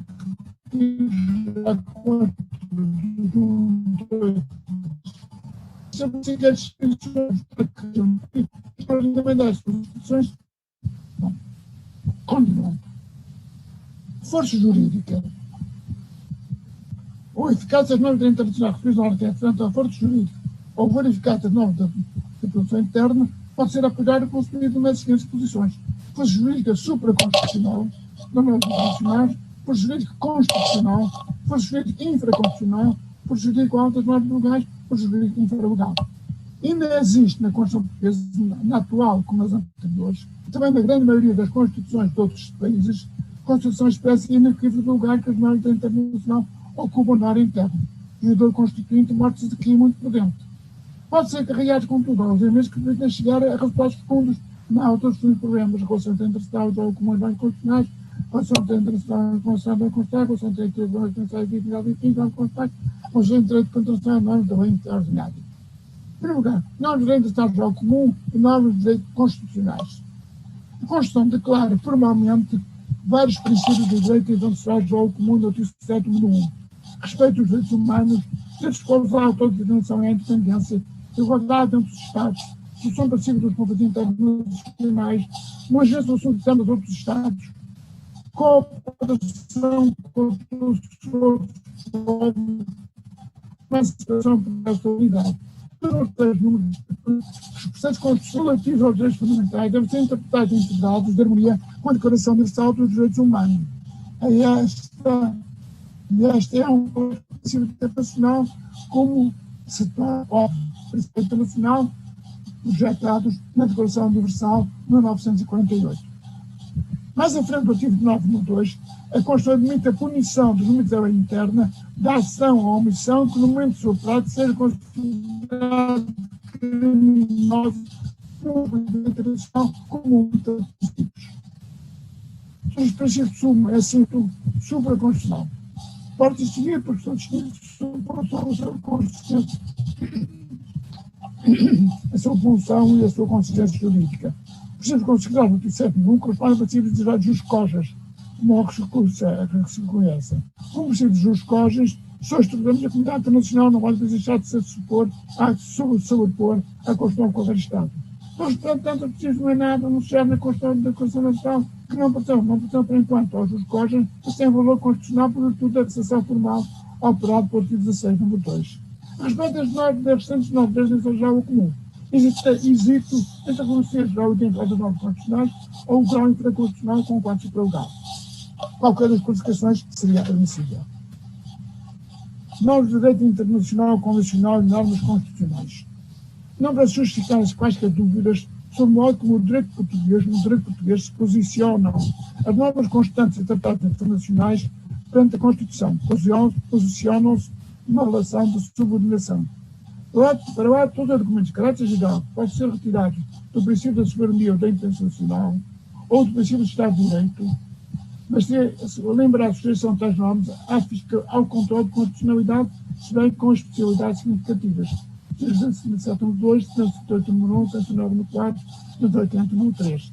É estranho lembrar a necessidade de proceder a prévias revisões constitucionais que se sentiu em 1992 com o Tratado de Maastricht, primeiro Tratado da União Europeia, em 2001, quando o Tratado de Roma, quando o Estatuto de Roma, institutivo do Tribunal Penal Internacional, em 2004, quando o Margaret Tratado de Qualidade de Constituição Europeia. Se os tratados valessem desde logo com base no novo superior de Estado, no novo superior de Direito, vinculando os Estados entrariam em vigor independentemente disso. E depois seriam as normas constitucionais desconformes que são tidos verificados por revogadas, ora não foi isso que aconteceu. Evidentemente, quando o artigo 18, número 1, a Constituição prescreve a aplicação imediata das normas de direitos de garantias e de impelatividade das direitos comuns, abrange também o rol de soberania competente para a vinculação internacional do Estado. É um ponto muito importante. Se o Estado português se vincula a um Tratado Internacional de Direitos Humanos, os órgãos do Estado português e também quaisquer entidades públicas ou privadas estão obrigadas a respeitar as normas desse tratado internacional. As normas de direito das normas internacionais e normas constitucionais. Aí o princípio é de que o direito internacional, o direito próprio das normas internacionais está subordinado às normas da Constituição. Portugal não pode fazer parte de uma organização internacional contrária à sua Constituição. Não pode submeter-se a uma norma dimanada de uma organização internacional que seja contrária à sua Constituição. Nesse caso, teria de sair dessa organização internacional. Mais discutido nos últimos anos tem sido o problema das relações entre normas de direito da União Europeia e normas constitucionais. Muito discutido. Havendo alguns europeístas extremos que defendem a subordinação até da Constituição às normas emanadas da União Europeia. Não é, de modo algum, a minha opinião. Não é que eu seja contra a União Europeia. Sempre fui a favor da União Europeia. Mas, como a crise atual, de resto, mostra, a União Europeia está muito longe de ser uma entidade própria. É, acima de tudo, um conjunto de Estados. Não há uma entidade própria da União Europeia, independente dos Estados, acima dos Estados, como seria se fosse uma federação ou uma união federativa. Não é. Nessas condições, não poderia admitir-se que as normas próprias do direito da União Europeia, quaisquer que fossem, pudessem prevalecer sobre as normas constitucionais internas. Mas devo dizer que há autores em Portugal que defendem posições diferentes da minha. Mas a minha parece-me ser uma opção equilibrada. Defendo a integração europeia, defendo a União Europeia, mas com ponto e medida, sem ultrapassar essas medidas, pelo menos no estado atual que a União Europeia se encontra. Depois, seria interessante analisar a jurisprudência do Tribunal de Justiça da União Europeia em confronto com a jurisprudência dos tribunais constitucionais dos Estados. O Tribunal de Justiça, a meu ver, tem ido longe demais na preponderância que tem vindo a dar nas suas decisões às normas da União Europeia. Longe demais. Aliás, não é de admirar que assim aconteça. Os tribunais têm sempre tendência para sobrevalorizar as normas que se destinam a proteger. Portanto, o que sucede com o Tribunal de Justiça da União Europeia sucede com outros tribunais, mesmo a nível interno. Mas parece-me excessivo. Embora também me pareça excessiva a resistência de alguns tribunais constitucionais de Estados-membros da União Europeia que se recusam a aceitar a vigência de normas da União Europeia na ordem interna por razões as mais variadas de caráter económico, social, político, cultural, etc. Aquilo que se verifica neste momento na Europa centro-oriental, depois da queda do comunismo, particularmente na Polónia e na Hungria, com tendências para desrespeito de regras básicas da democracia, do Estado de Direito, suscita-me uma grande preocupação. Mas é prova, infelizmente, quer queiramos, quer não, que a União Europeia não tem ainda consistência suficiente para se afirmar sobre esses Estados. Ainda hoje vim a saber os resultados das eleições presidenciais na Polónia que deram a vitória ao presidente atual partidário de uma visão, podemos dizer, iliberal da democracia polonesa, o que me causa preocupação. E o que se passa na Hungria, ainda mais preocupante. Mas não entremos agora nessas questões. Normas de direito internacional, normas de direito ordinário. Último ponto. Qual a relação? Aí não tenho a menor dúvida. A relação é de prevalência das normas do direito internacional. As normas de um tratado internacional, mesmo do simples tratado internacional, impõem-se a qualquer lei interna. Isso por várias razões. Em primeiro lugar, pelo objetivo geral de direitos, no qual alguém que se inclui perante outrem, no caso do meio de tratado, não pode depois prática unilateral. No caso do meio da lei, eximir se for cumprindo aquilo a que se tem obrigado. Em segundo lugar, pela conveniência ou pelo interesse fundamental da harmonização da ordem interna da ordem internacional. Só dessa forma se consegue. Em terceiro lugar, pela lógica da recepção automática, que significa que os Estados do Estado, em vez de denunciar-se da Convenção Internacional, fez-se por lei de expor em contrário. Em quarto lugar, pela prescrição do artigo 8º, número 2, que está em vigor na ordem interna, enquanto vincular internacionalmente o Estado português. Em quinto lugar, não basta complementarmente pela colocação no artigo 119, número 1, das convenções internacionais imediatamente depois das leis constitucionais e antes das leis internas. E de resto, deve dizer-se, não a Constituição diretamente, mas a lei orgânica do Tribunal Constitucional regula aquilo que se vem chamando a inconvencionalidade. A primeira expressão tem vindo a correr o mundo, inconvencionalidade. Assim como há inconstitucionalidade e ilegalidade, há inconvencionalidade. uma lei contrária a um tratado internacional é inconvencional e, portanto, no mínimo, é ineficaz se não se considerar que ela é inválida. Depois, seria interessante, se tivesse tempo, mas também julgo que o tempo está quase a passar, e também isto vai-nos ir demasiado longe, analisar o sistema de controle da constitucionalidade e da convencionalidade à face do direito português. Convido os caros amigos a lerem as minhas obras de direito constitucional e direito internacional e vão ver aí uma resposta. Embora não pretenda que esta resposta seja a melhor, mas é a resposta que me parece mais adequada e mais equilibrada nos tempos atuais do país e do mundo. Muito obrigado. Muito obrigado, professor. Eu vou fazer apenas alguns comentários, né, para encaminhar algumas questões. Temos algumas questões feitas pelos alunos, né, e eu queria também ouvi-lo a respeito de alguns aspectos da organização territorial, né, tema que também o senhor já trabalhou várias vezes, né, em livros publicados aqui no Brasil, inclusive. E talvez, o senhor fez menção aí a uma tendência, né, que ocorre hoje, mas que acredito, né, e torço que isso seria uma tendência temporária, né, do crescimento de alguns governos superconservadores, né, e com viés autoritário. Né, o senhor citou o caso da Polônia, o caso da Hungria, né, isso também ocorre, né, nos Estados Unidos ou no Brasil, onde, acompanhando essa tendência, né, conservadora, vem também uma ideia de maior centralização, né, que acompanha o autoritarismo.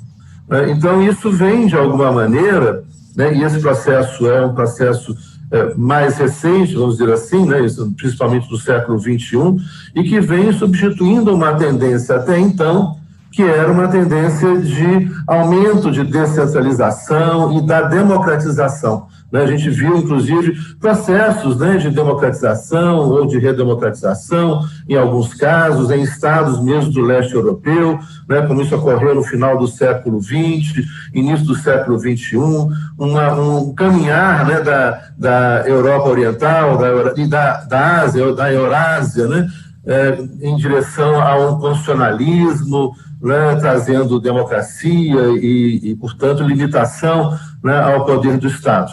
E havia, eu acho que essa tendência de democratização, de constitucionalização, que foi, em boa medida, se espalhando, né, pelo mundo, e o senhor participou de diversos processos, né, no caso de Timor-Leste, Moçambique, Guiné-Bissau, né, entre outras discussões pelo mundo afora, né, esse processo veio também acompanhado, em alguma medida, com descentralização.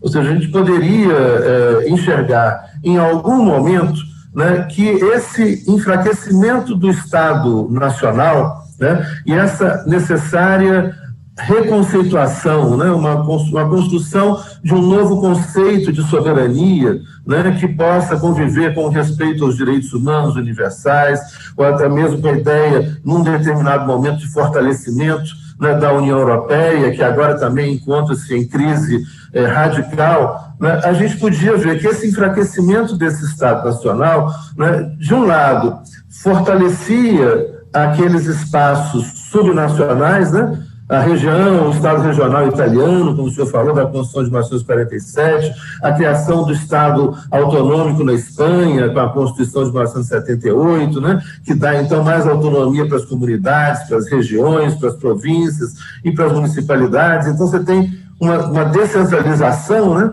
e uma certa transferência de competências para as esferas internas e, ao mesmo tempo, com a experiência da União Europeia, um fortalecimento também, um crescimento do papel de esferas acima do Estado Nacional, né? Então, no caso da União Europeia e até mesmo do papel do direito internacional. Então, a gente poderia, talvez, enxergar que esse enfraquecimento do Estado Nacional, ele fortalece o poder local, os poderes locais, e, ao mesmo tempo, permite um aprofundamento dos arranjos internacionais, tanto na esfera do direito comunitário como na esfera do direito internacional. Isso agora é, em alguma medida, interrompido, porque a gente vê esse crescimento conservador bastante autoritário e em estados, como estado-chave, né, como o caso dos Estados Unidos, né, e aqui para a América Latina, o Brasil, ou aí na Europa Central, né, o caso da Polônia, da Hungria, mas também com outras movimentações autoritárias, né, aparecendo aí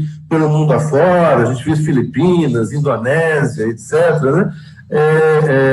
Há uma tendência, talvez, a tentar interromper isso, e uma tendência que, creio eu, que é muito provisória, né, de tentativa de fortalecer de novo o Estado Nacional. E, com isso, enfraquecer, né, o direito internacional, o direito comunitário e o direito interno, né, dessas autonomias internas em nível regional, provincial, municipal, o nível dos conselhos em Portugal, ou dos Estados-membros nos Estados federais. Bom, a partir desse raciocínio, né, eu lembro que há não muito tempo atrás, né, e a nossa linha de pesquisa aqui na PUC em Direito Internacional, Direito da Integração, né, e Estado Plurinacional, a gente debate essa questão, né, da descentralização, da diversidade, de um pluralismo jurídico, né, que traz a discussão importante, né, sobre o federalismo, né?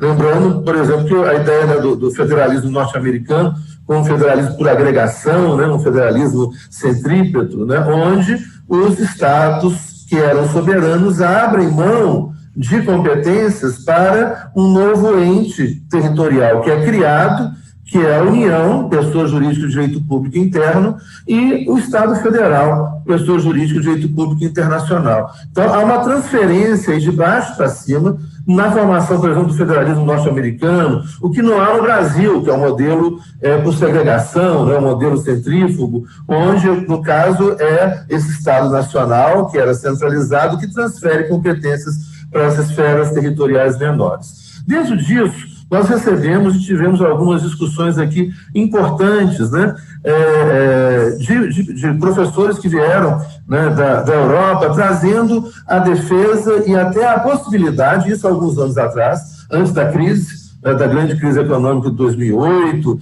e com o aumento do conservadorismo vindo ao autoritarismo, mas antes disso tudo, né, vamos dizer, antes de 2008, havia uma aposta de que a Europa poderia e já estava se tornando uma Europa federal, né? Eu queria ouvi-lo a respeito disso, e aqui eu acrescento a pergunta de um aluno que vai, né, nesse sentido, né, que é o do Vinícius Cássio Ferreira de Souza. Ele encaminhou uma pergunta para o senhor aqui, que envolve essa questão e que envolve até um outro debate que começa a surgir agora também, né, com um constitucionalismo mundial, né, um Estado mundial, um Estado de direito internacional, né, coisas que eu acho, assim, às vezes um pouco assustadoras, né, centralismo exagerado, nós não temos pavor. E aí o Vinícius traz a pergunta para o senhor, né, professor Miranda, a teoria do constitucionalismo global, do professor Canotilho, que propõe um monismo internacionalista com fundamento no jus cogens, seria uma tese decadente da contemporaneidade? Bom, então eu colocaria para ouvir o senhor esses dois aspectos, né? Se havia mesmo, se já estava, a Europa estava chegando perto, né, de uma Europa federal, em que medida em que isso foi interrompido com toda a crise econômica, depois vem o Brexit, e agora os regimes autoritários dentro da União Europeia, como Polônia e Hungria, que vão agravando tudo isso, e dentro disso, né, se a gente pode, ou deve, né, ou seria bom, né, ou negativo, falarmos em constitucionalismo global, professor. Gostaria muito de ouvi-lo, o senhor, a respeito. Eu, antes de nada, estou extremamente preocupado com a situação que atualmente vive no mundo.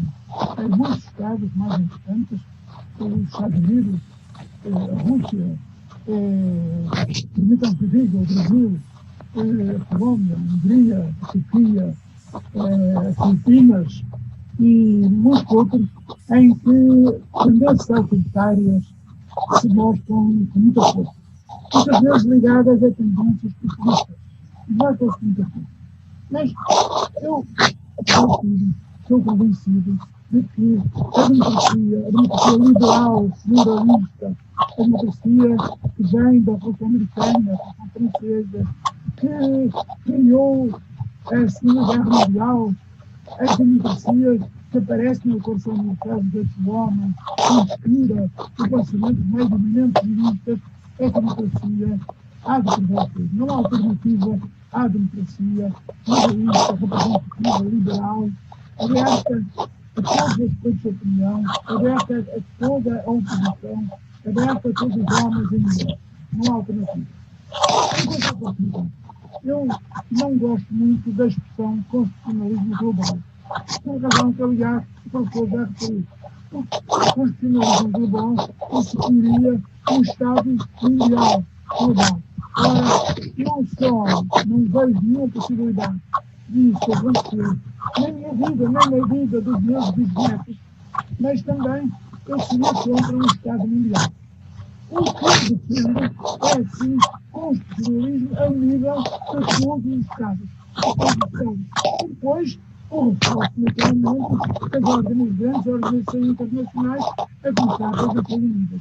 Mas o constitucionalismo global, no sentido de um Estado mundial, sou contra, mas vão pensar que sou contra, que é uma completa impossibilidade, desde sempre e provavelmente para sempre.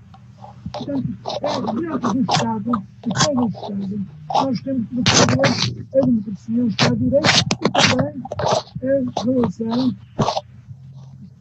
real com o direito interno, com o direito internacional.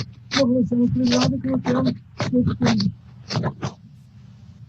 O mecanismo controlado do direito internacional, exerce o direito internacional no âmbito interno, é o direito internacional que depende largamente ou do consenso jurídico internacional comum, onde os justos correm, ou da vontade dos Estados, da vontade constitucional. Isto tendo em conta as realidades nacionais e locais. Não é possível pensar em tratados totalmente iguais a nível económico para países como a Finlândia ou países como a Portugal, países como Portugal ou a Noruega.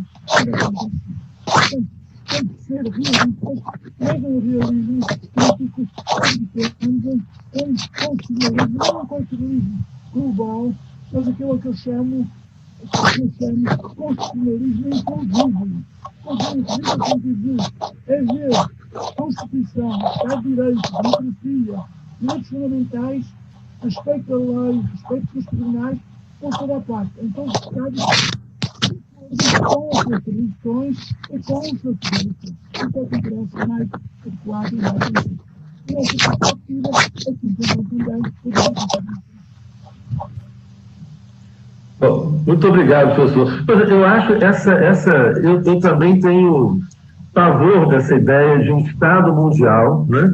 Isso acho que seria perigosíssimo, né? E de um Estado de Direito todo, né? E um constitucionalismo global. Eu tenho muito medo dessa ideia, e quanto mais centraliza, maior é a tendência ao autoritarismo, né? E eu acredito muito que a gente pode pensar, e isso o direito constitucional, né, professor, tem uma contribuição imensa, né, para dar sobre formas ou arranjos de ordenamentos jurídicos plurais em espaços territoriais distintos, né? Então, vou deixar aí, né, a Constituição com seu espaço lá no Estado Federal tem as constituições estaduais. Aqui no Brasil, nós inventamos um federalismo, onde o município também passou a ser ente federado, tem a sua lei orgânica municipal, que é uma constituição do município. Então, essa convivência entre um ordenamento local, um ordenamento regional, um ordenamento nacional, um ordenamento macro-regional, até chegarmos ao ordenamento, não ao ordenamento, né, mas até chegarmos ao direito internacional. E essa convivência, né, determinados princípios que mantenham a diversidade, o direito à diversidade, ao pluralismo étnico, né, ao pluralismo jurídico, ao pluralismo epistemológico, né, enfim. Eu acredito muito, não sei se você concorda comigo, que inclusive o fortalecimento do direito internacional não está nessa ideia de um Estado de Direito internacional, nem de uma Constituição global, né? De jeito nenhum. A Constituição global significaria acabar o direito internacional. Acabar o direito internacional. Não haveria mais direito internacional. Acabou tudo, E esse discurso vem voltando aí, e às vezes vem em nome assim, de direitos humanos e tudo, né? O que é muito, eu acho assim, muito complicado. Nós temos uma outra pergunta, professor, aqui, do Cássio Coutinho. Pergunta aqui, professor, quais obras o senhor recomenda para compreendermos bem as teorias mais recentes de incorporação de normas de direito internacional? Bom, aí ele está pedindo obras, se o senhor quiser indicar agora, ou quiser depois mandar para a gente envia para os alunos uma lista de livros. Não estou falando de obras, mas há um grande jurista, um grande internacionalista brasileiro, Valério Mattioli, cujas obras eu conheço e que eu recomendaria aos alunos. Não sei se esse aluno conhece esse professor. Aliás, o Brasil tem sempre grandes professores de direito internacional. Mas, neste momento, eu permito-me adiantar que é o professor Valério Mattioli, o maior especialista de direito internacional no Brasil, mas, obviamente, eu recomendaria. Quanto às portuguesas, desta parte, recomendaria o meu curso de direito internacional, que há uma edição no Rio de Janeiro. Aliás, chegou a sair uma 4ª edição no Rio de Janeiro. Mas há também muitas obras de outros autores. Portanto, no direito internacional não faltam autores. Mas, antes de mais nada, Valério Mattioli. Muito obrigado. E aí tem uma outra questão da Thalita Souto, que ela pergunta ao professor Jorge Miranda em relação às 8 tendências evolutivas do direito internacional elencadas pelo senhor, como analisaria o objetivismo do direito internacional na atualidade? Não sei muito bem o que é que se quer dizer com o objetivismo do direito internacional, porque depende muito das concepções que haja acerca do objetivo do direito internacional. A meu ver, o objetivo do direito internacional confunde-se com o realismo perante o direito internacional. Quer dizer, nem ver o direito internacional numa perspectiva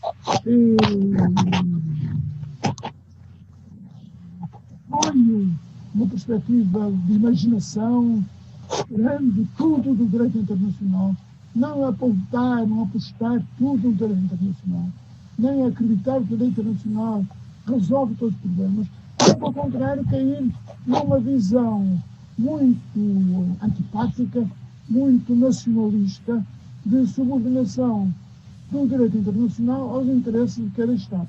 O objetivo do direito internacional significará aceitar um direito internacional, como há pouco dizer, inclusivo. Quer dizer que possa ser comum, na realidade, aos vários Estados.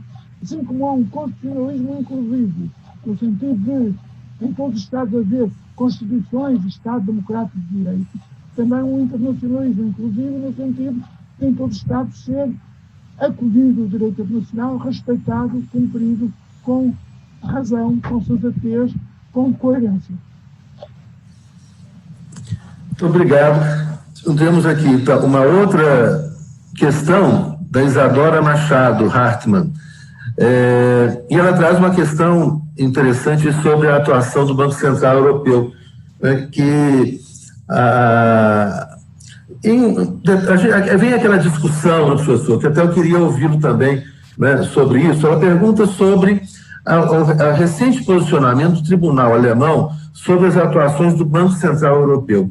E aí eu queria acrescentar uma questão a respeito disso, né, que nós tivemos, e a gente debatia muito essa questão, quando o senhor, né, as várias vezes que eu já acompanhei o senhor aqui no Brasil, né, entre as 40 vezes que o senhor esteve aqui, né, a discussão, por exemplo, daquela ideia de uma Constituição, né, que estabelece direções, né, para o ordenamento econômico, né, o constitucionalismo social, a ordem econômica, né, no debate, o senhor deve se recordar muito, além do professor João Alfredo Baracho, né, um constitucionalista, o professor Washington Peluso Albino, né, de Souza, que era professor de Direito Econômico aqui da Faculdade de Direito da Universidade Federal, né?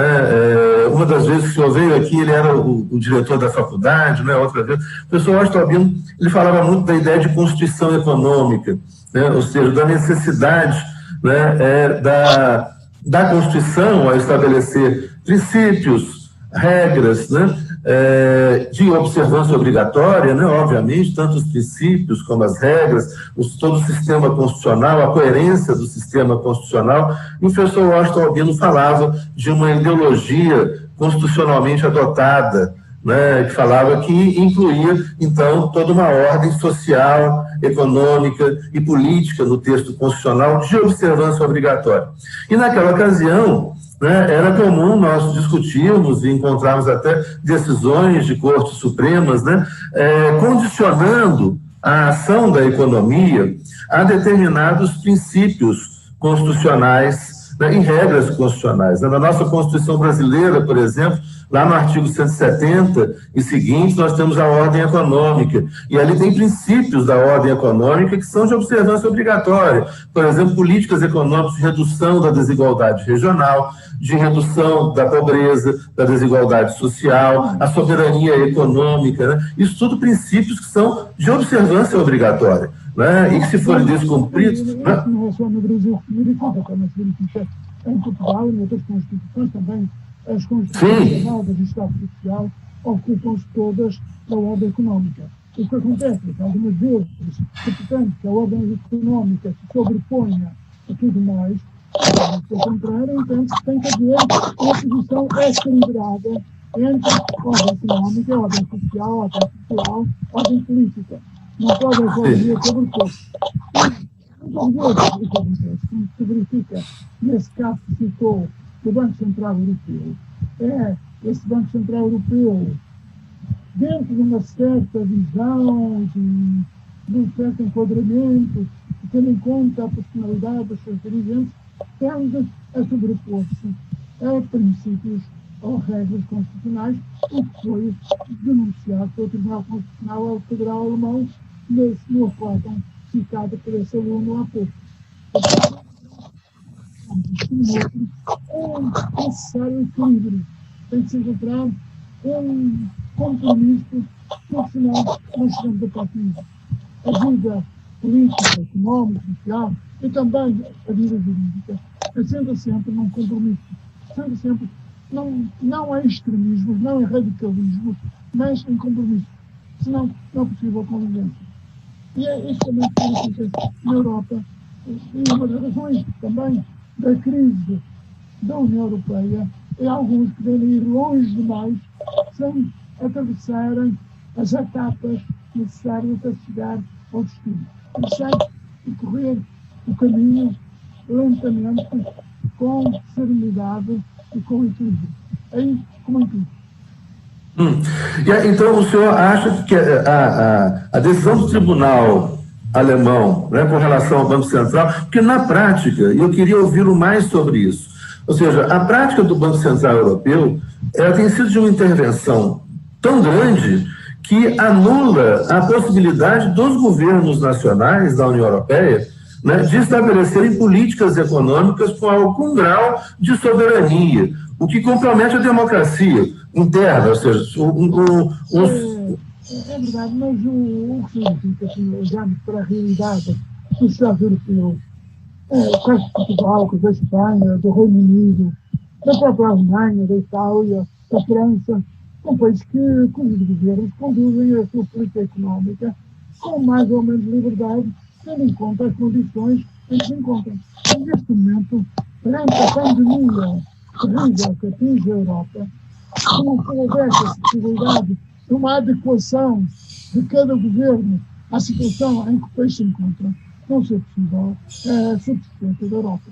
Mais uma vez, volto a dizer, tem de haver equilíbrio entre aquilo que é europeu e aquilo que é próprio de cada Estado.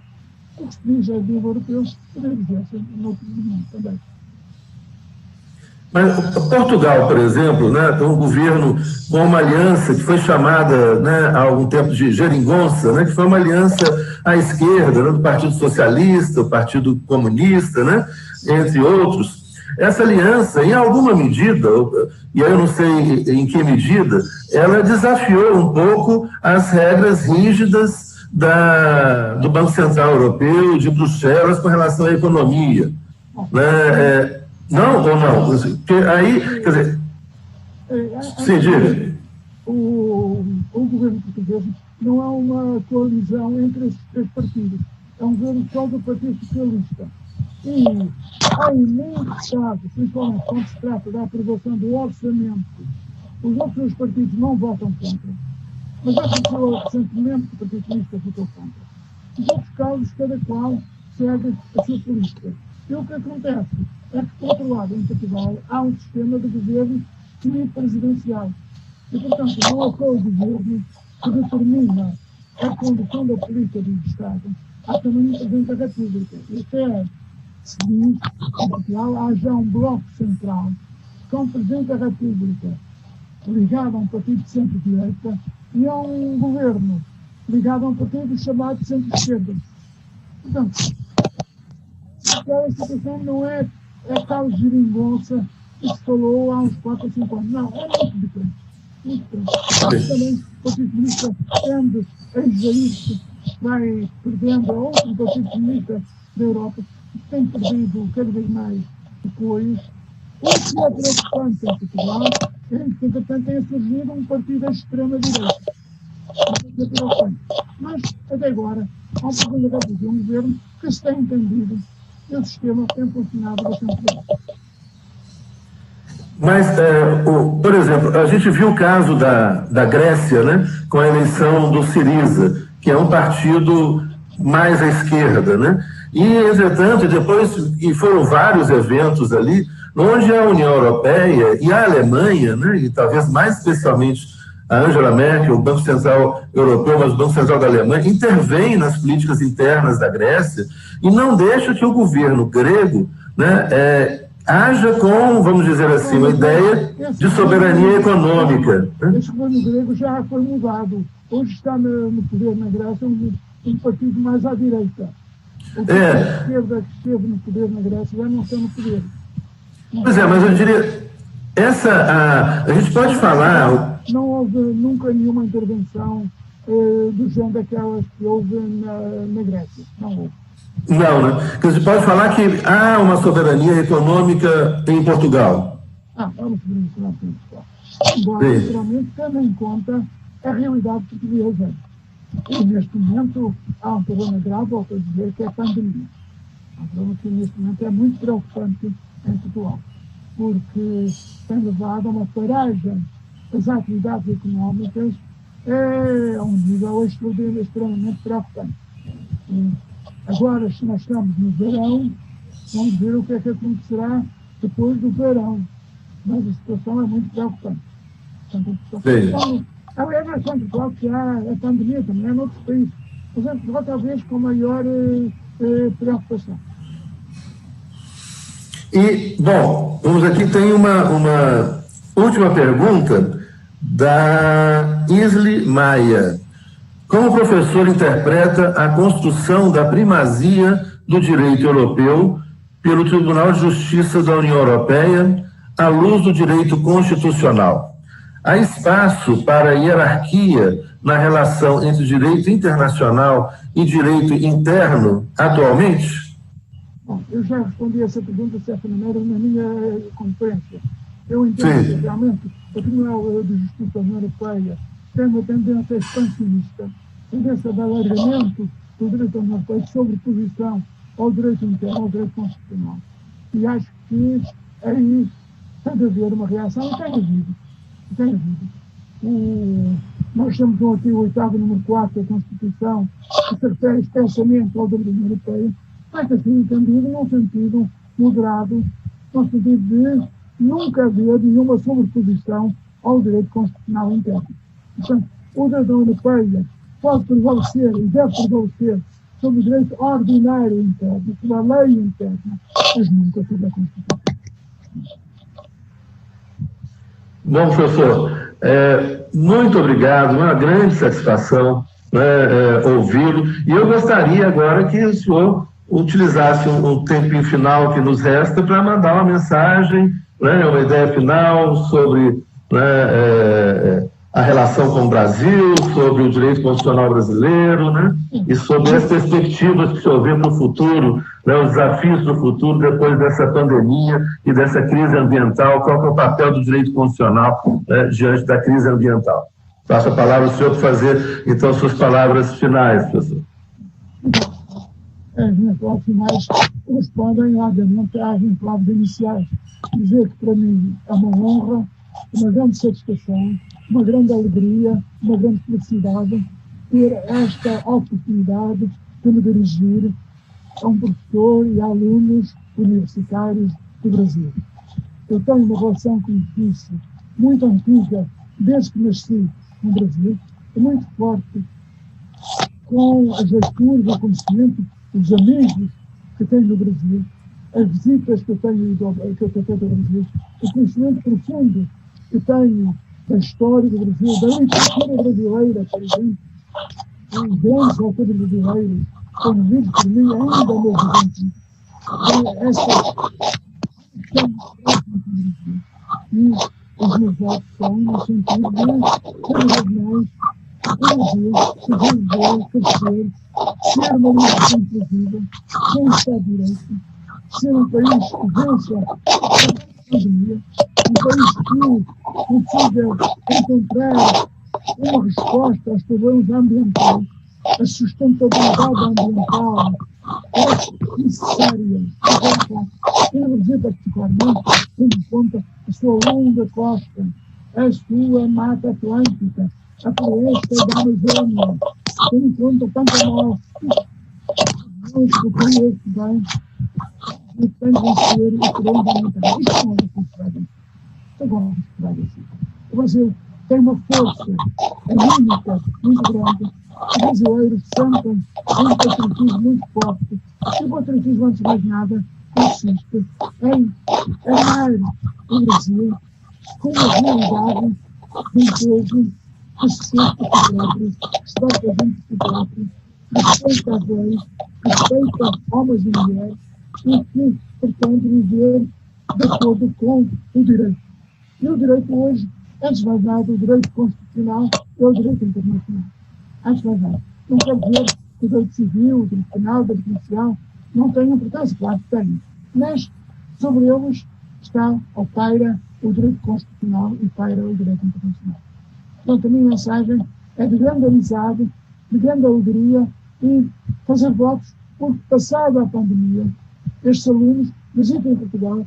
E eu voto também porque eu tenho a oportunidade de retornar ao Brasil. Muito obrigado. Muito obrigado, professor. E com certeza, passando a pandemia, passando esse momento difícil, né, que a humanidade está vivendo, nós vamos recebê-lo aqui e vamos visitá-lo também. Né? Foram mais de 700 alunos, né, inscritos no curso, e aí uma grande satisfação realmente ouvi-lo sempre. Né? Agradeço muito a sua presença, professor. Até mais e assim também agradeço.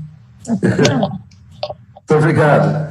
E agradeço muito a todos os nossos, né, as nossas ouvintes, os nossos ouvintes, né, na participação no nosso curso. Grande abraço.